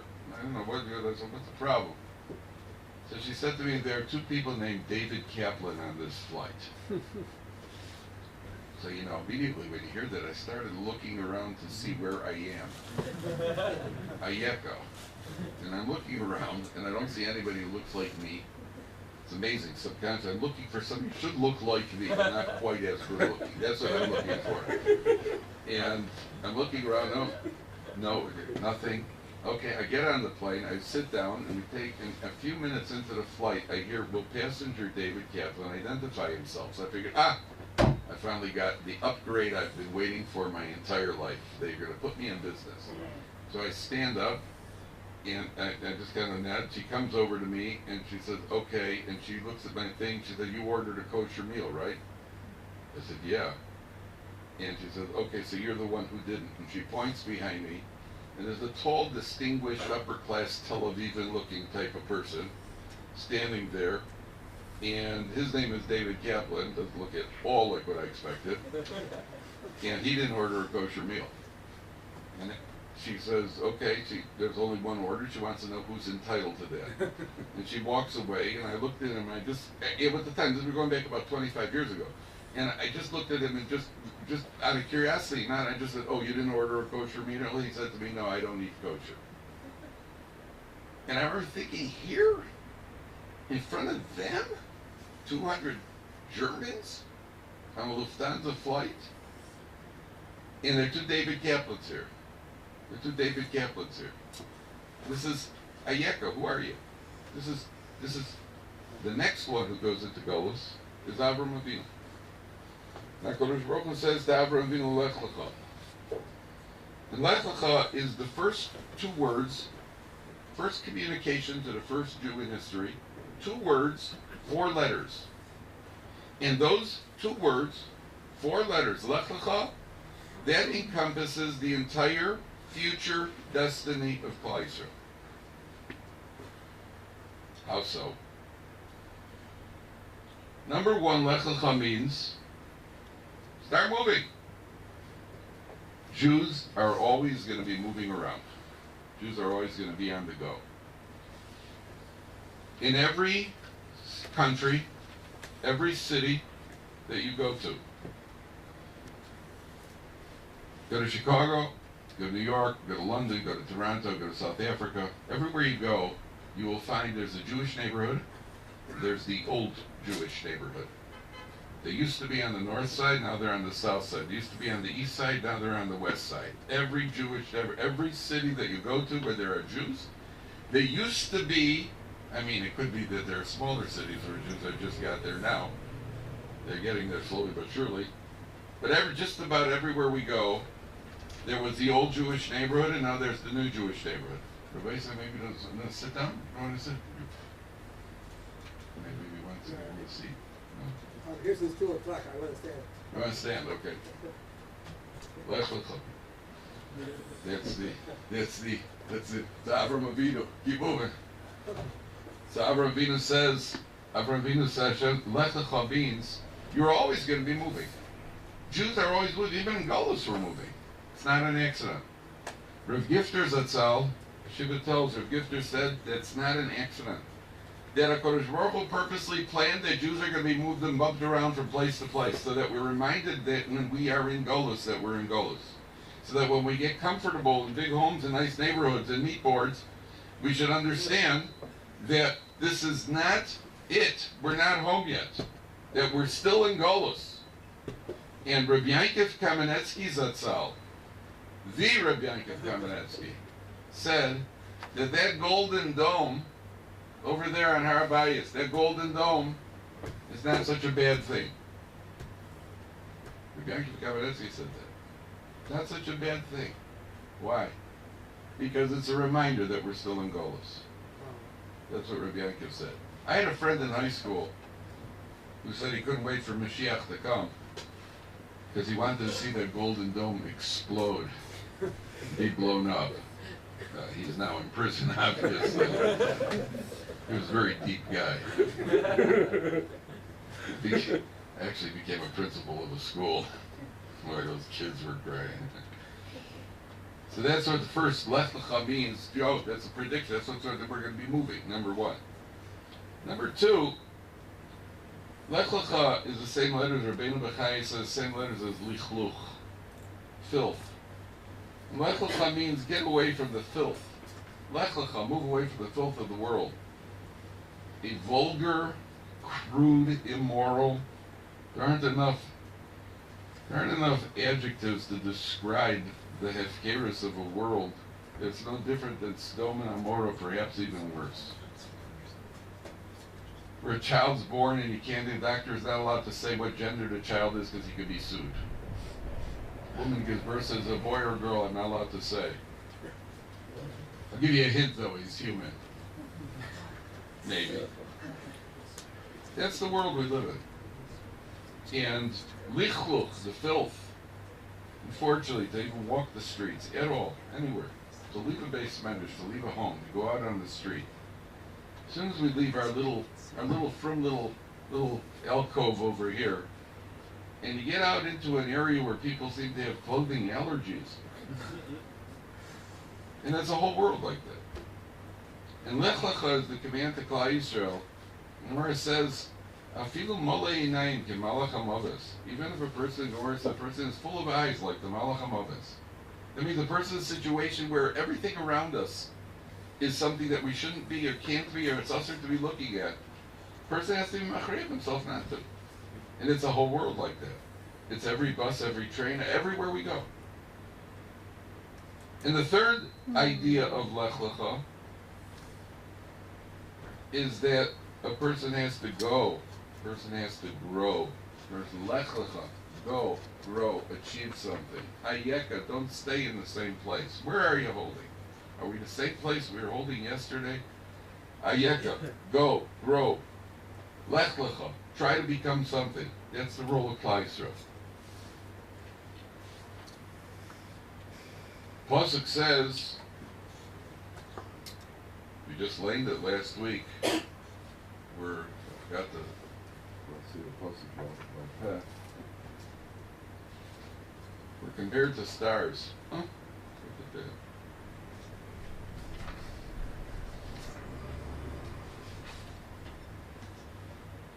Close. Hashem Elokeichem Yirbo Estem V'nei Hayom K'chochvei Hashemayim L'rov. Compared to stars. Why is it compared to stars? Why are we compared to stars? Why are we compared to stars? Dafka Kochavim. If you look in the Midrashim, by the way, look in the Midrash Eicha, and they make a calculation of how many people there were in Yerushalayim. In every chutzner in Yerushalayim, there were millions of people. In every chutzner in Yerushalayim. The Midrash gives numbers which are beyond, they seem to be an exaggeration, but we don't know. It could be it's literal. Every chutzner in Yerushalayim had millions of people. Not so hard to understand if you send your son to yeshiva nowadays. Every yeshiva has millions of bachrim. Small yeshiva is 600. Bacher doesn't want to go there. Get too much personal attention. So there was the numbers, Kochavim, the Pashup Shad is that we're going to be abundant like the Kochavim. The Lamaisa, it says that we're low mirubchem min hanami. We're not above the most, we're the fewest of all the people in the world. The fact that there are 25% of Nobel Prize winners have been Jewish does not mean that they're 25% of the population is Jewish. Just means Jews are smart, which this week's parsha says openly. So, what is it that we're compared to stars? So number one, if you take a look at a star looks very small. When you look at a star from here, a star looks very small. L'maisa, every star is bigger than Earth. Isn't it something, isn't it true? Like every star is what? Bigger than the sun. Bigger than the sun. And the sun's bigger than the Earth. So they're much bigger. They're bigger than the sun. They've got it all worked out. Up there, they got it all worked out, by the way. They know all about the stars and black holes and all that they got it worked out. What's going on to stop people from New York getting mugged that they can't handle? But then up there, everything up there they got worked out. They got it all worked out. Today's world, if you have a plastic bag in the store, my goodness, if you have a plastic bag and you're carrying a bottle of pop, which is 2 liters, and it's got a plastic straw, you get arrested. Carry a gun, no problem. Carry a plastic straw, your money gets arrested. So, the first thing a star is, stars are they're humongous, yet they look like a little dot. Every Jew is a star. There's no such thing as a Poshet Yid.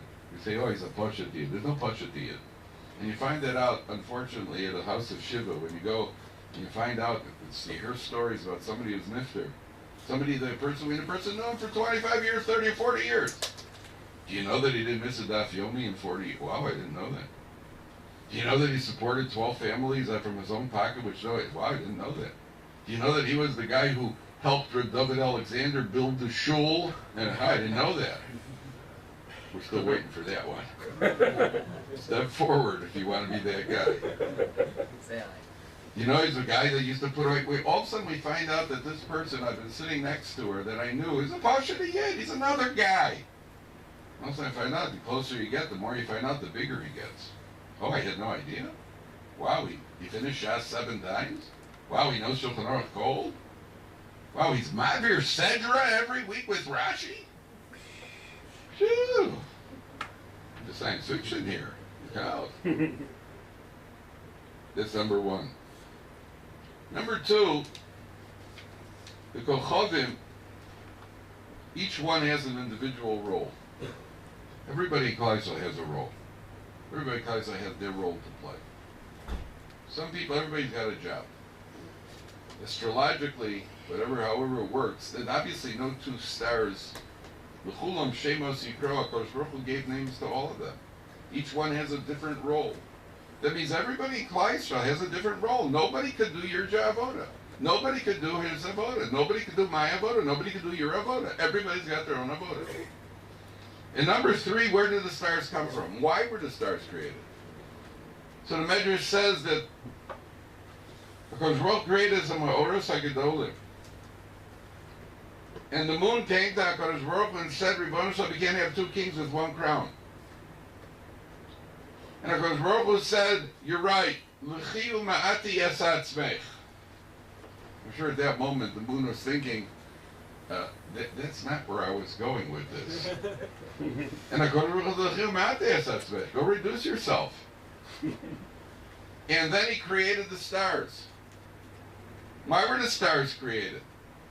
In order that the moon should feel, all right, at least you have this army that you're in charge of.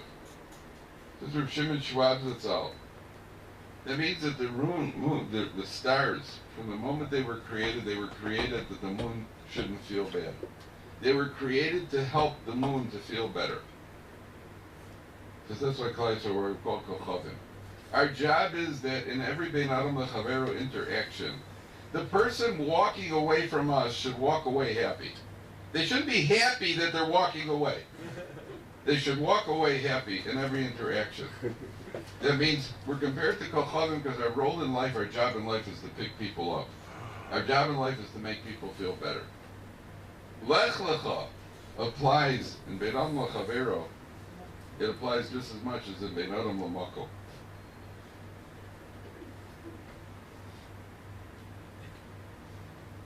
Part of Bein Adam L'Chavero is that I'm going to finish right now. But I'm going to tell you one last story before I do. Because I think this concludes an entire day of tefillah, an entire day of... I think you've heard me, I've mentioned this Maisa in the past.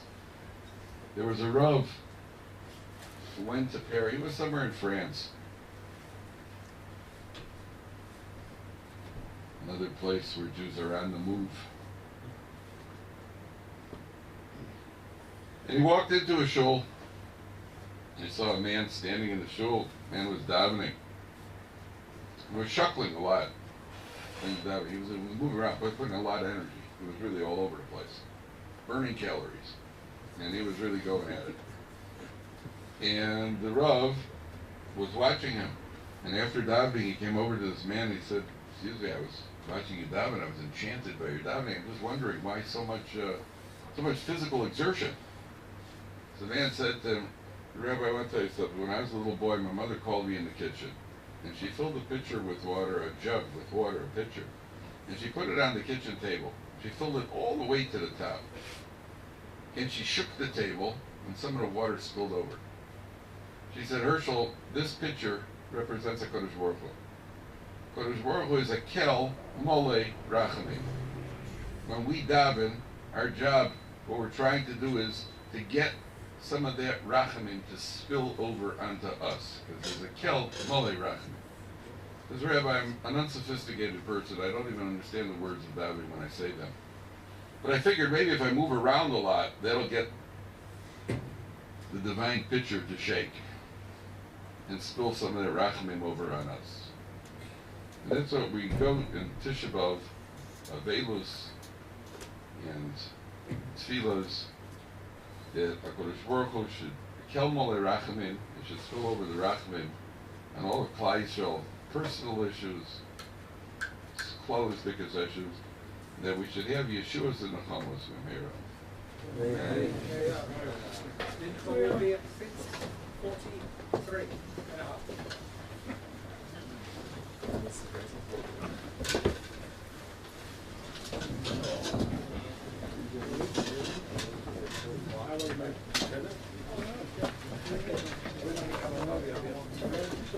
So this hoping is all thing garden that the executive visitor of Lando's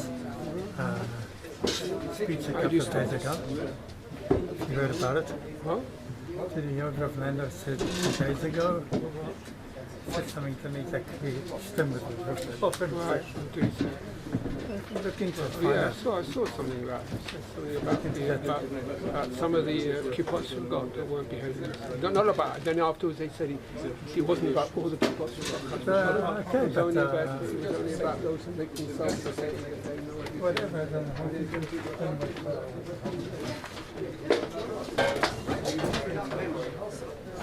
He doesn't speak for that. is it off now? Oh, it's off recording? Yeah. Is it? Yeah. I don't know who did it. I hope it has recorded it. I hope it hasn't. Turn the camera off.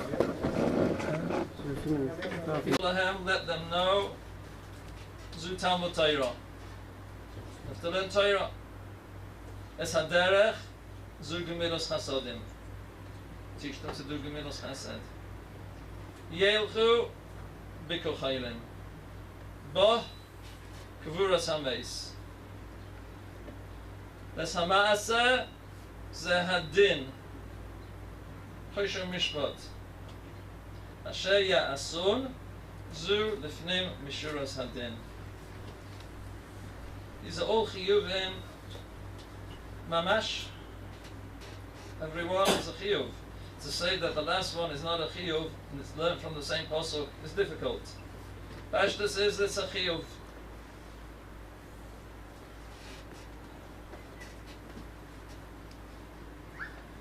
A famous Gemara later in Bava Metzia, Daf Pei Gimel. A Maisa Shahaya with Rabbi Baba Chana. Rabbi Baba Chana had many barrels of wine. He was a wealthy man, and he needed the barrels of wine taken to another location. He hired workers, and they're schlepping the barrels in the heat of the day from one place to another. And at some point or another, the path was slippery, slow, whatever, and they all fell. And all the barrels smashed. All the wine was lost.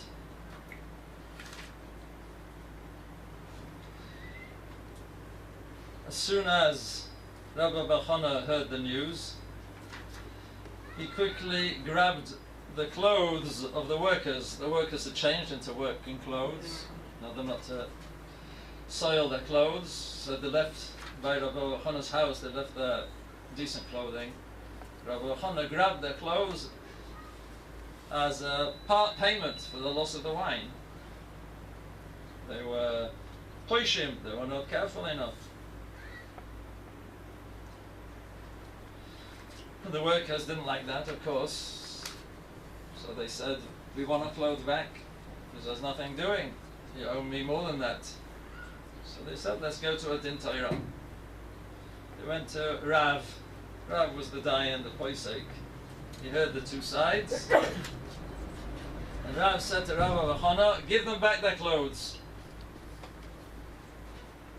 Rav Avachana was not an Amoritz. He wouldn't take that just so simply, so quickly. He said to Rav, Dina Hochi, is that really the din? Am I chayev to give them back their clothes? Doesn't sound right to me. And Rav said to them, yes, there's a pasuk. L'man teilech b'derech toivim. You have to go on the good path. Lifnim mishuras adin. Really, you're correct. They owe you money. But there's a mitzvah, go lifnim mishuras adin. You can forego it. Give them back the clothes. The workers saw they were on a good line. Rav was on their side, so they appealed to Rav a second time and they said, look, we've been working all day long. We have family, we have wives, kids, we have to feed them. We didn't have any wages today. Maybe you could ask Rav Ochana to pay us our wage. And Rav turned to Rav Ochana and said, pay them their salary. Pay them the wage. And again, Rav Ochana is startled this time. Startled. They owe me, and I'm going to have to pay them their wages. Is that really the din? Dina ochi? Said Rav, yes. That's the din. V'oichois tzadikim tishmor. Guard the path of the righteous.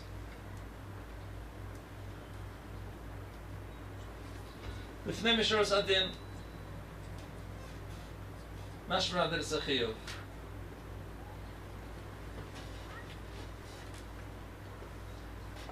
One could say that Rabbi Ochana was a wealthy man, and that's why he could afford to go to Lifnei mishuras adin. The Gemara is not mashma like that. The Gemara is mashma. That's a pasuk.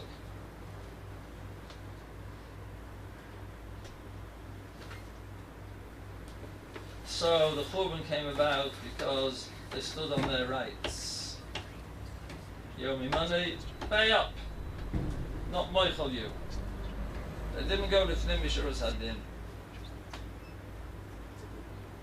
And how does this tie in with sinas chinam? So the Chofetz Chaim asks the question. Chofetz Chaim in Shmiras Al-Dosham Shar HaZechira Peirat Beis asks the question, was the Churban because they didn't go to Lifnei mishuras adin? Well, the Churban was because of sinas chinam. Says the Chofetz Chaim, the Baruch Hu behaves midah keneged midah. True, they were lacking in bein adam u'chaveiroi. There was sinas chinam, lashon hara, for quite a long time before the Churban, but it didn't clinch the Churban yet. Because as long as the people were going lifnei mishuras adin, that was mo'ira in shamayim, midah keneged midah. When the Shalom says, if you're lifnei mishuras adin, I'll go lifnei mishuras adin. Al pi din, Yechayev Churban Beis Hamikdash. There's too much sinas chinam, lashon hara. But as long as you're going lifnei mishuras adin, I'll do the same. But when they stopped going lifnei mishuras adin, Shlomo says, I can't help you anymore. Now the kitrog of sinas chinam came into full force. And what about the Churban?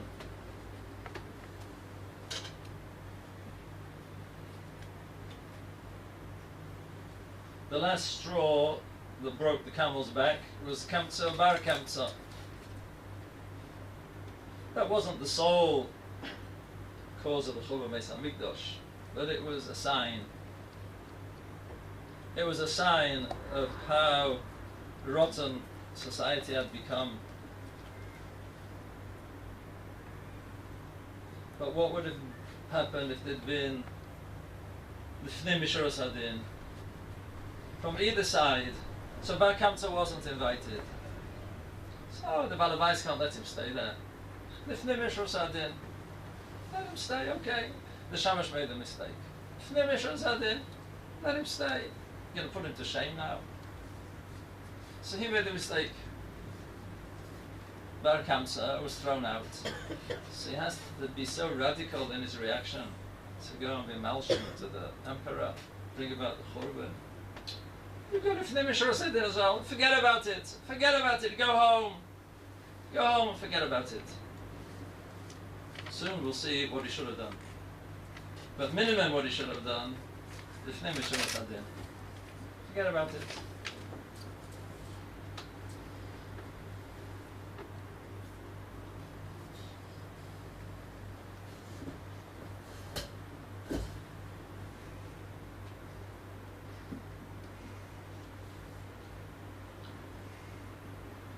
As we said before, we're getting nearer to Rosh Hashanah.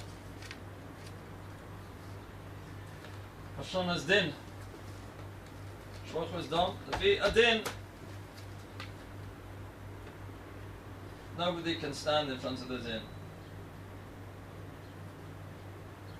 Not the Ovois, not David HaMelech, not anybody.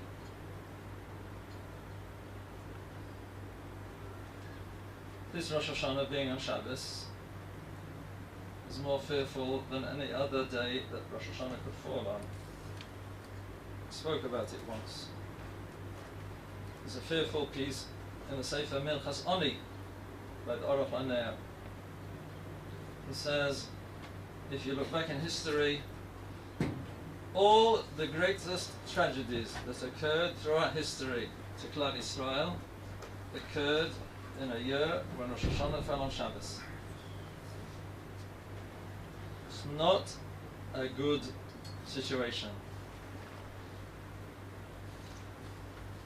Churban Bayis Rishon, Rosh Hashanah was Shabbos. Churban Bayis Sheni, Rosh Hashanah was Shabbos. The Simchas Torah massacre, Rosh Hashanah was Shabbos. It's a fearful time. Why? There's no shofar.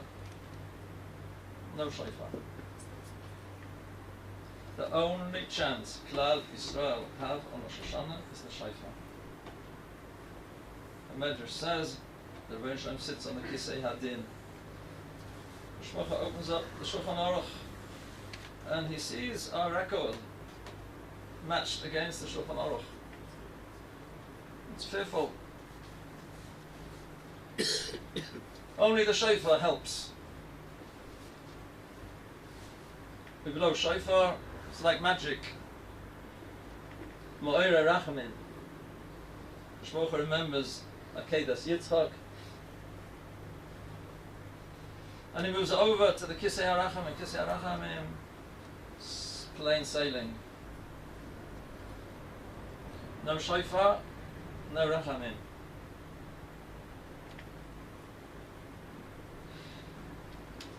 The Aruch HaNer goes on his mahalach that the substitute zuchus instead of the shofar is Shmir HaShabbos.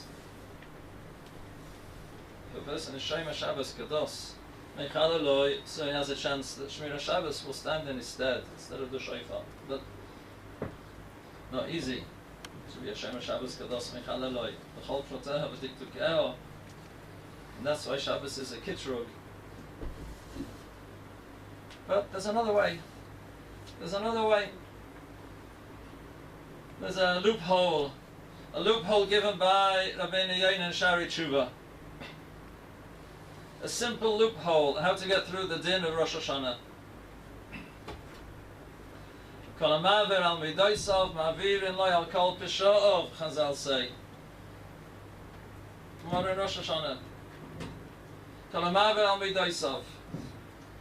He's moichel people, he goes with the Mishuras Adin, he's not oimid on his rights. Kol ha'maver al midosav ma'avirin lo al kol pisha'ov. We understand it because it's midah keneged midah. If I overlook other people's faults and other people's claims against me, so Kosh Baruch Hu says, say that, I have a lot of complaints against you as well. Well, sweep them under the carpet. We won't take a look at it. If we don't take a look at other people's faults and complaints against us, it's Mo'irad, the tremendous Racham Shamayim. It pushed off the Churban Beis HaMikdash for who knows how many years. They stopped being Mavel Midosav, they stopped going to Fnim Mishuras Adin. Din is din, let's go to Beis Din. Din is din, so Bershom says, okay, you want din, here's din. Fearful.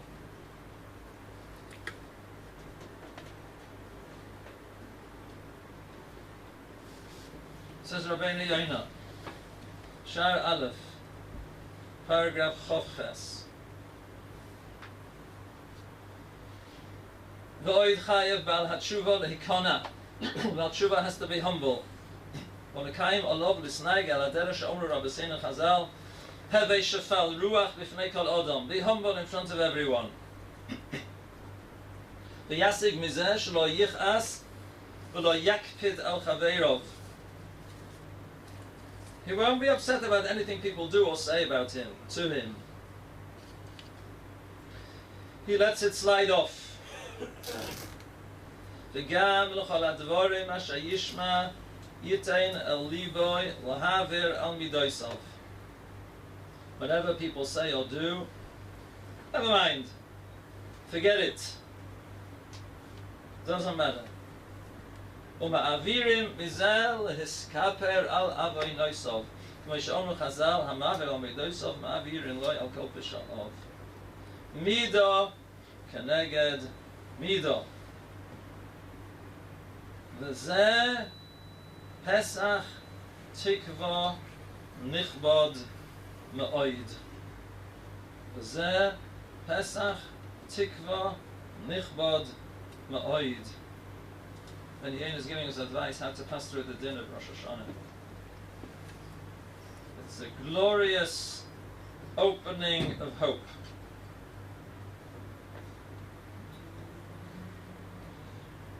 He could have ended there, Ben Yaina, but he decides to bring support. You don't need support, it's a Gemara, it's a Chazal. Where's this idea of a Pesach Tikva? That's his own nusach. It's a Petach Tikva. It's the opening of hope. It's a door of hope. Where did he get that idea from, that it's a door of hope? From Eicha, of all places. Ben Yena goes to Eicha. The Ne'emar. Yitain be'ofor pihu. Put dirt into your mouth. Ulai yesh tikva. Maybe there'll be some hope for you. Somebody has a claim against you, has a complaint against you. Know what you should do? Grab a handful of dirt and stuff it in your mouth. Yitain be'ofar pihu. Stuff your mouth with dirt. Don't say anything. Ulai yesh tikva. Maybe there's some hope for you.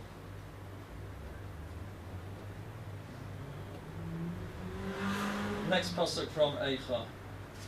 Yitain lemakehu lechi. Present your cheek to your smiter. Somebody wants to hit you, so present your cheek to him. Let him give you a good hard whack. Yisba b'cherpa. And be full of embarrassment. Good for you. Offer your cheek to your enemy.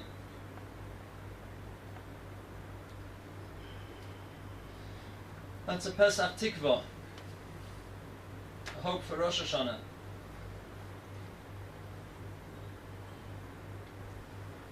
On that Chazal in Rosh Hashanah, Kolamav Amidaysaf, Ma'avirin Kol Shov, Rashi says the following: She'einoi medakadeik limdoid mido lamatza'arim oisoi. He's not particular to measure out, measure for measure, to those who hurt him. Umeiniach midoisov. He leaves his midois. V'hoylech loi. And goes. He doesn't have to go anywhere. What does v'hoylech loi mean? V'hoylech loi means forget about it. Forget it. Forget it.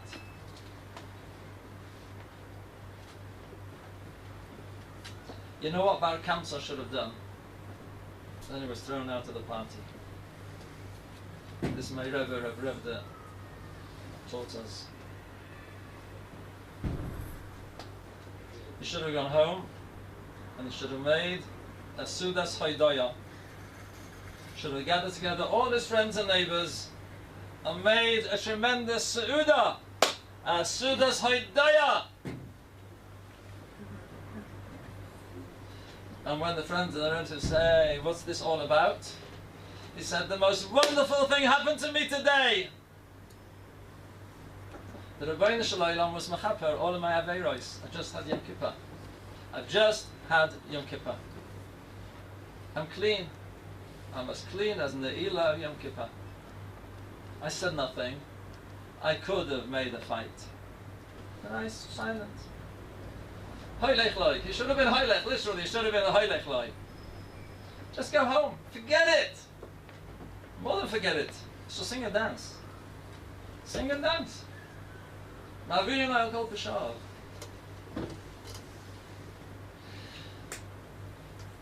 Why did Rabbeinu bring the second pasuk? Yitin l'makeyu lechi. Chafetz Chaim says a person should go out of his way to look for insults.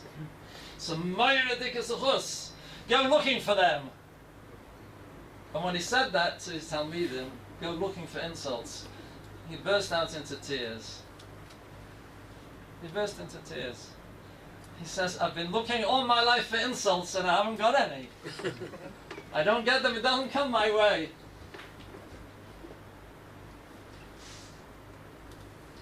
Look for the insults. It's an opportunity to be Ma'amar al Midaisov.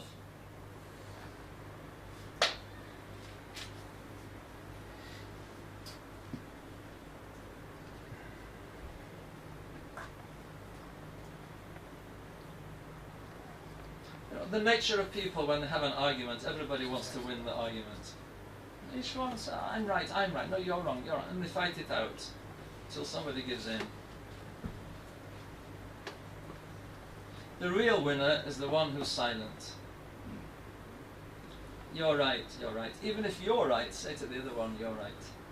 The husband and a wife, neighbors, friends. Instead of trying to prove that you're right, just stop and say, you're right. Even if you know that it's not so. Lifnim mishrat hadin. But ma'aver al midaisov ma'avira is a tremendous gula. Who doesn't want kaparas avoyna? It's just like that.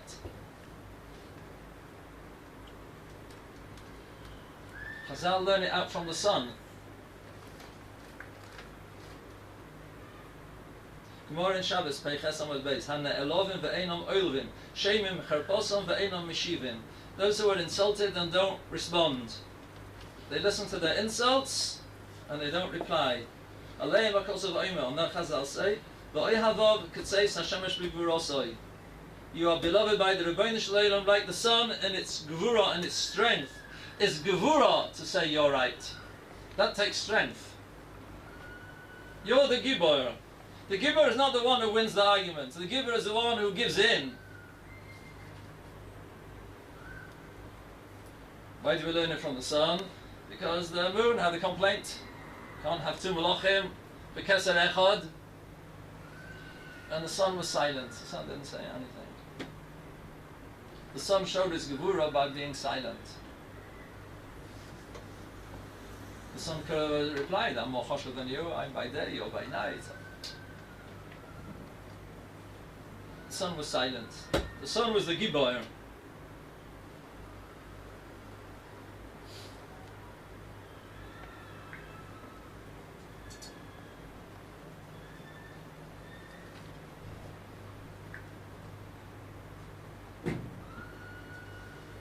I'm sure everybody knows the famous story which they say triggered off Rabbi Yisrael Salanta to begin the Muslim movement.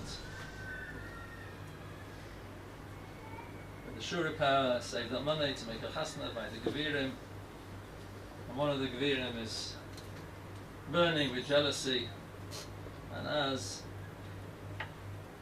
the family are coming to the chuppah, so the Gevir takes off his shoe, pushes it in the face of the shoe repairer, the father of the Kal, and says, can you fix me this shoe?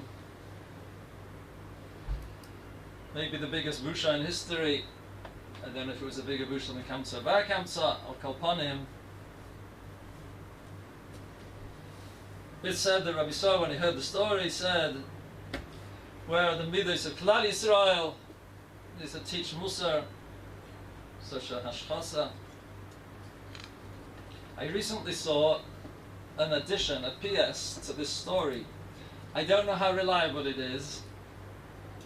I saw it in a sefer, that there's a continuation of the story. When the Shuripah, the cobbler, heard the request, he held his heart and screamed out of pain. He had a violent heart attack, and died on the spot. He died of a heart attack.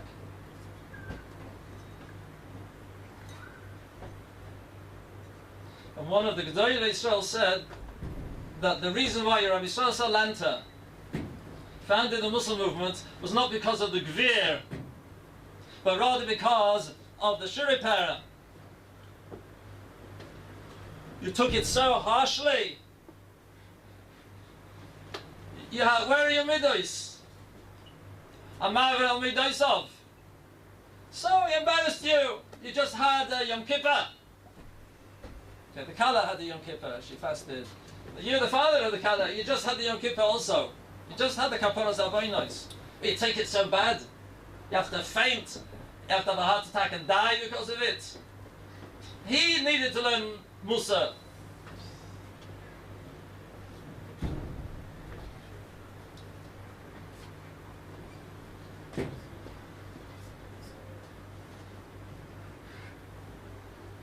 Chazal say that the Geula Hasidah will not come in the Zechus of the Avos. Benjamin has tainas against all the Avos. Against Moshe and Aaron, Kosh Baruch Hu has tainas. Against the Imois, Kosh Baruch Hu has tainas. How will the Geula come? Spus Rachel Emeinu. Rachel Emeinu. Maver al Midaisov. She gave over the Simonim. Rachel Emeinu says to Rebbeinu Shleinu, I was Maver al Midaisai. Be Maver al Midaisecha, bring the Geula. This will bring the Geula. This Midah is not only a Segula for oneself, one personal Avodah, for Rosh Hashanah, but for Klal Yisrael. Lifnim Mishuras Hadin. Maver al Midaisav, HaKadosh Baruch Hu is Maver al Midaisav. Midah Keneged Midah. And I think it's a Mefurish Pasuk. We'll end with the Pasuk. And the Pasuk is in this week's Parsha, Parshas Vayeschanan. Check it out, towards the end of Parshas Vayeschanan. V'asisa hayashar v'hatoyiv be'einei Hashem. You shall do what's right and good in the eyes of the Rebbeinu Shalom. L'man yitzav loch, that it should be good for you. Uvosa v'yorashta es ha'oretz, you will inherit the land. Hatoiva Hashem nishba Hashem la'avosecha. If you do the Yashav Hatoiv, you'll have Eretz Yisrael. What's Yashav Hatoiv? Says Rashi, Zu Peshara Lifnim Mishuras Hadin. Rashi in this week's parsha. V'asisa Yashav Hatoiv, if we're Lifnim Mishuras Hadin, it's Ma'oira Rachmei Shamayim on oneself. It's a Kaparas Avoinos. The next time you have a machlokes with your wife, go to the garden, get a bit of dirt, stuff your mouth. You have a dispute with a neighbour, overlook it, be moichol. Even if you're right, you have a Yom Kippur. You can have a Yom Kippur every day. And it's Ma'ir and Rachmei Shamayim, and there's a chus that we should all go to Fnei Mishra and Sadin, Maver and Beidesa, we should be Zeicha. So the promise of also V'yarash Nesar Satayv Hashem Nishma Hashem Amen.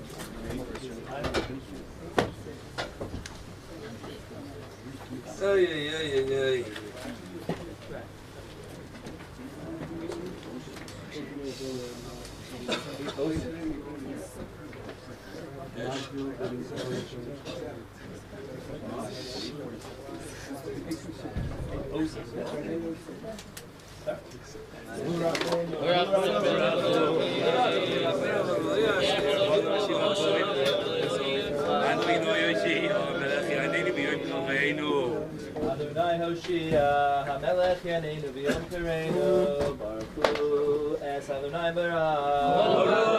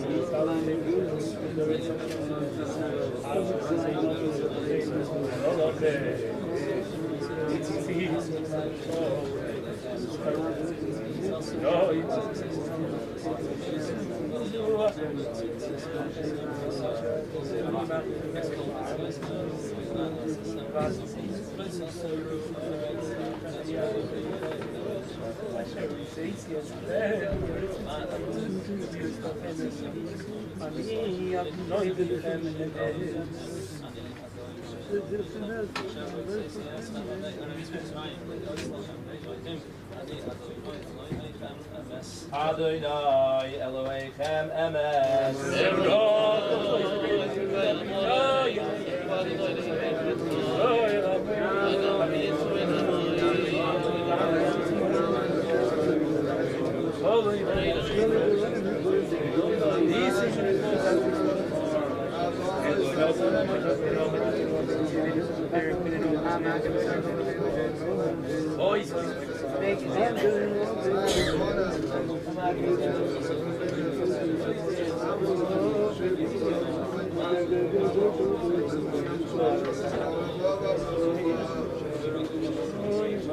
Malchus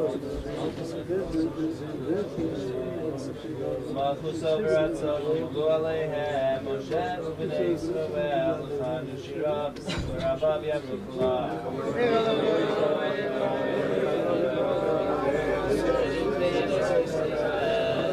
Malchus Zayli, Anubi Amro.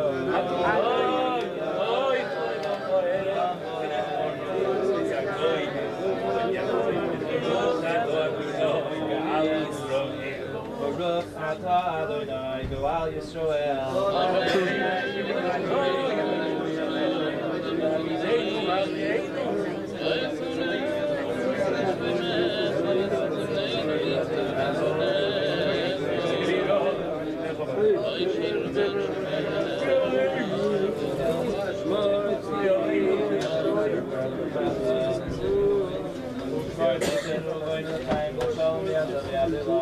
Baruch atah Adonai Shomer Amo Yisrael La'ad. Thou Yisrael Shomer Abba. Yam Amirab Yusei V'yam Litzmat Husei. B'kayit on V'yam V'kayit V'kayit V'kayit Yisrael. Ba'gala V'izman Karibim Rameh.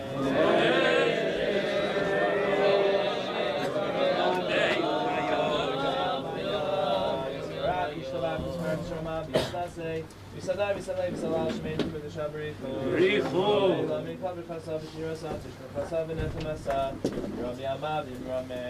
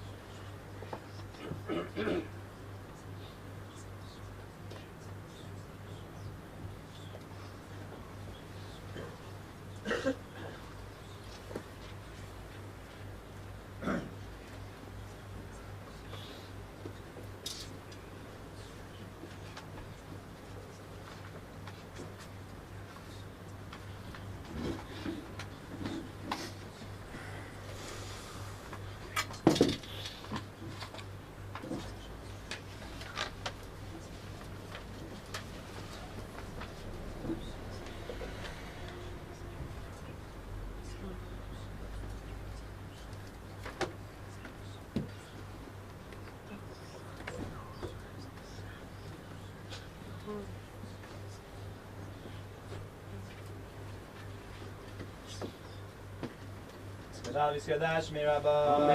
Yamad v'rachir sev yamlich malchusei. V'chaychon v'yamechon v'chaychon beis Yisrael. B'agalav yizman karim v'mu